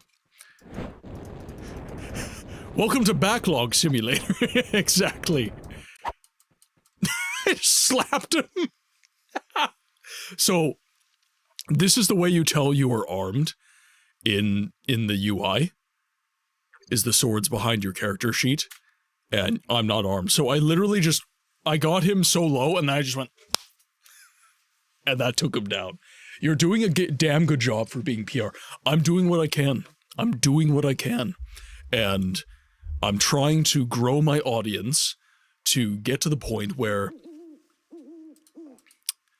Dominique hit me up asking if I had any ideas for Steam trophies. I sent over a few. That was the extent of my involvement for the Steam and GOG. So, okay, so original developers were involved. So, OG devs were involved.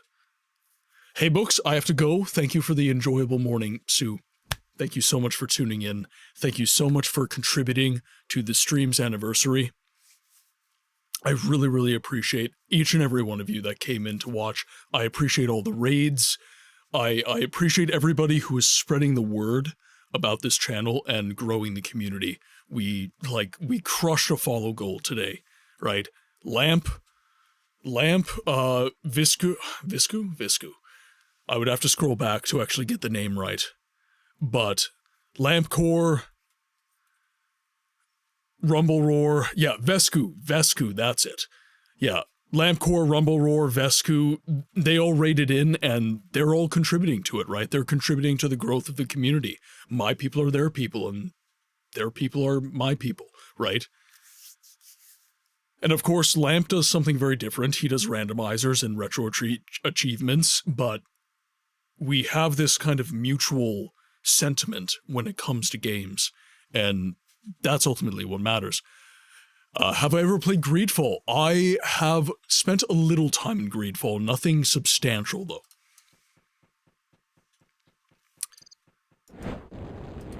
Shit, I missed. That's not good. Alright, let's see what I can do.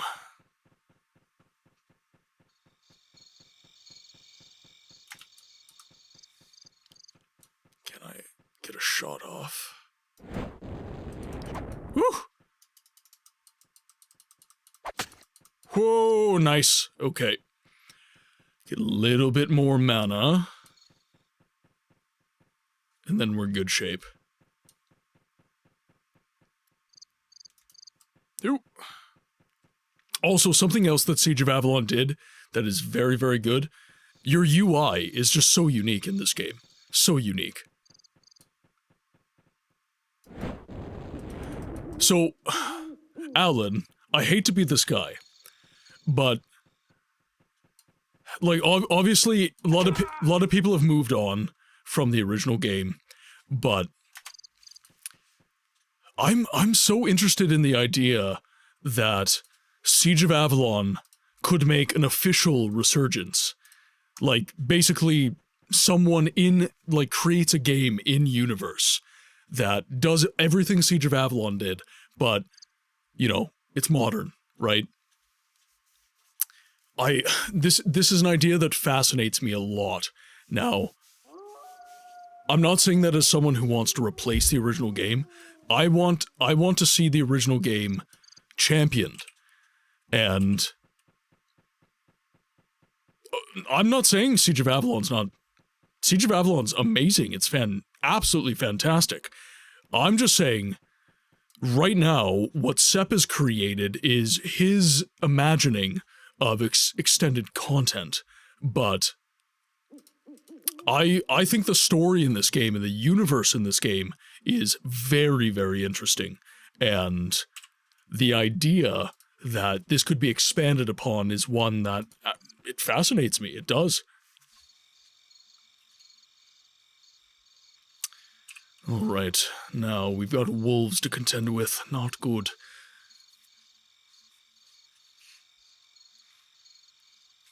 And I have yet to speak to Van. I do eventually want to do a rather extensive video on this game, talking about it. Just between the day job and everything, it's been... Oh, why did it have to be spiders? There we go. The elven pants. I've got new pants!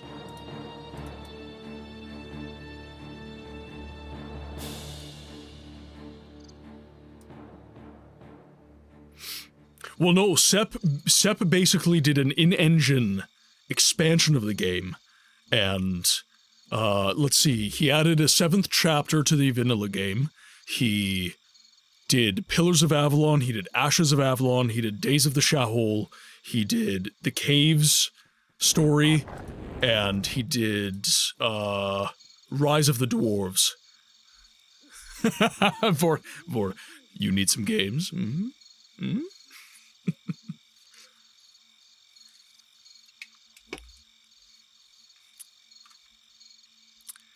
Let's see, I did miss a message from Kirk's. First Greedfall is worth finishing. If you like Risen 2 and Littlewood, and I do like some Piranha Bytes games.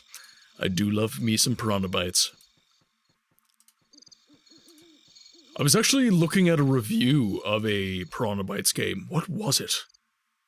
Oh, what was the game? Oh, that was a miss and a half. Shit.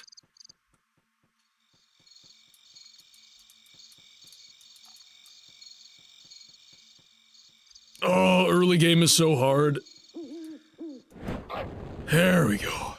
You're just always running out of, especially when you're a mage, you're just always running out of mana.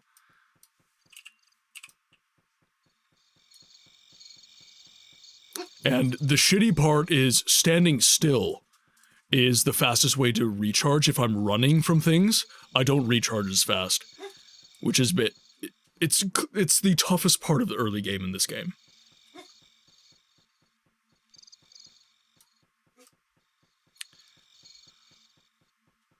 So actually, I might be able to just chill out right here for a moment.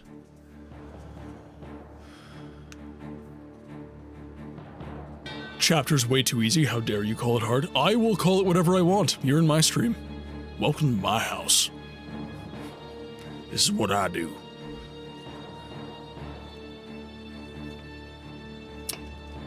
I play a game for the story. I play a game for the story. I almost never play a game in hard mode. Almost never. I've got some boomer shooters like Warhammer 40k Bolt Gun. I got very good at those games, so I play those games in hard mode. I'm very good at Fable. I play Fable in hard mode. But Siege of Avalon, I don't think it gets anything from having a hard mode, right? The challenge of the combat is not where the game shines for me. It's the story. It's the universe that's built. Have I played Souls games? Absolutely. Yeah. They suck. And I say that with love. Because I love them. But they suck. They suck because I suck.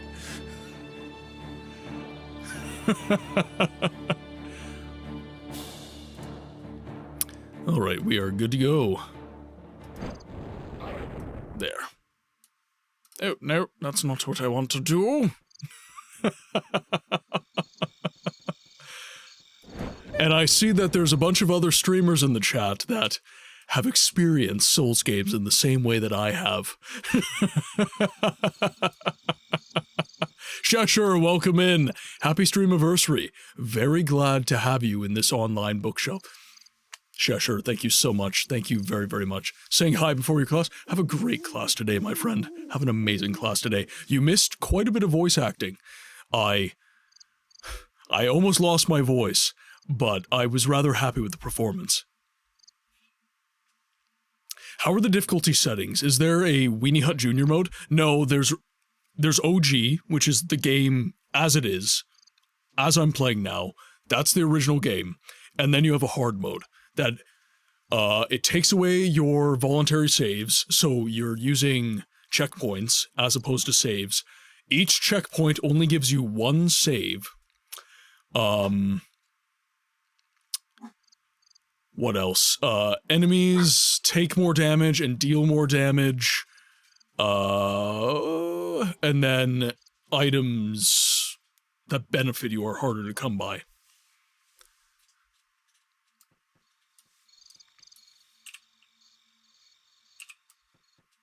Well, and potions were not in the original game. Potions were an addition that Sepp made to the game, and actually, Sepp asked us if we want potions in the game. He asked my community, because we have a lot of, like, I'm not going to say we have the majority of the Siege of Avalon fans on the internet, but we've certainly got quite a few Siege of Avalon fans in the community. So, and hopefully ever more. Hopefully we continue to grow the fan base of this game.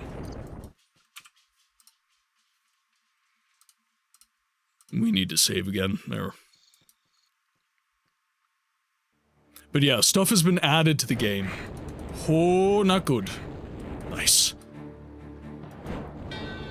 Perfect. Okay, I believe. Yep.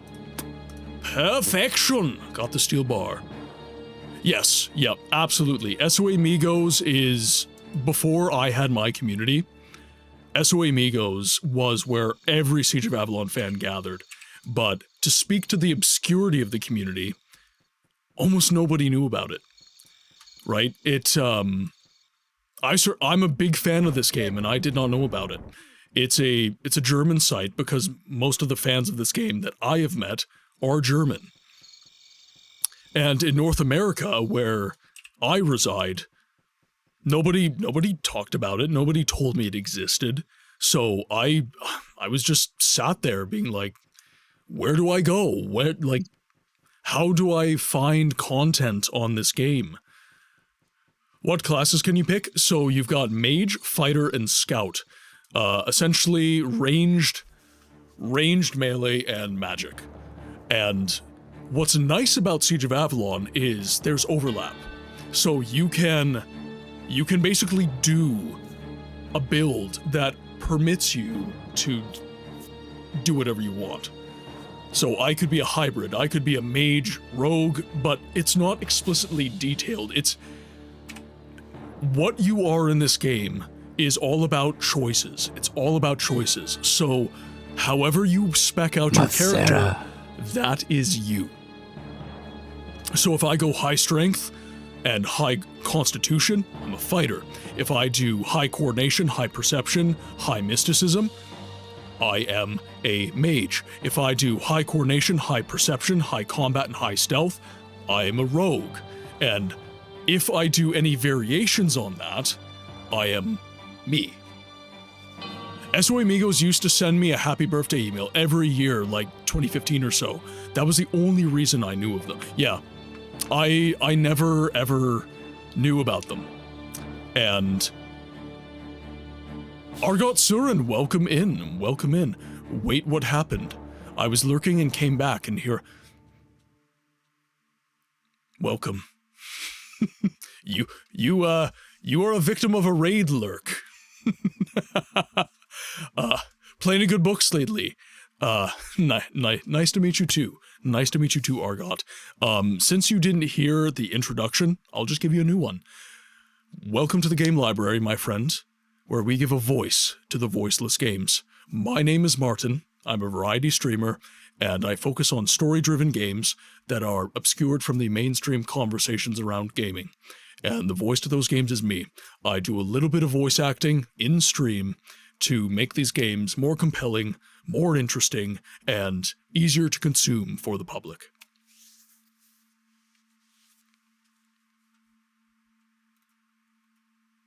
Ah, Boondoggle's in. Oh, voice acting for games that don't have voices. That's super awesome. I thought so. I come to find out, and actually I'm happy about this.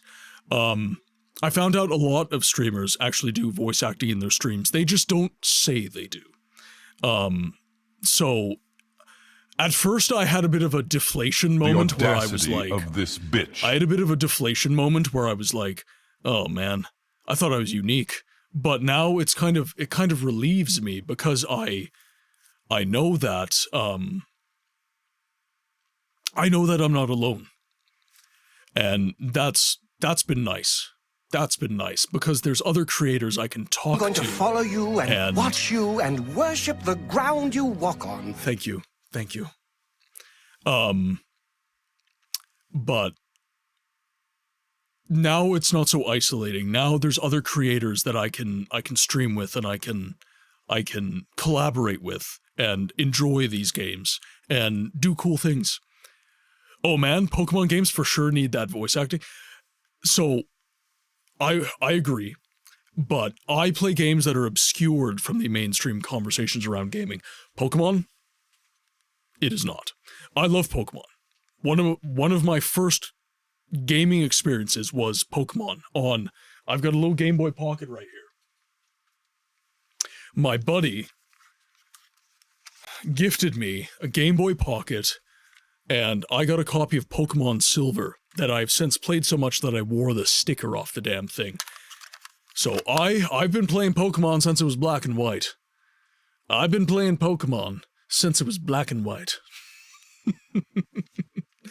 And I love this thing. I plan on doing an upgrade to this that gives it backlighting and everything. My Pokemon Silver's battery ran out, so I don't have a save anymore. The Pokerman. Never heard of it. I'm a Poke-Man!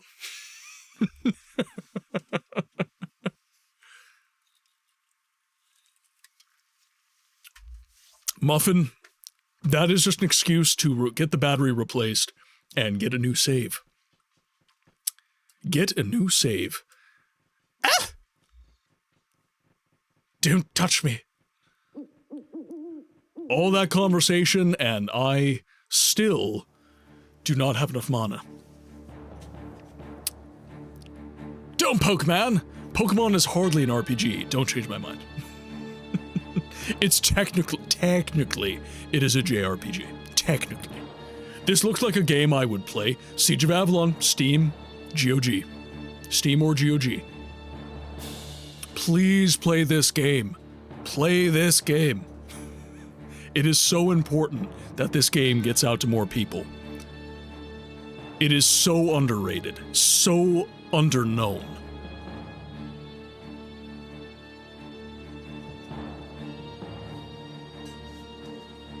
Almost enough mana.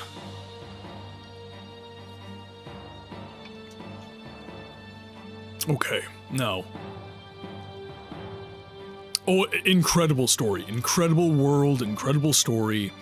Absolutely adore this game. The OST, the music in this game, brilliant. Brilliant OST. When I first played this game, I was like, oh my god, this music is incredible. Nice. Woo! Alright, 2 more hits. I'm not going to beat them with melee, that's for damn sure. Funny enough, I looked it up, I own it on GOG, there you go. You probably saw it on Mandalore Gaming or Civi or another of, what's another, Mortismal Games. Mortismal Games also talked about Siege of Avalon, I believe. And, they didn't do a great job of showcasing the game, I'm not gonna lie.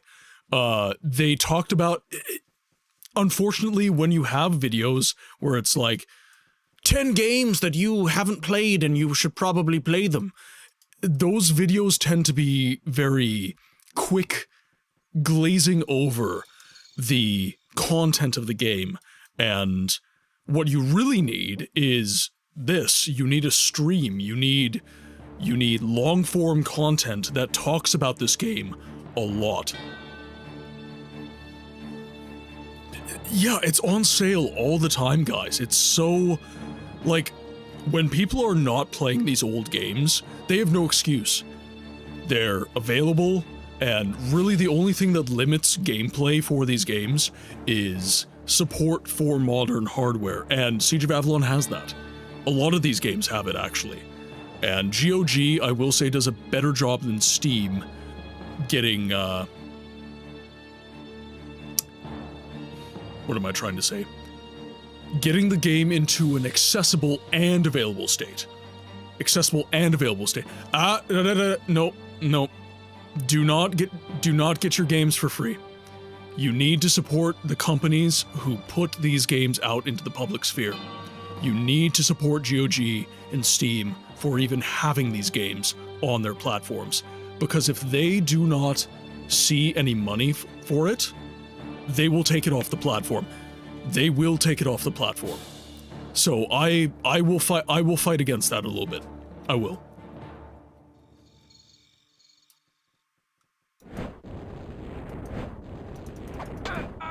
There we go. Oh, I'm not no, I was clapping back on Avalon a little bit. I was clapping back on Avalon a little bit. Because I've seen too many games just get absolutely lost in the noise because people will pirate them. And the devs see none of that money, and of course Digital Tome is defunct now, but there are people that support Digital Tome's memory, I guess I should say, that probably see a bit of money from the sales of Siege of Avalon, and I want them to get that money. I want them to get that money. You know, we don't live in a free world, but of course, when it's abandonware, fill your boots. When it's abandonware, have at. Have your fun. But when there's money to be had for the devs, it should be had. That is my stance.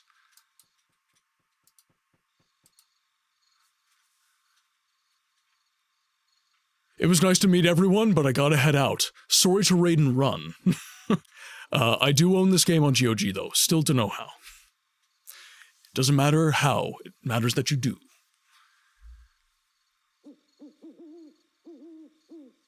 Ilmar Compass, I am not sure what you mean. That one went over my head.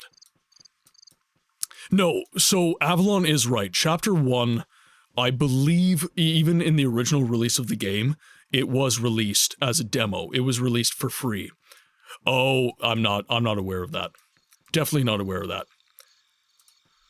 I try not to fill my feed with drama. I just play my games, I enjoy my time, and I leave. I'm a ghost on the internet. My algorithm is very positive. Yeah, correct me if I'm wrong, but I do believe Chapter 1 was available for free originally back in 2000 in digital only. Correct me if I'm wrong, but I believe that is the case. Checking back in, how's the first day of the marathon going, boss man? I don't know if I can call it a marathon.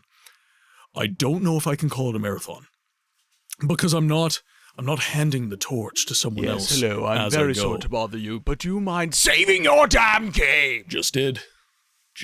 Fast speed saving. Yeah, I don't know if I can call it a marathon. It's my stream anniversary week. That is why I'm calling it. But it's going very well. I'm very much enjoying my time. Very much enjoying the time. Okay, lots of enemies. There's another here. naked Nord. There's another one. There's always naked Nords. This is a naked Nord. Whew. That hurt. That was not pleasant. Alright, I think I might need to up my mysticism a little bit. It is a 7-day stretch, that is it. Day 1 of a 7-day stretch. There you go. It was originally on a few magazine CDs and freed... Okay, that is how I think many of the Germans in the community found the game. Is the magazine CD. I think it was Virtual Bread on the Discord showed the CD that he got. Okay, so yeah, okay, that's what it is then. Yeah.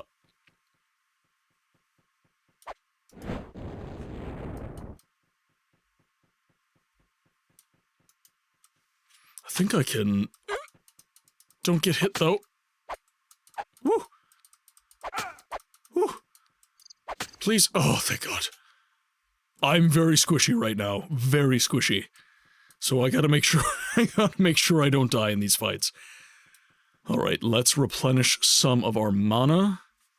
And it's going to get better, guys. So I think another session with the trainer is going to make it better.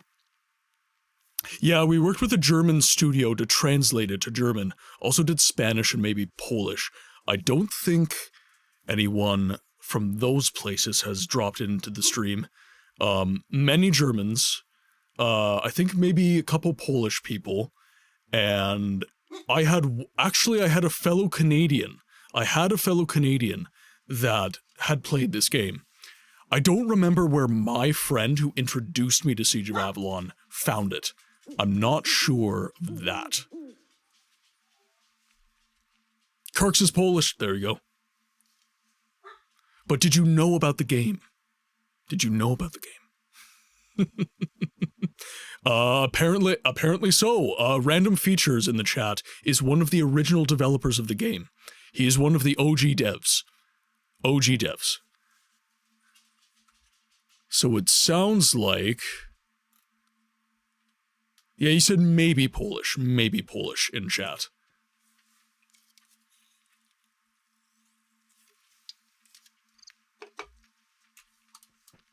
Okay, I should have enough for another scrap. So let's see. 2 more enemies.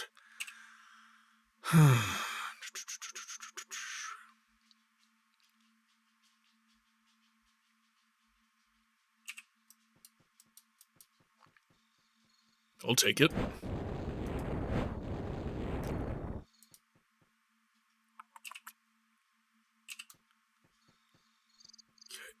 I'll replenish a little bit more because I'm not sure I have 2 full casts to hit this guy with. That should be good. There we go. Now, do have this area down here.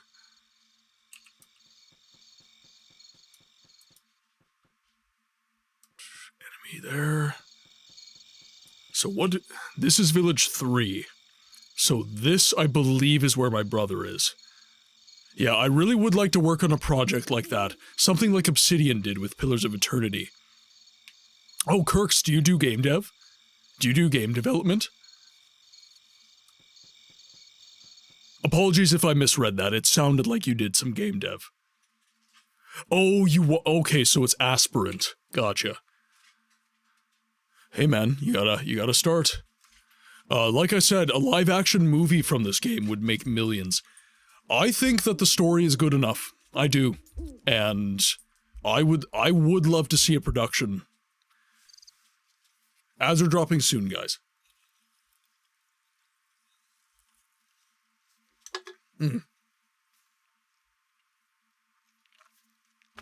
Drank a little too much. Oh my god.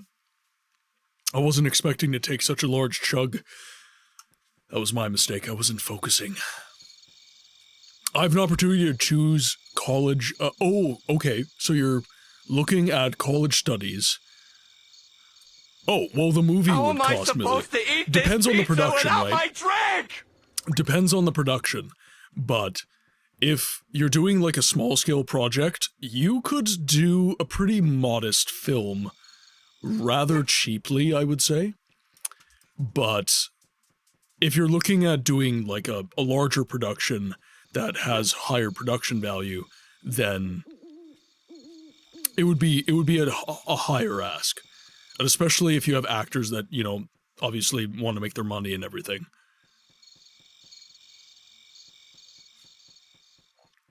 Alright, I can take this boy down. Nice and easy. Woo! 3 casts for that boy. Well, sadly, I don't think I... Of course you don't, Short Bowl. I certainly don't. But hopefully, as I work to get more people aware of this game, and playing this game, God willing, I'm hoping that perhaps one day more visibility will be acquired for the game. And then who knows? Who knows, right? All it takes is one director who's really committed to the idea to present the idea to a studio, and then who knows? The area is now secure. Right, that means nobody is in here. Unless the game is lying to me. I remember there being a... Yeah, get area secure my ass! Area secure my ass! God damn it! Time for me to get going. Been great time hanging out. You got a really good thing going here. I like it. Have a great rest of your stream, and congratulations on your stream anniversary. And take care. See you around. Jackalope, it was awesome having you. Thank you for all of the kind words. Thank you for supporting... I believe you came in with Lamp Core. Thank you for supporting what Lamp does, and supporting his content, and his stream, and thank you for everything you've done here today. I really, really appreciate it. Thank you very much. We'll see you around. I need more PR. Look, man, that's my own fault. I'm working on it. I am working on it. Pardon me. Okay, so this guy is going to be very hard to fight. He's a general, if I'm not mistaken. And then... there's a couple more village areas I want to clear. Yes, hello, I'm very sorry to bother you, but do you mind saving your damn cave? There are the Vorworms. I've been quick saving like crazy, actually. I've been quick saving like crazy. I've been doing a very good job today. Very good job today. Alright, now... is that enough? I don't know it is. Let's try. Only one way to find out. Somebody please get this man a potion. Ah, it missed. It can't be secured twice. You don't get it to have it twice. A key ring. Alright, we do have a key ring. I must depart for a few minutes to definitely not rob a bank. There's another Naked Nord. Gotcha. There's another one. Black Boots of Shadows. Alright. Throw those on, even though I'm not stealthy. They are better boots than I'm currently rocking. Throw those on. Save our game, because this guy sucks to fight. Do I want any... yeah, sure, let's take these. Let's take these and put them on. Why not? Why not?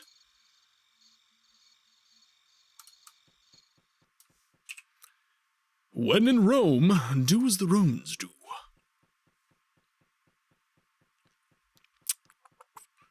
Now, is there any other areas? So, this is definitely where Corvus is. So let's see.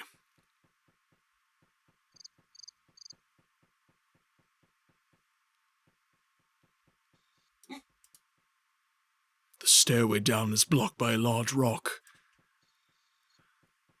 Alright, nothing doing. Nothing doing, guys. Time for the next area. Alright, now...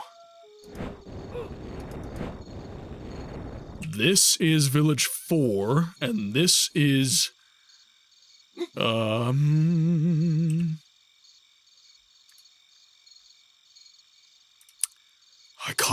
know I have to report back to Muddum. I know I have to report back to Muddum, but with that said, I do want the training points, so if I can traverse all the other areas, because I've been to Village 1 and 3, this is Village 4, and I haven't been to Village 2. Now, if I can go to Village 2 and clear 4, clear all these areas, basically, I get way more training points, and I'll be able to level up more, essentially. So, if I go to Elarath, I'll be able to get more spells and become more powerful, which is ultimately what I want to do.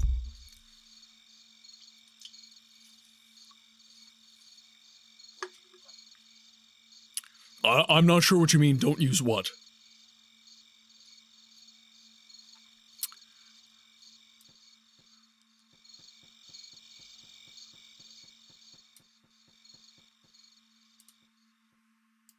Alright, I wonder if I can get a... Oh, no, I'm going to get training. Don't worry, I'm going to get training. Now, these guys suck. These guys suck. Fighting melee in this game is just clicking... Basically. Yeah, basically. So, the ultimate Kirk's, the way you can think of the ultimate combat style of this game is in terms of Diablo. That's the way you can think of this game, right? Because you've got all of your spells. So, say for example, I'm playing as a necromancer in Diablo. Diablo is essentially just pointing and clicking a mouse on enemies, and the only thing that makes Diablo's combat interesting is the volume and the variety of enemies. That's all that makes Diablo interesting. So, Siege of Avalon, the only thing that might make its combat feel a little bit lesser than Diablo is that you're not fighting 50 enemies at a given time, but the actual fighting, the combat, the mechanics of the fight are the same as Diablo, I would say. Oh, come on! Give me a sword and I'm gonna Meisterhau your face.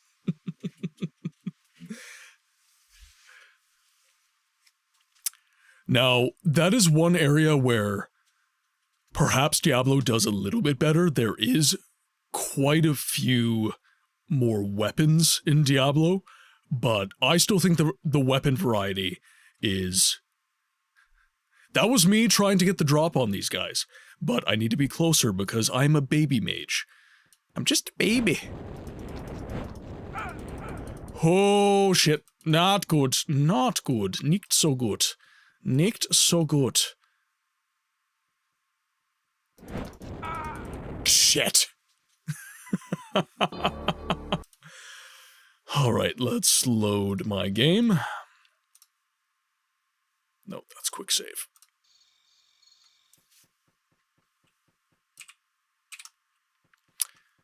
I think I had everyone defeated. Right. Let's report back to Mudham. Let's do that. Village 2 I could probably clear as well, so let's head up and over to Village 2, clear that area, and then... Plate, that is all! Welcome to the YouTube chat. I'm assuming you are a bowl that is short as well. Fun fact, robbing a bank is hard. Thank you for repping on the red side, my friend. Much appreciated.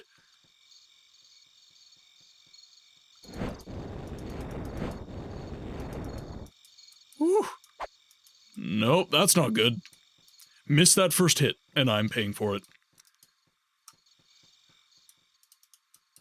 Come on, just a little bit of mana. Little bit of mana.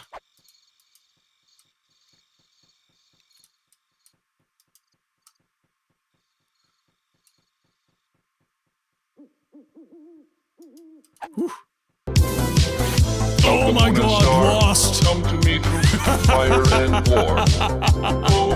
Welcome in, Raiders. I'm trying not to die right now, but once we no longer have music, we will hop over to somewhere more calm, and I can give you guys a proper low. But I think I can whack this guy now. There we go. I was able to whack him. I successfully whacked. God, how can you kill a god? What a grand and intoxicating innocence. I'm a god. How can you kill a god? Shame on you, sweet Baravar. I'm a god. I'm a god. Raiders, welcome to the game library, where we give a voice to the voiceless games. My name is Martin. I'm a variety streamer that has a focus on story-driven games that are obscured from the mainstream conversations around gaming, and the voice to those games is me. I do a little bit of voice acting in the games that have little to no voice acting, to make them a little bit more interesting for the modern consumer, and hopefully to get more people playing these games that have been obscured from the original conversations around gaming. The mainstream conversations, pardon me, I misspoke, around gaming.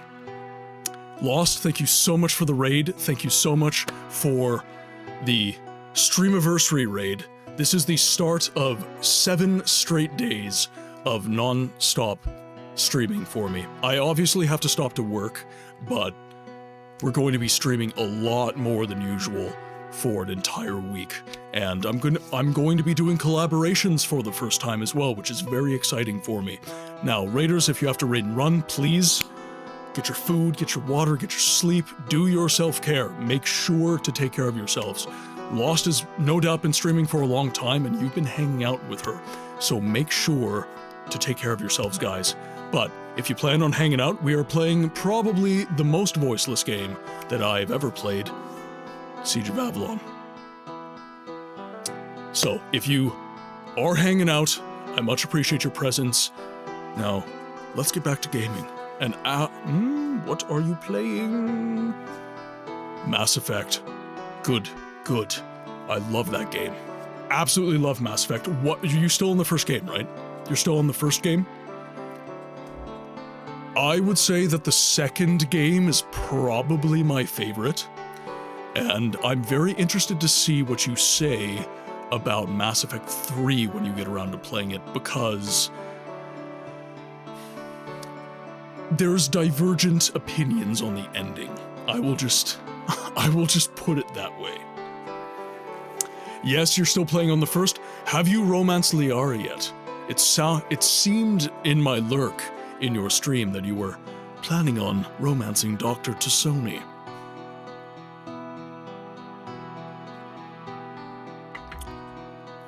Indeed, today. Now, was that the conclusion of the romance, or was that the beginning of the romance? Actually, she kind of romanced you. It does end up being a bit like that.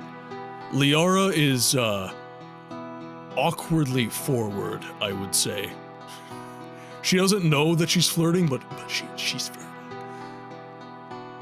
Oh, there was some blue booty? Okay, so that was the conclusion of the romance then. If you saw the booty, that is the zenith of your romance. Guess who's back after taking a tiny nap after a bit of afternoon drinking? It's 5 o'clock somewhere. All right, let's get back into the game, shall we? She needs to learn to keep her cards hidden. Look, as someone who is playing The Witcher right now, chat does not let you keep your cards hidden.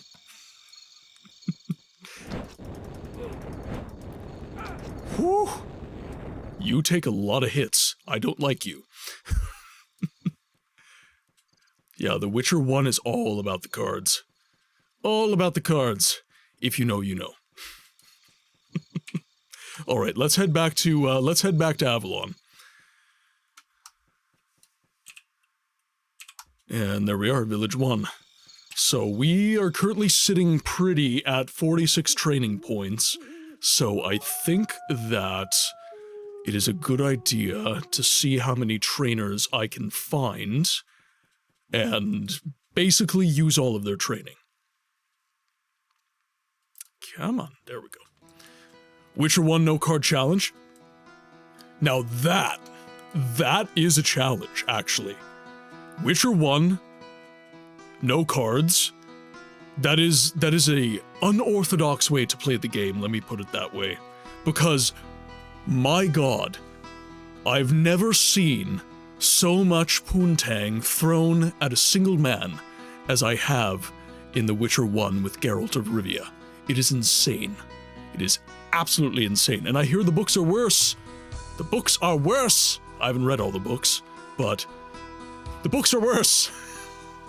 I'll need to take my leave here, but I'm wishing you a lovely stream still, and lots of fun to everyone. Lost, thank you so much for the raid. I hope that you have a fantastic rest of your day.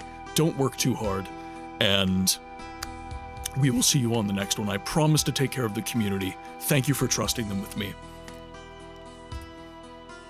Geralt is kind of... He's not kind of a slut, he is a slut. Geralt of Rivia is a slut. There, I said it. I said it to the... I put it into the world. Geralt of Rivia is a slut.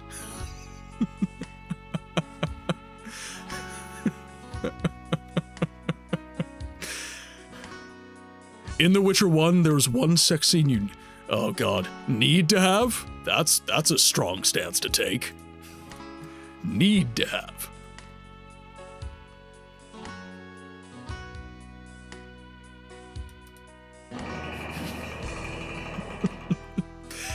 Oh, oy vey. Oy gewalt, as they say.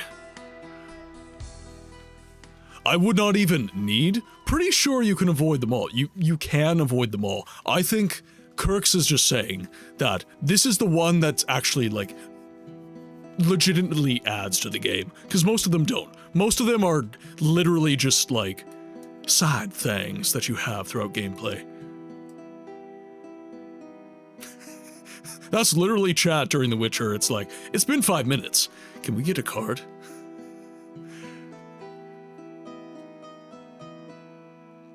Oh, the game just does it for you. Okay, so we do have some training. We don't really need any stealth, but there's other stats here that I think are a good idea. So let's grab... Let's just... Screw it. Let's do it all. Let's do it all. Why not? We have the points. Might as well just get stronger, if we can. And most of these stats, even though it's not mysticism, it benefits you. It does. Alright, let's see if Elrath has any more training for me. Yeah, sure. We'll grab some more spells. I'm not doing the voiceover on those dialogues because I'm in a hurry. Alright, game is saved, so we are all good. Oh, it's canon in the books, so for me it's canon, it's just... Oh, okay, gotcha. It's Triss at the start of the game. Well, we definitely did that. A well-placed black cat. That's all I will say. Okay, so we've got all of the training. Lore Vuitton. I've never seen this game before. I've mistaken it for Project Zomboid because of the perspective. No, this is a game called Siege of Avalon. This is a CRPG from the year 2000, and it is the first attempt ever by a developer at a episodic release of a game. So chapters 1 and 2 were widely available, and then chapters 3, 4, and 5 were class-specific one-off stories. You didn't have to play them all, but you can. And then chapter 6 is the conclusion of the story. So I will show you. Someone was kind enough, one of the original developers in fact, was kind enough to gift me a sealed copy of the original game. And this is what I mean. So you can see here each individual chapter of the game. Now, I need to stop handling this thing so much because it is very valuable to me. Gotta get it, like, wrapped or something. But this game is the namesake for my channel. I played it as a kid. I remember forcing my mom to drive me to the store for this. I still have 2 separate boxes they sold. That is incredible. That is incredible. Yeah, I absolutely love this game. In North America, it seems to me this game is a lot less known than it is in other parts of the world, particularly in Europe. I've met a lot of Europeans that know exactly what I'm playing when they hop into the stream.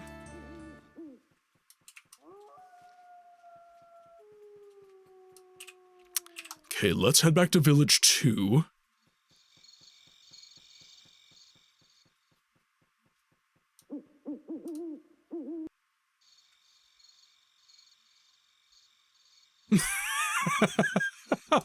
He's back on the Canada Dry! Somebody do something!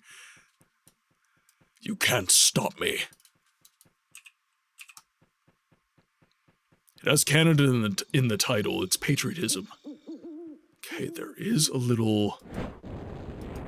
Okay, let's not cast too often, because that could get us into some dicey sitches. Whew. Alright, that's not good. There, perfect. Patriotism, more like distilled...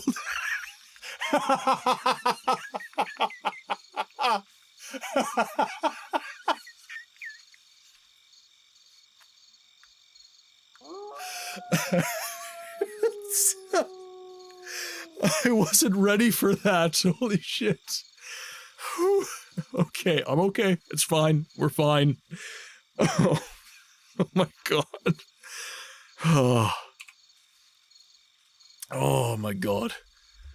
That's how Dragon does it, chat. He just catches me unawares. Cool, it is unknown to me, and I'm from Sweden, and my prime gaming days was before 2000. Interesting lore. I think that the idea of playing a book, that's what a good game is in my opinion, I would have loved it if pre-endgame. Pre-endgame? Pre-endgame? I'm not sure what you mean there. Oh wait, do I have to scroll? Oh, there we go. If it was pre-endgame MCU, would be interactive. Okay, gotcha. Yeah.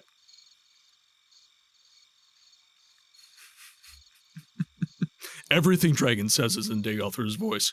That's how he rolls.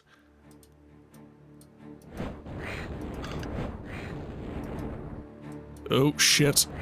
Oh, thank God. Just barely enough. Just barely. Now, I was a bad boy. Oh, shit! Mm-hmm. Hi. Hello, my eight-legged friend.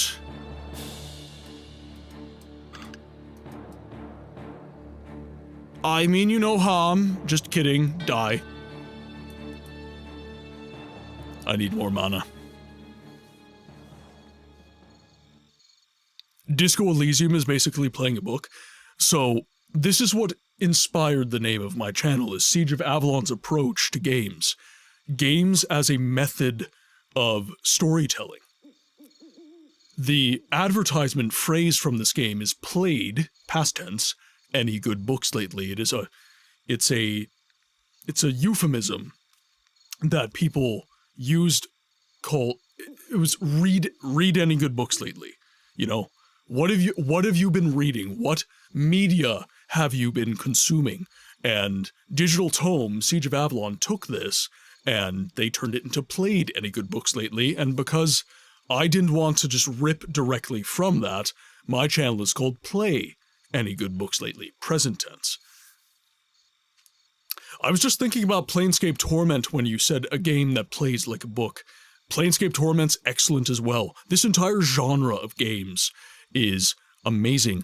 The reason the 2.5D isometric CRPG is probably one of my favorite genres of all time is because the story is at the forefront. It's not about the combat, it's not necessarily about the aesthetic of the world, it is about the story. It is about the construction of a world and a universe. And yet, Disco Elysium is fantastic as well.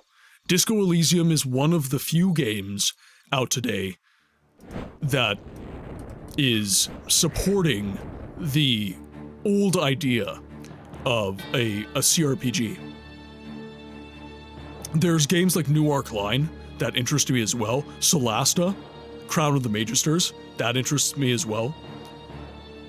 There are plenty of games like this out there, they just don't seem to get pushed very hard. And that is interesting to me. I was lurking earlier, but I've got to head to bed. My view shall remain. I hope you all have a good time zone. We're probably going to be wrapping up soon. Anyways, we're almost at the 6-hour mark. So, we will, you won't be missing much. You won't be missing much. I'm basically just slaying what few enemies remain and then we will find Corvus, and we might go a little over 6 hours just because I want to get through chapter 6, but we don't have that much longer to go, certainly. Alright, so these guys have been taking multiple hits to beat. And by multiple, I mean about 3 fireballs. Siege of Avalon, Diablo with great story.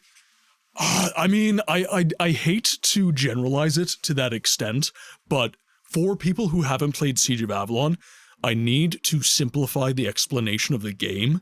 So, Diablo's story is actually really good, so I don't think I would agree with that, but it is a game at parity with Diablo, I would say. But it's more serious about its storytelling because it doesn't spoon feed it to you, and it allows you to roleplay a lot more.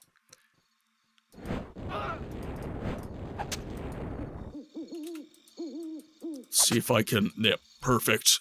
That was perfect! I appreciate that, Anobius. I appreciate that. Yeah, but game mechanics for combat is clicking. You're talking about this game or Diablo?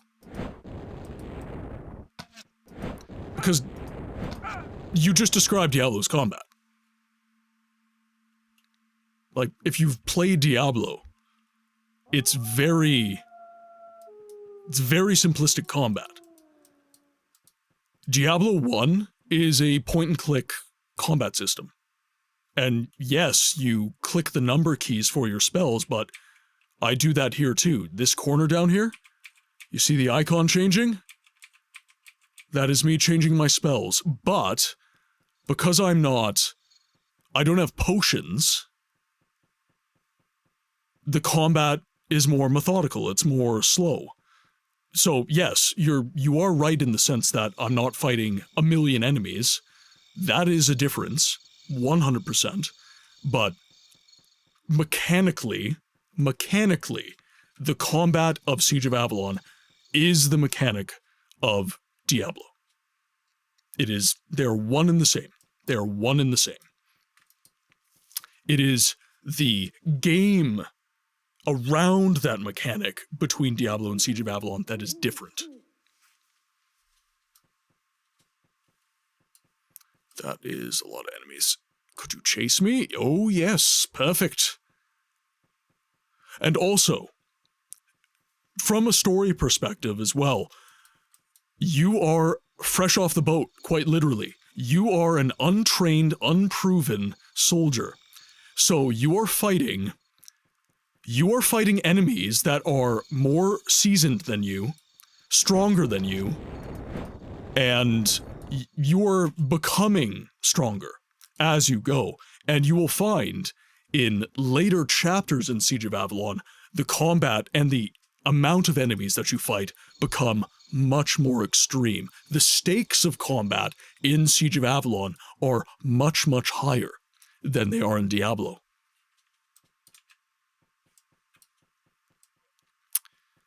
Speaking of stakes, make sure I save my game. You have to be extremely careful in this one. Even later when you get good armor, it is still dicey. Absolutely. 1,000,000,000% true. This is a very, what is a good word? Strong word for this.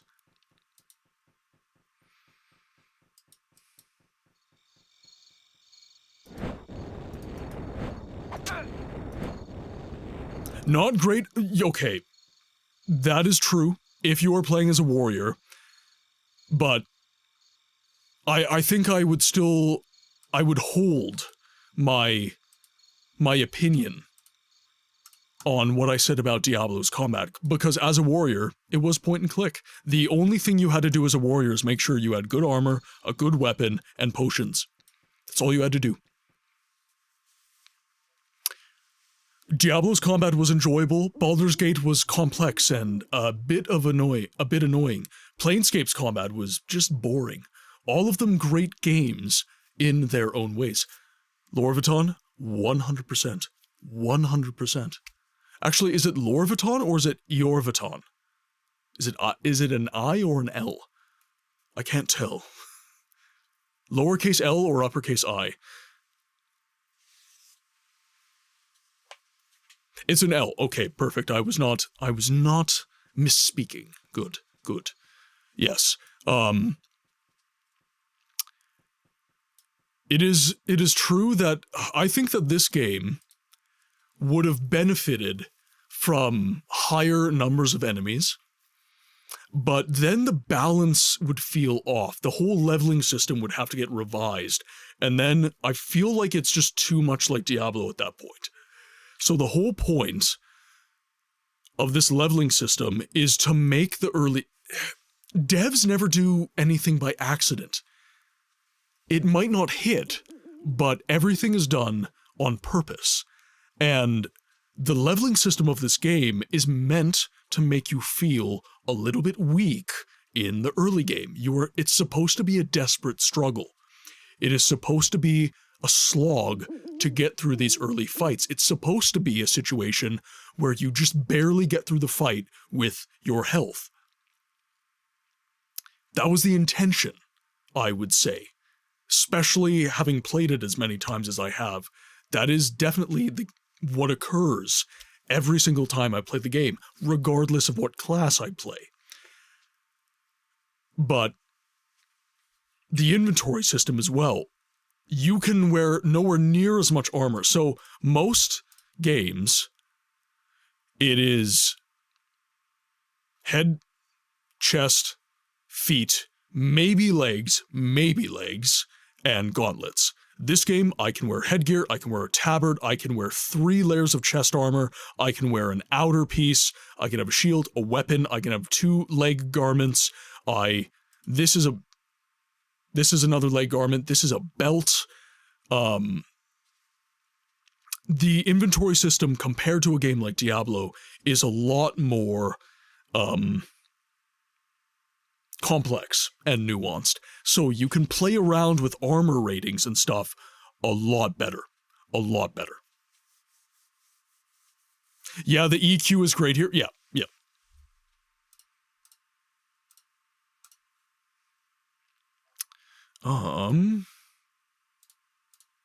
Yeah, I'll throw that on. Why not?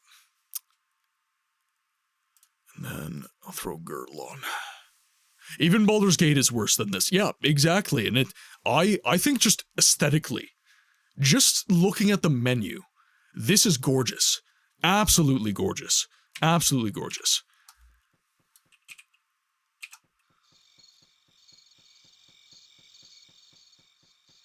I will say I could have done with some more music out in these areas. You'll also have to remember the CPU and memory from 27 years ago. The number of enemies was limited on how many we could fit in memory. 100%. By the way, chat, we do have one of the original devs in chat with us right now, which... pinch me. Amazing. Yeah, there were definite limitations of the time as well, and the way this game was coded was... you know, it would limit things, and I will say, like, you end up getting, I feel, a superior aesthetic in this game, too.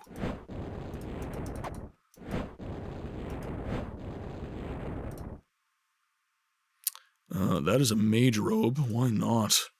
Why the hell not? Give me that robe. Give me that robe. Ooh, actually, let's... I don't want to jump the gun. Here. So we've got a few options, chat. Go into the church. A new hand touches the beacon. Lord Vuitton, thank you so much for the follow, my friend. So the Vorworms are going to be here. We can slay them. We can go into the church.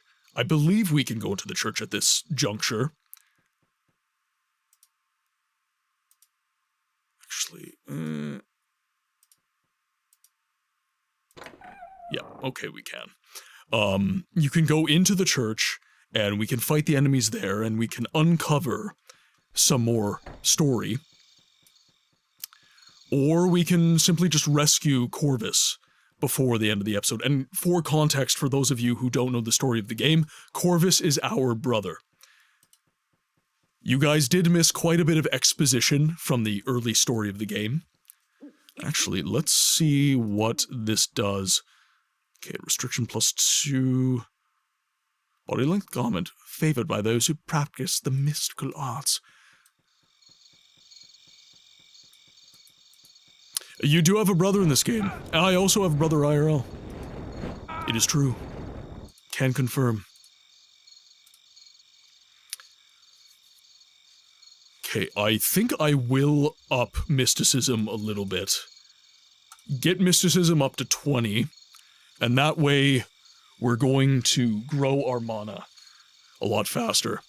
I wonder how that game's gonna work on this game? Oh, well, this is a game with PC in mind, right? So this is a point-and-click game. This is a point-and-click game. I'm not sure, Dragon. I've spoken to him. I've mentioned, you know, I've mentioned the stream and everything, and we've had conversations. Obviously, I speak to him pretty much every week. But he just hasn't been tuning in lately. He's got other stuff he's doing. He's focusing on writing, which I'm encouraging, because there was a time in my life where we weren't sure if he was going to be able to read or write. So the fact he's writing, and he's actually writing some good stuff, I'm trying to encourage that as much as possible. So he is someone of very singular focus. So he'll go through seasons where he's focusing on a game, he's focusing on writing, he's focusing on his reading, he's focusing on my stream where he's showing up every day. He tends to, you know, isolate, lock in, and then everything else kind of gets thrown to the wayside, I would say. Which, like, fair enough. Touchpads on Stream Deck are enough to play Icewind Dale. I wonder the font size. So this is played 1080p, but you don't have to play this in 1080. You can render this in other fidelities. The original game, what was the original fidelity? I think it was 480 by something, I think. 480 by something. I think I should be able to get this guy with the amount of mana that I have.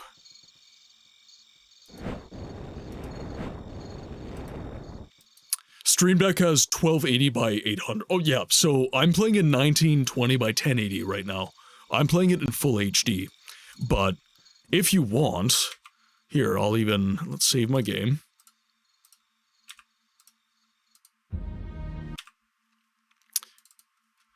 So this is the original, 800 by 600. So if you play the game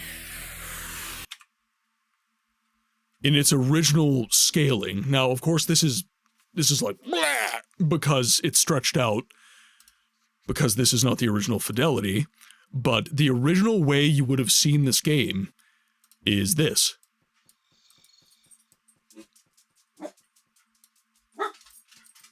So you'll notice, compared to the way I was playing it previously, you're seeing a lot less of the enemies, so when you come up on the enemies, it's more of a surprise.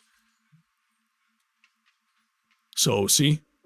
And there's a chance that you come up to enemies at, like, inopportune times, and the combat gets far more dicey in this way because it's far more reactive.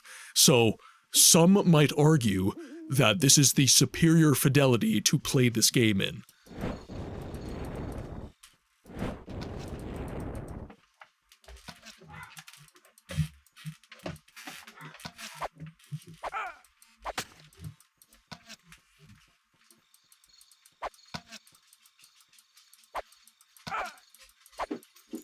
I might die. Yeah, I died. Whoops. Did you leave my child in jail?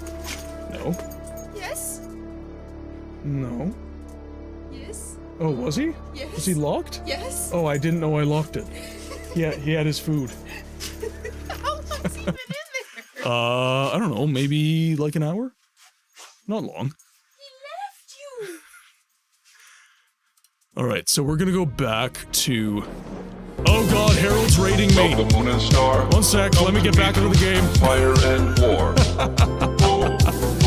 I gotta get it back up to 1920 by 1080. There we go. Harold is raiding in. The patients have escaped the madhouse. Please provide chocolate. All will be fine. Harold, welcome in. Welcome in, raiders. Welcome in, friends. Let me just get the game back up. How can you kill a god? Gelatinous noob! Oh snap, the day off wages. Thank you. I'm a god. How can you kill a god? We do like some Morrowind here. We like the Morrowind. I'm a god. Raiders, welcome to the game library, where we give a voice to the voiceless games. My name is Martin. I'm a variety streamer with a focus on story-driven games that are obscured from the mainstream conversations around gaming. And the voice of those games is me. I do a little bit of voice acting in these streams to complement games that have little to no voice acting in their original releases.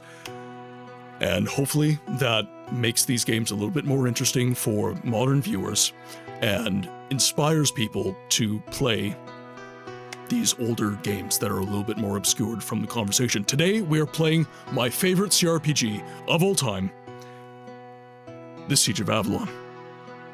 So Raiders, welcome. If you guys have to raid and run, if you guys have to leave for whatever reason, my friends, do not let me stop you. If you need your food, your water, your sleep, whatever it is, make sure that you are caring for yourselves first. But, Harold, how was No Man's Sky? We did give you a shout out earlier in the stream because some people saw the new clip that I've started with one of our moments together. So I'm just gonna hop over there so Harold can see it, because I want Harold to see it, and then we'll dive back into some gameplay, shall we? Let's show Harold what he's been missing. Again? Really? Right? Harold's Sigma. just like, hail Satan, fuck it. 1 second. He wants the bread. My stream deck just shot itself. 1 moment. There we go. There we go. That's better. Harold's just like, hail Satan, fuck it. I've been looking for you. Got something I'm supposed to deliver. Your hands only. White Run will be in your debt. Dagoth's drawing? Oh.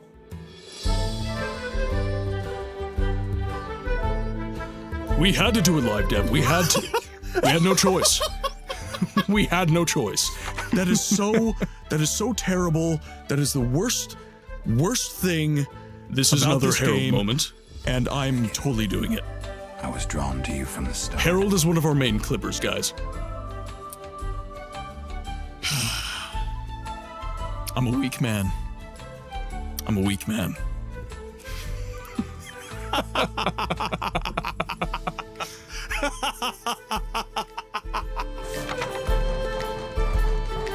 I think this was a dragon clip. Yep, this was a dragon clip. Oh shit, oh shit!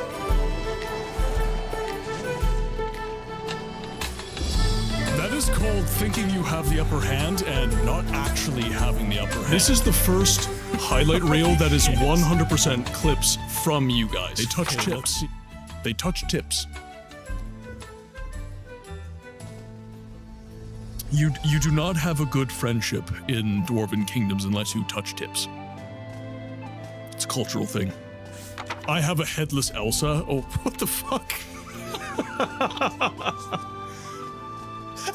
See you later. See you later, Alan. I'm heading out to cook dinner. We'll try to catch some of your streams. Yo, thank you very much, my friend. Thank you very much.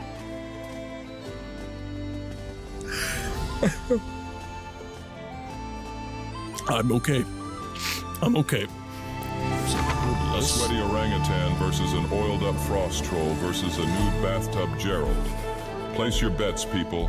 10% of the winnings are going towards braiding my glitching taint hair.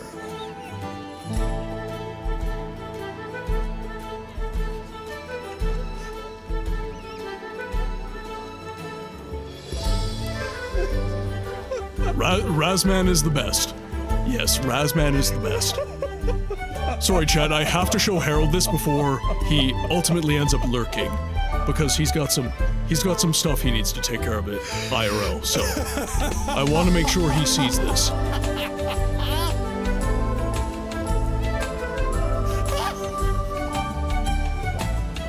Panda! Welcome in.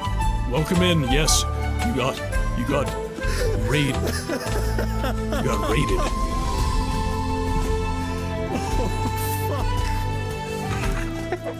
I love how that's how you're gay. What the fuck? We're gonna see how this goes.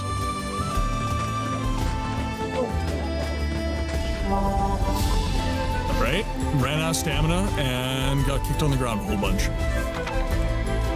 But now... Oh, what the hell? We've slain all the werewolves in this area.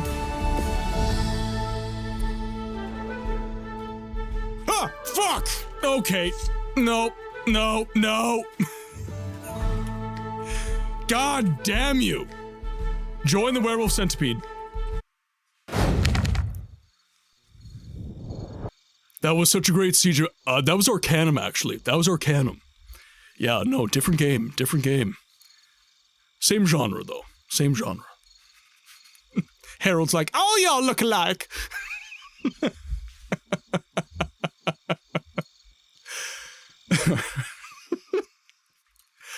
Harold, I hope that you had such a good stream, my friend. I hope you had such a good time with your community circling the wagons. Sharky, welcome in. Oh, it's a Twitch collective. I sadly say that often, way more than this. Yes, I hope you guys had a great time circling the wagons with Harold. I know that he's been having a bit of a hard time of late, and I'm so glad that he has such a large and ardent community to take care of him in times of strife in his life. I'm very grateful to have people like Harold in my circle. It's very important to surround yourself with people who care. And Harold is most definitely someone who cares.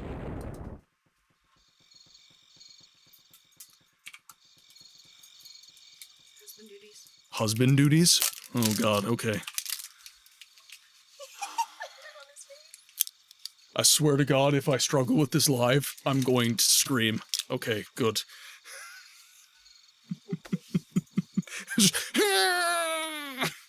How tough am I?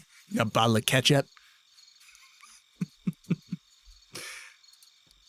This is the tale you seek. Noob, thank you so much.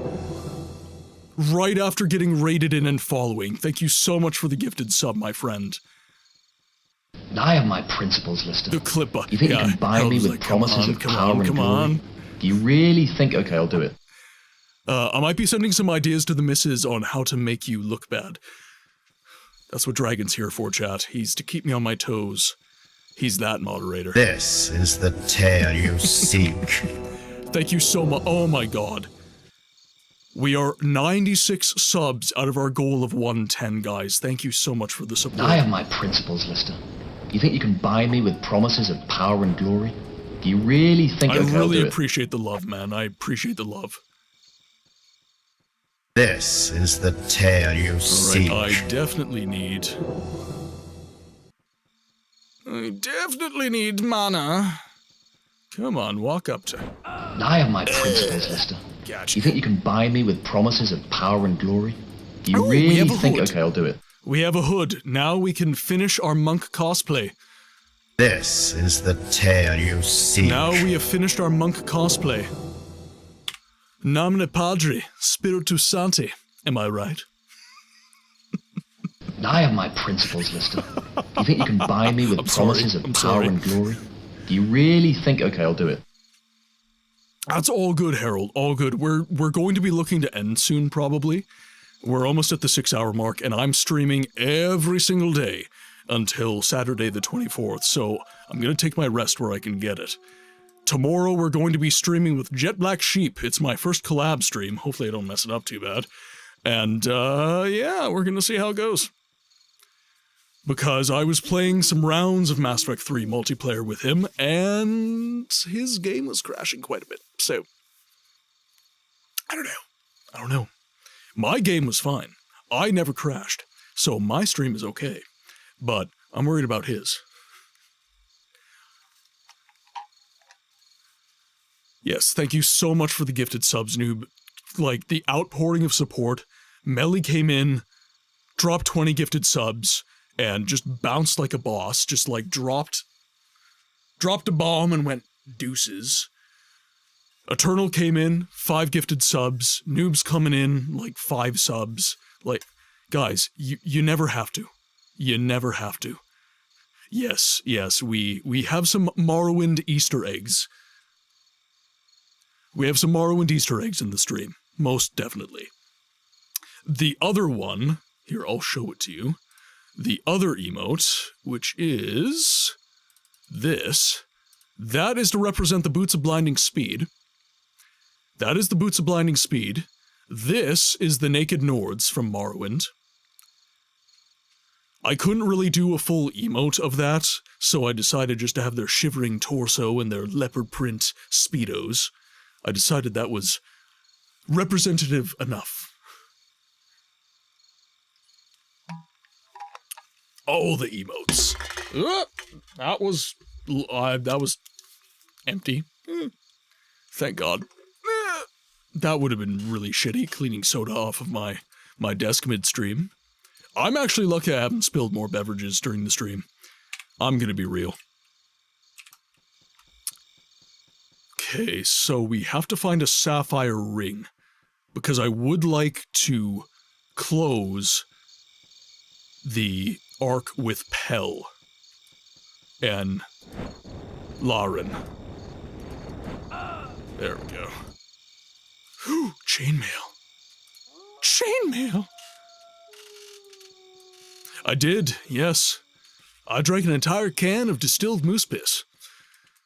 Tasted fantastic, actually. It was weird.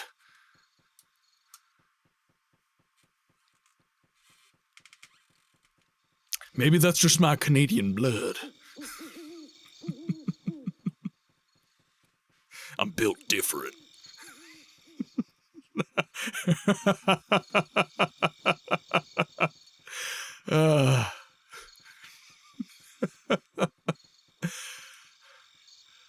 I think you meant clip, B. That's exclamation point clip.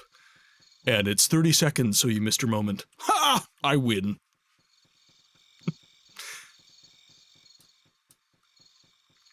Alright, so I need 4 casts before I can take these guys down, because each of them takes a couple hits.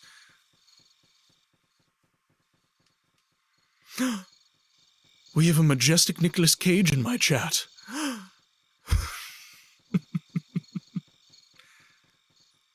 Come on, you. So, I would have to talk to Sep about this. I wonder if there's music. Oh, it is Christmas, baby! Christmas has hit early. Oh, I didn't realize it's gigantified up here. Just a giant fucking Nicolas Cage.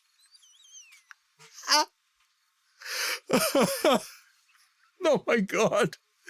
I needed that. I needed that. Oh, man. I didn't know the Gigantify showed on this chat. Oh, dude, I'm crying. That is just perfect. That is so good. So bloody good. Nothing can stand up to his testicular torsion. That too. That too. Whew. No! Wrong way! Shit! No! Yes! Like Austin Powers taking pictures. No, no, no. Oh, yes, yes, yes. No! No! I was just about to write that fireball has AoE damage. I have a shirt idea.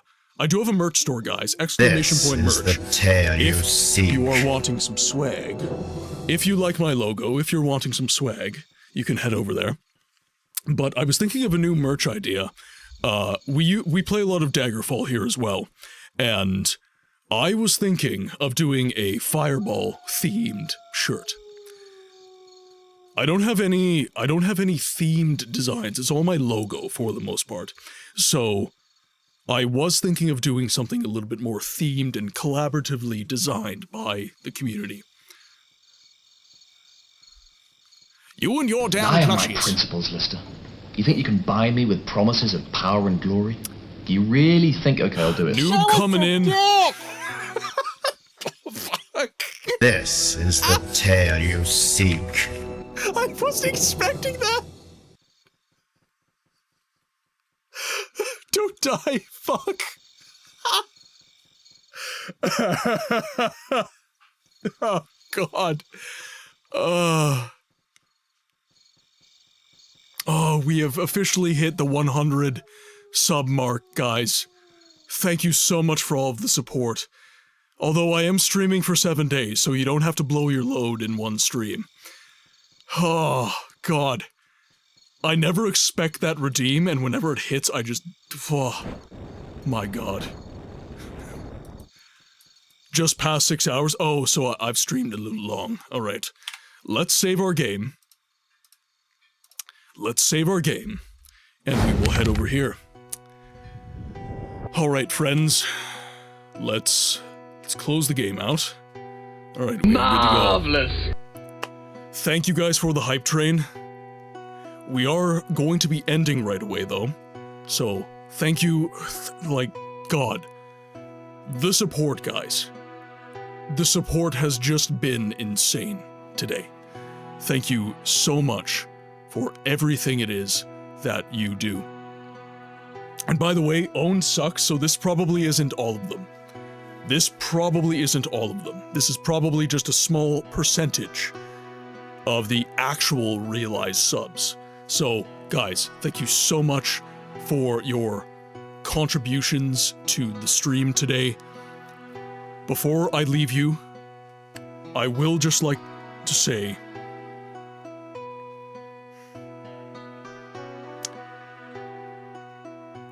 we have gone to the new year, and going to snooze my ads when the time comes.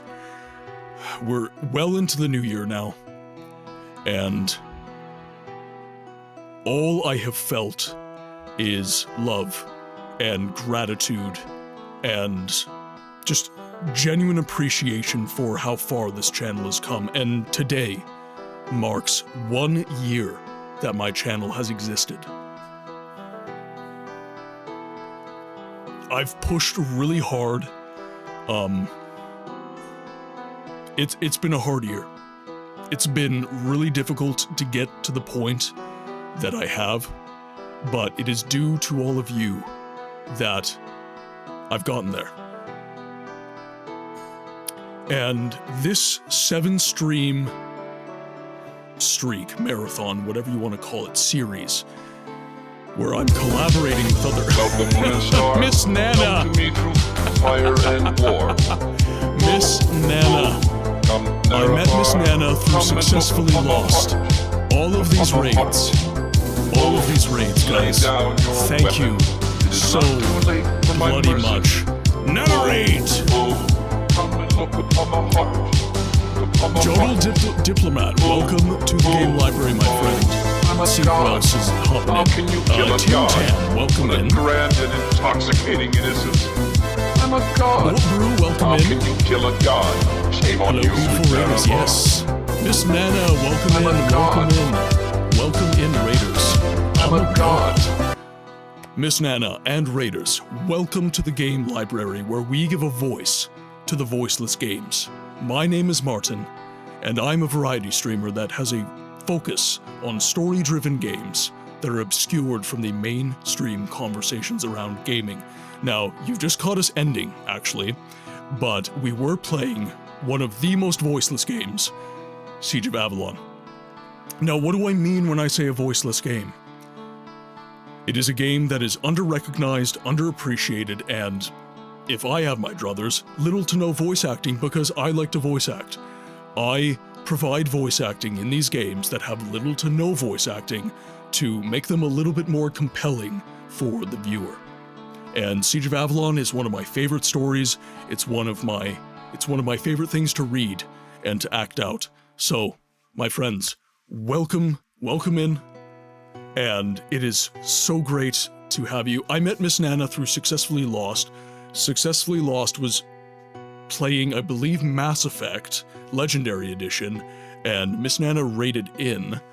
Now, I need to see what Miss Nana was playing. Playing some Repo. I believe from our conversation together, though, you do like some Mass Effect.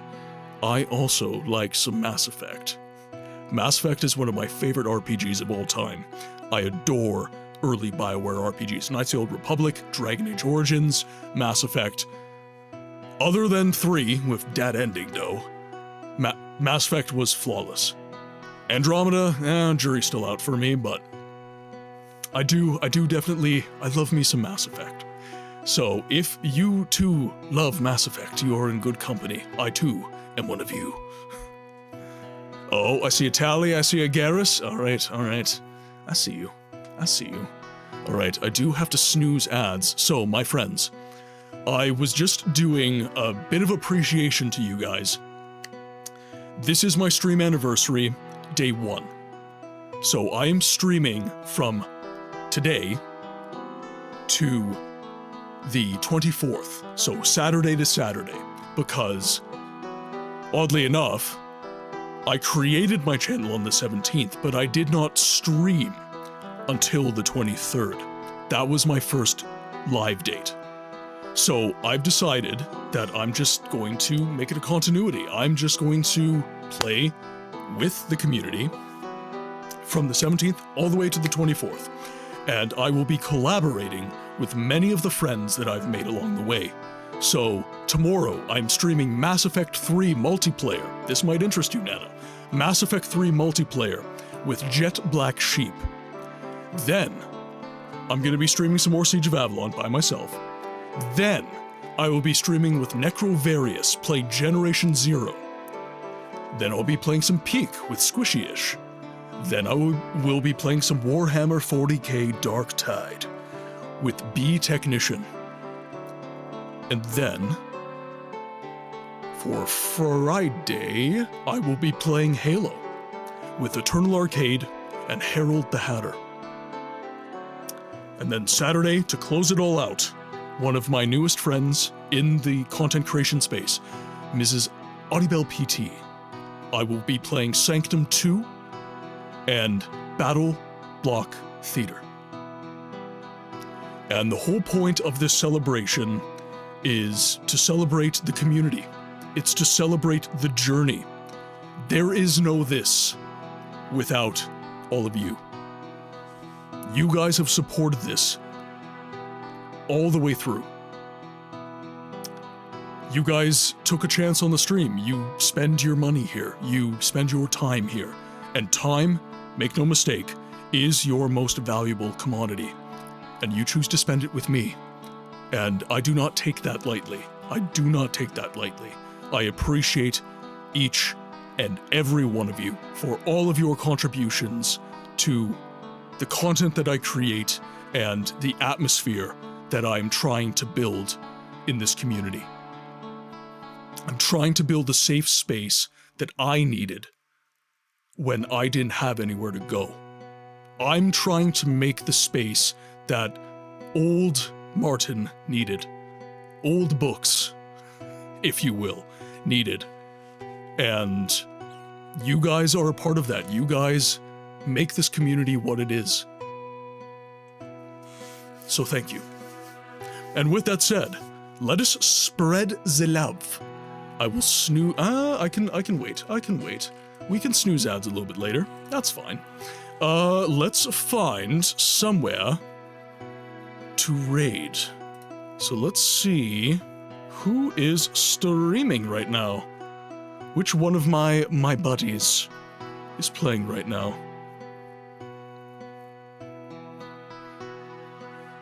Squish is playing some Hollow Knight. Okay, say less, say less. Squish is playing some Hollow Knight. Fruhara, I met Fru through RetroSci. I met Fru through RetroSci. So we could drop a raid to Fru. Bogu Bogu's playing some Baldur's Gate 2 Enhanced Edition. Who else? Who else? Okay, so we do have... I suggested Rainlight. He's playing a bit of Kingdom... is that CK3? CK3. I did see Rain. I did just see him. Mr. Rainlight. Crusader Kings. Crusader Kings. Okay, chat, I'm gonna leave it to you. Squish with Hollow Knight. Rainlight with some Crusader Kings 3. Or we have Fruhara playing some Ratchet and Clank.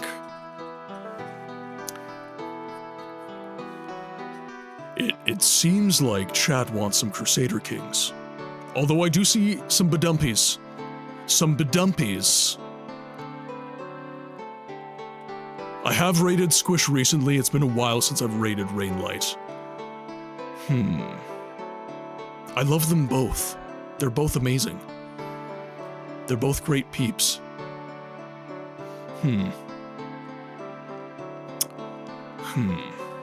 Alright.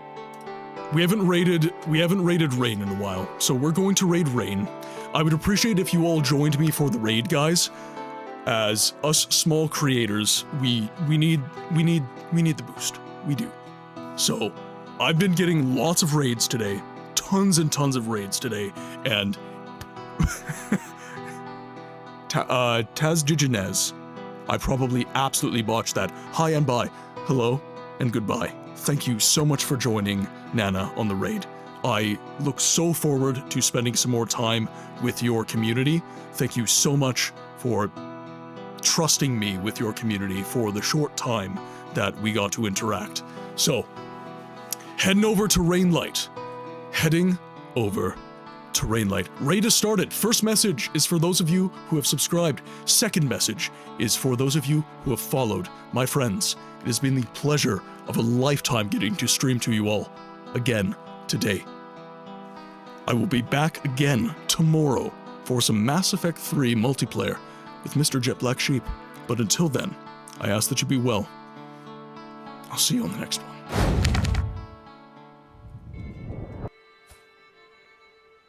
Oh, maybe because these are the people that are willing to accept at the moment? Is that what it is?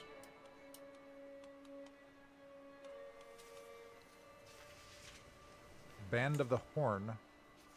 Right, so who the hell are these people? Mercenary company title. So what, he's got, like, mercenaries right now? That's what's going on? Click on the flags next to the traits to see the relevant ruler you're allying. You mean this one here?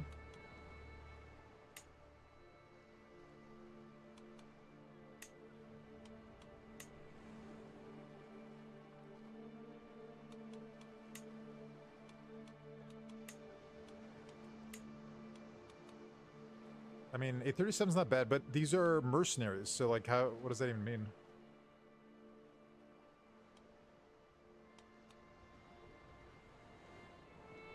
Bornholm's in Sweden.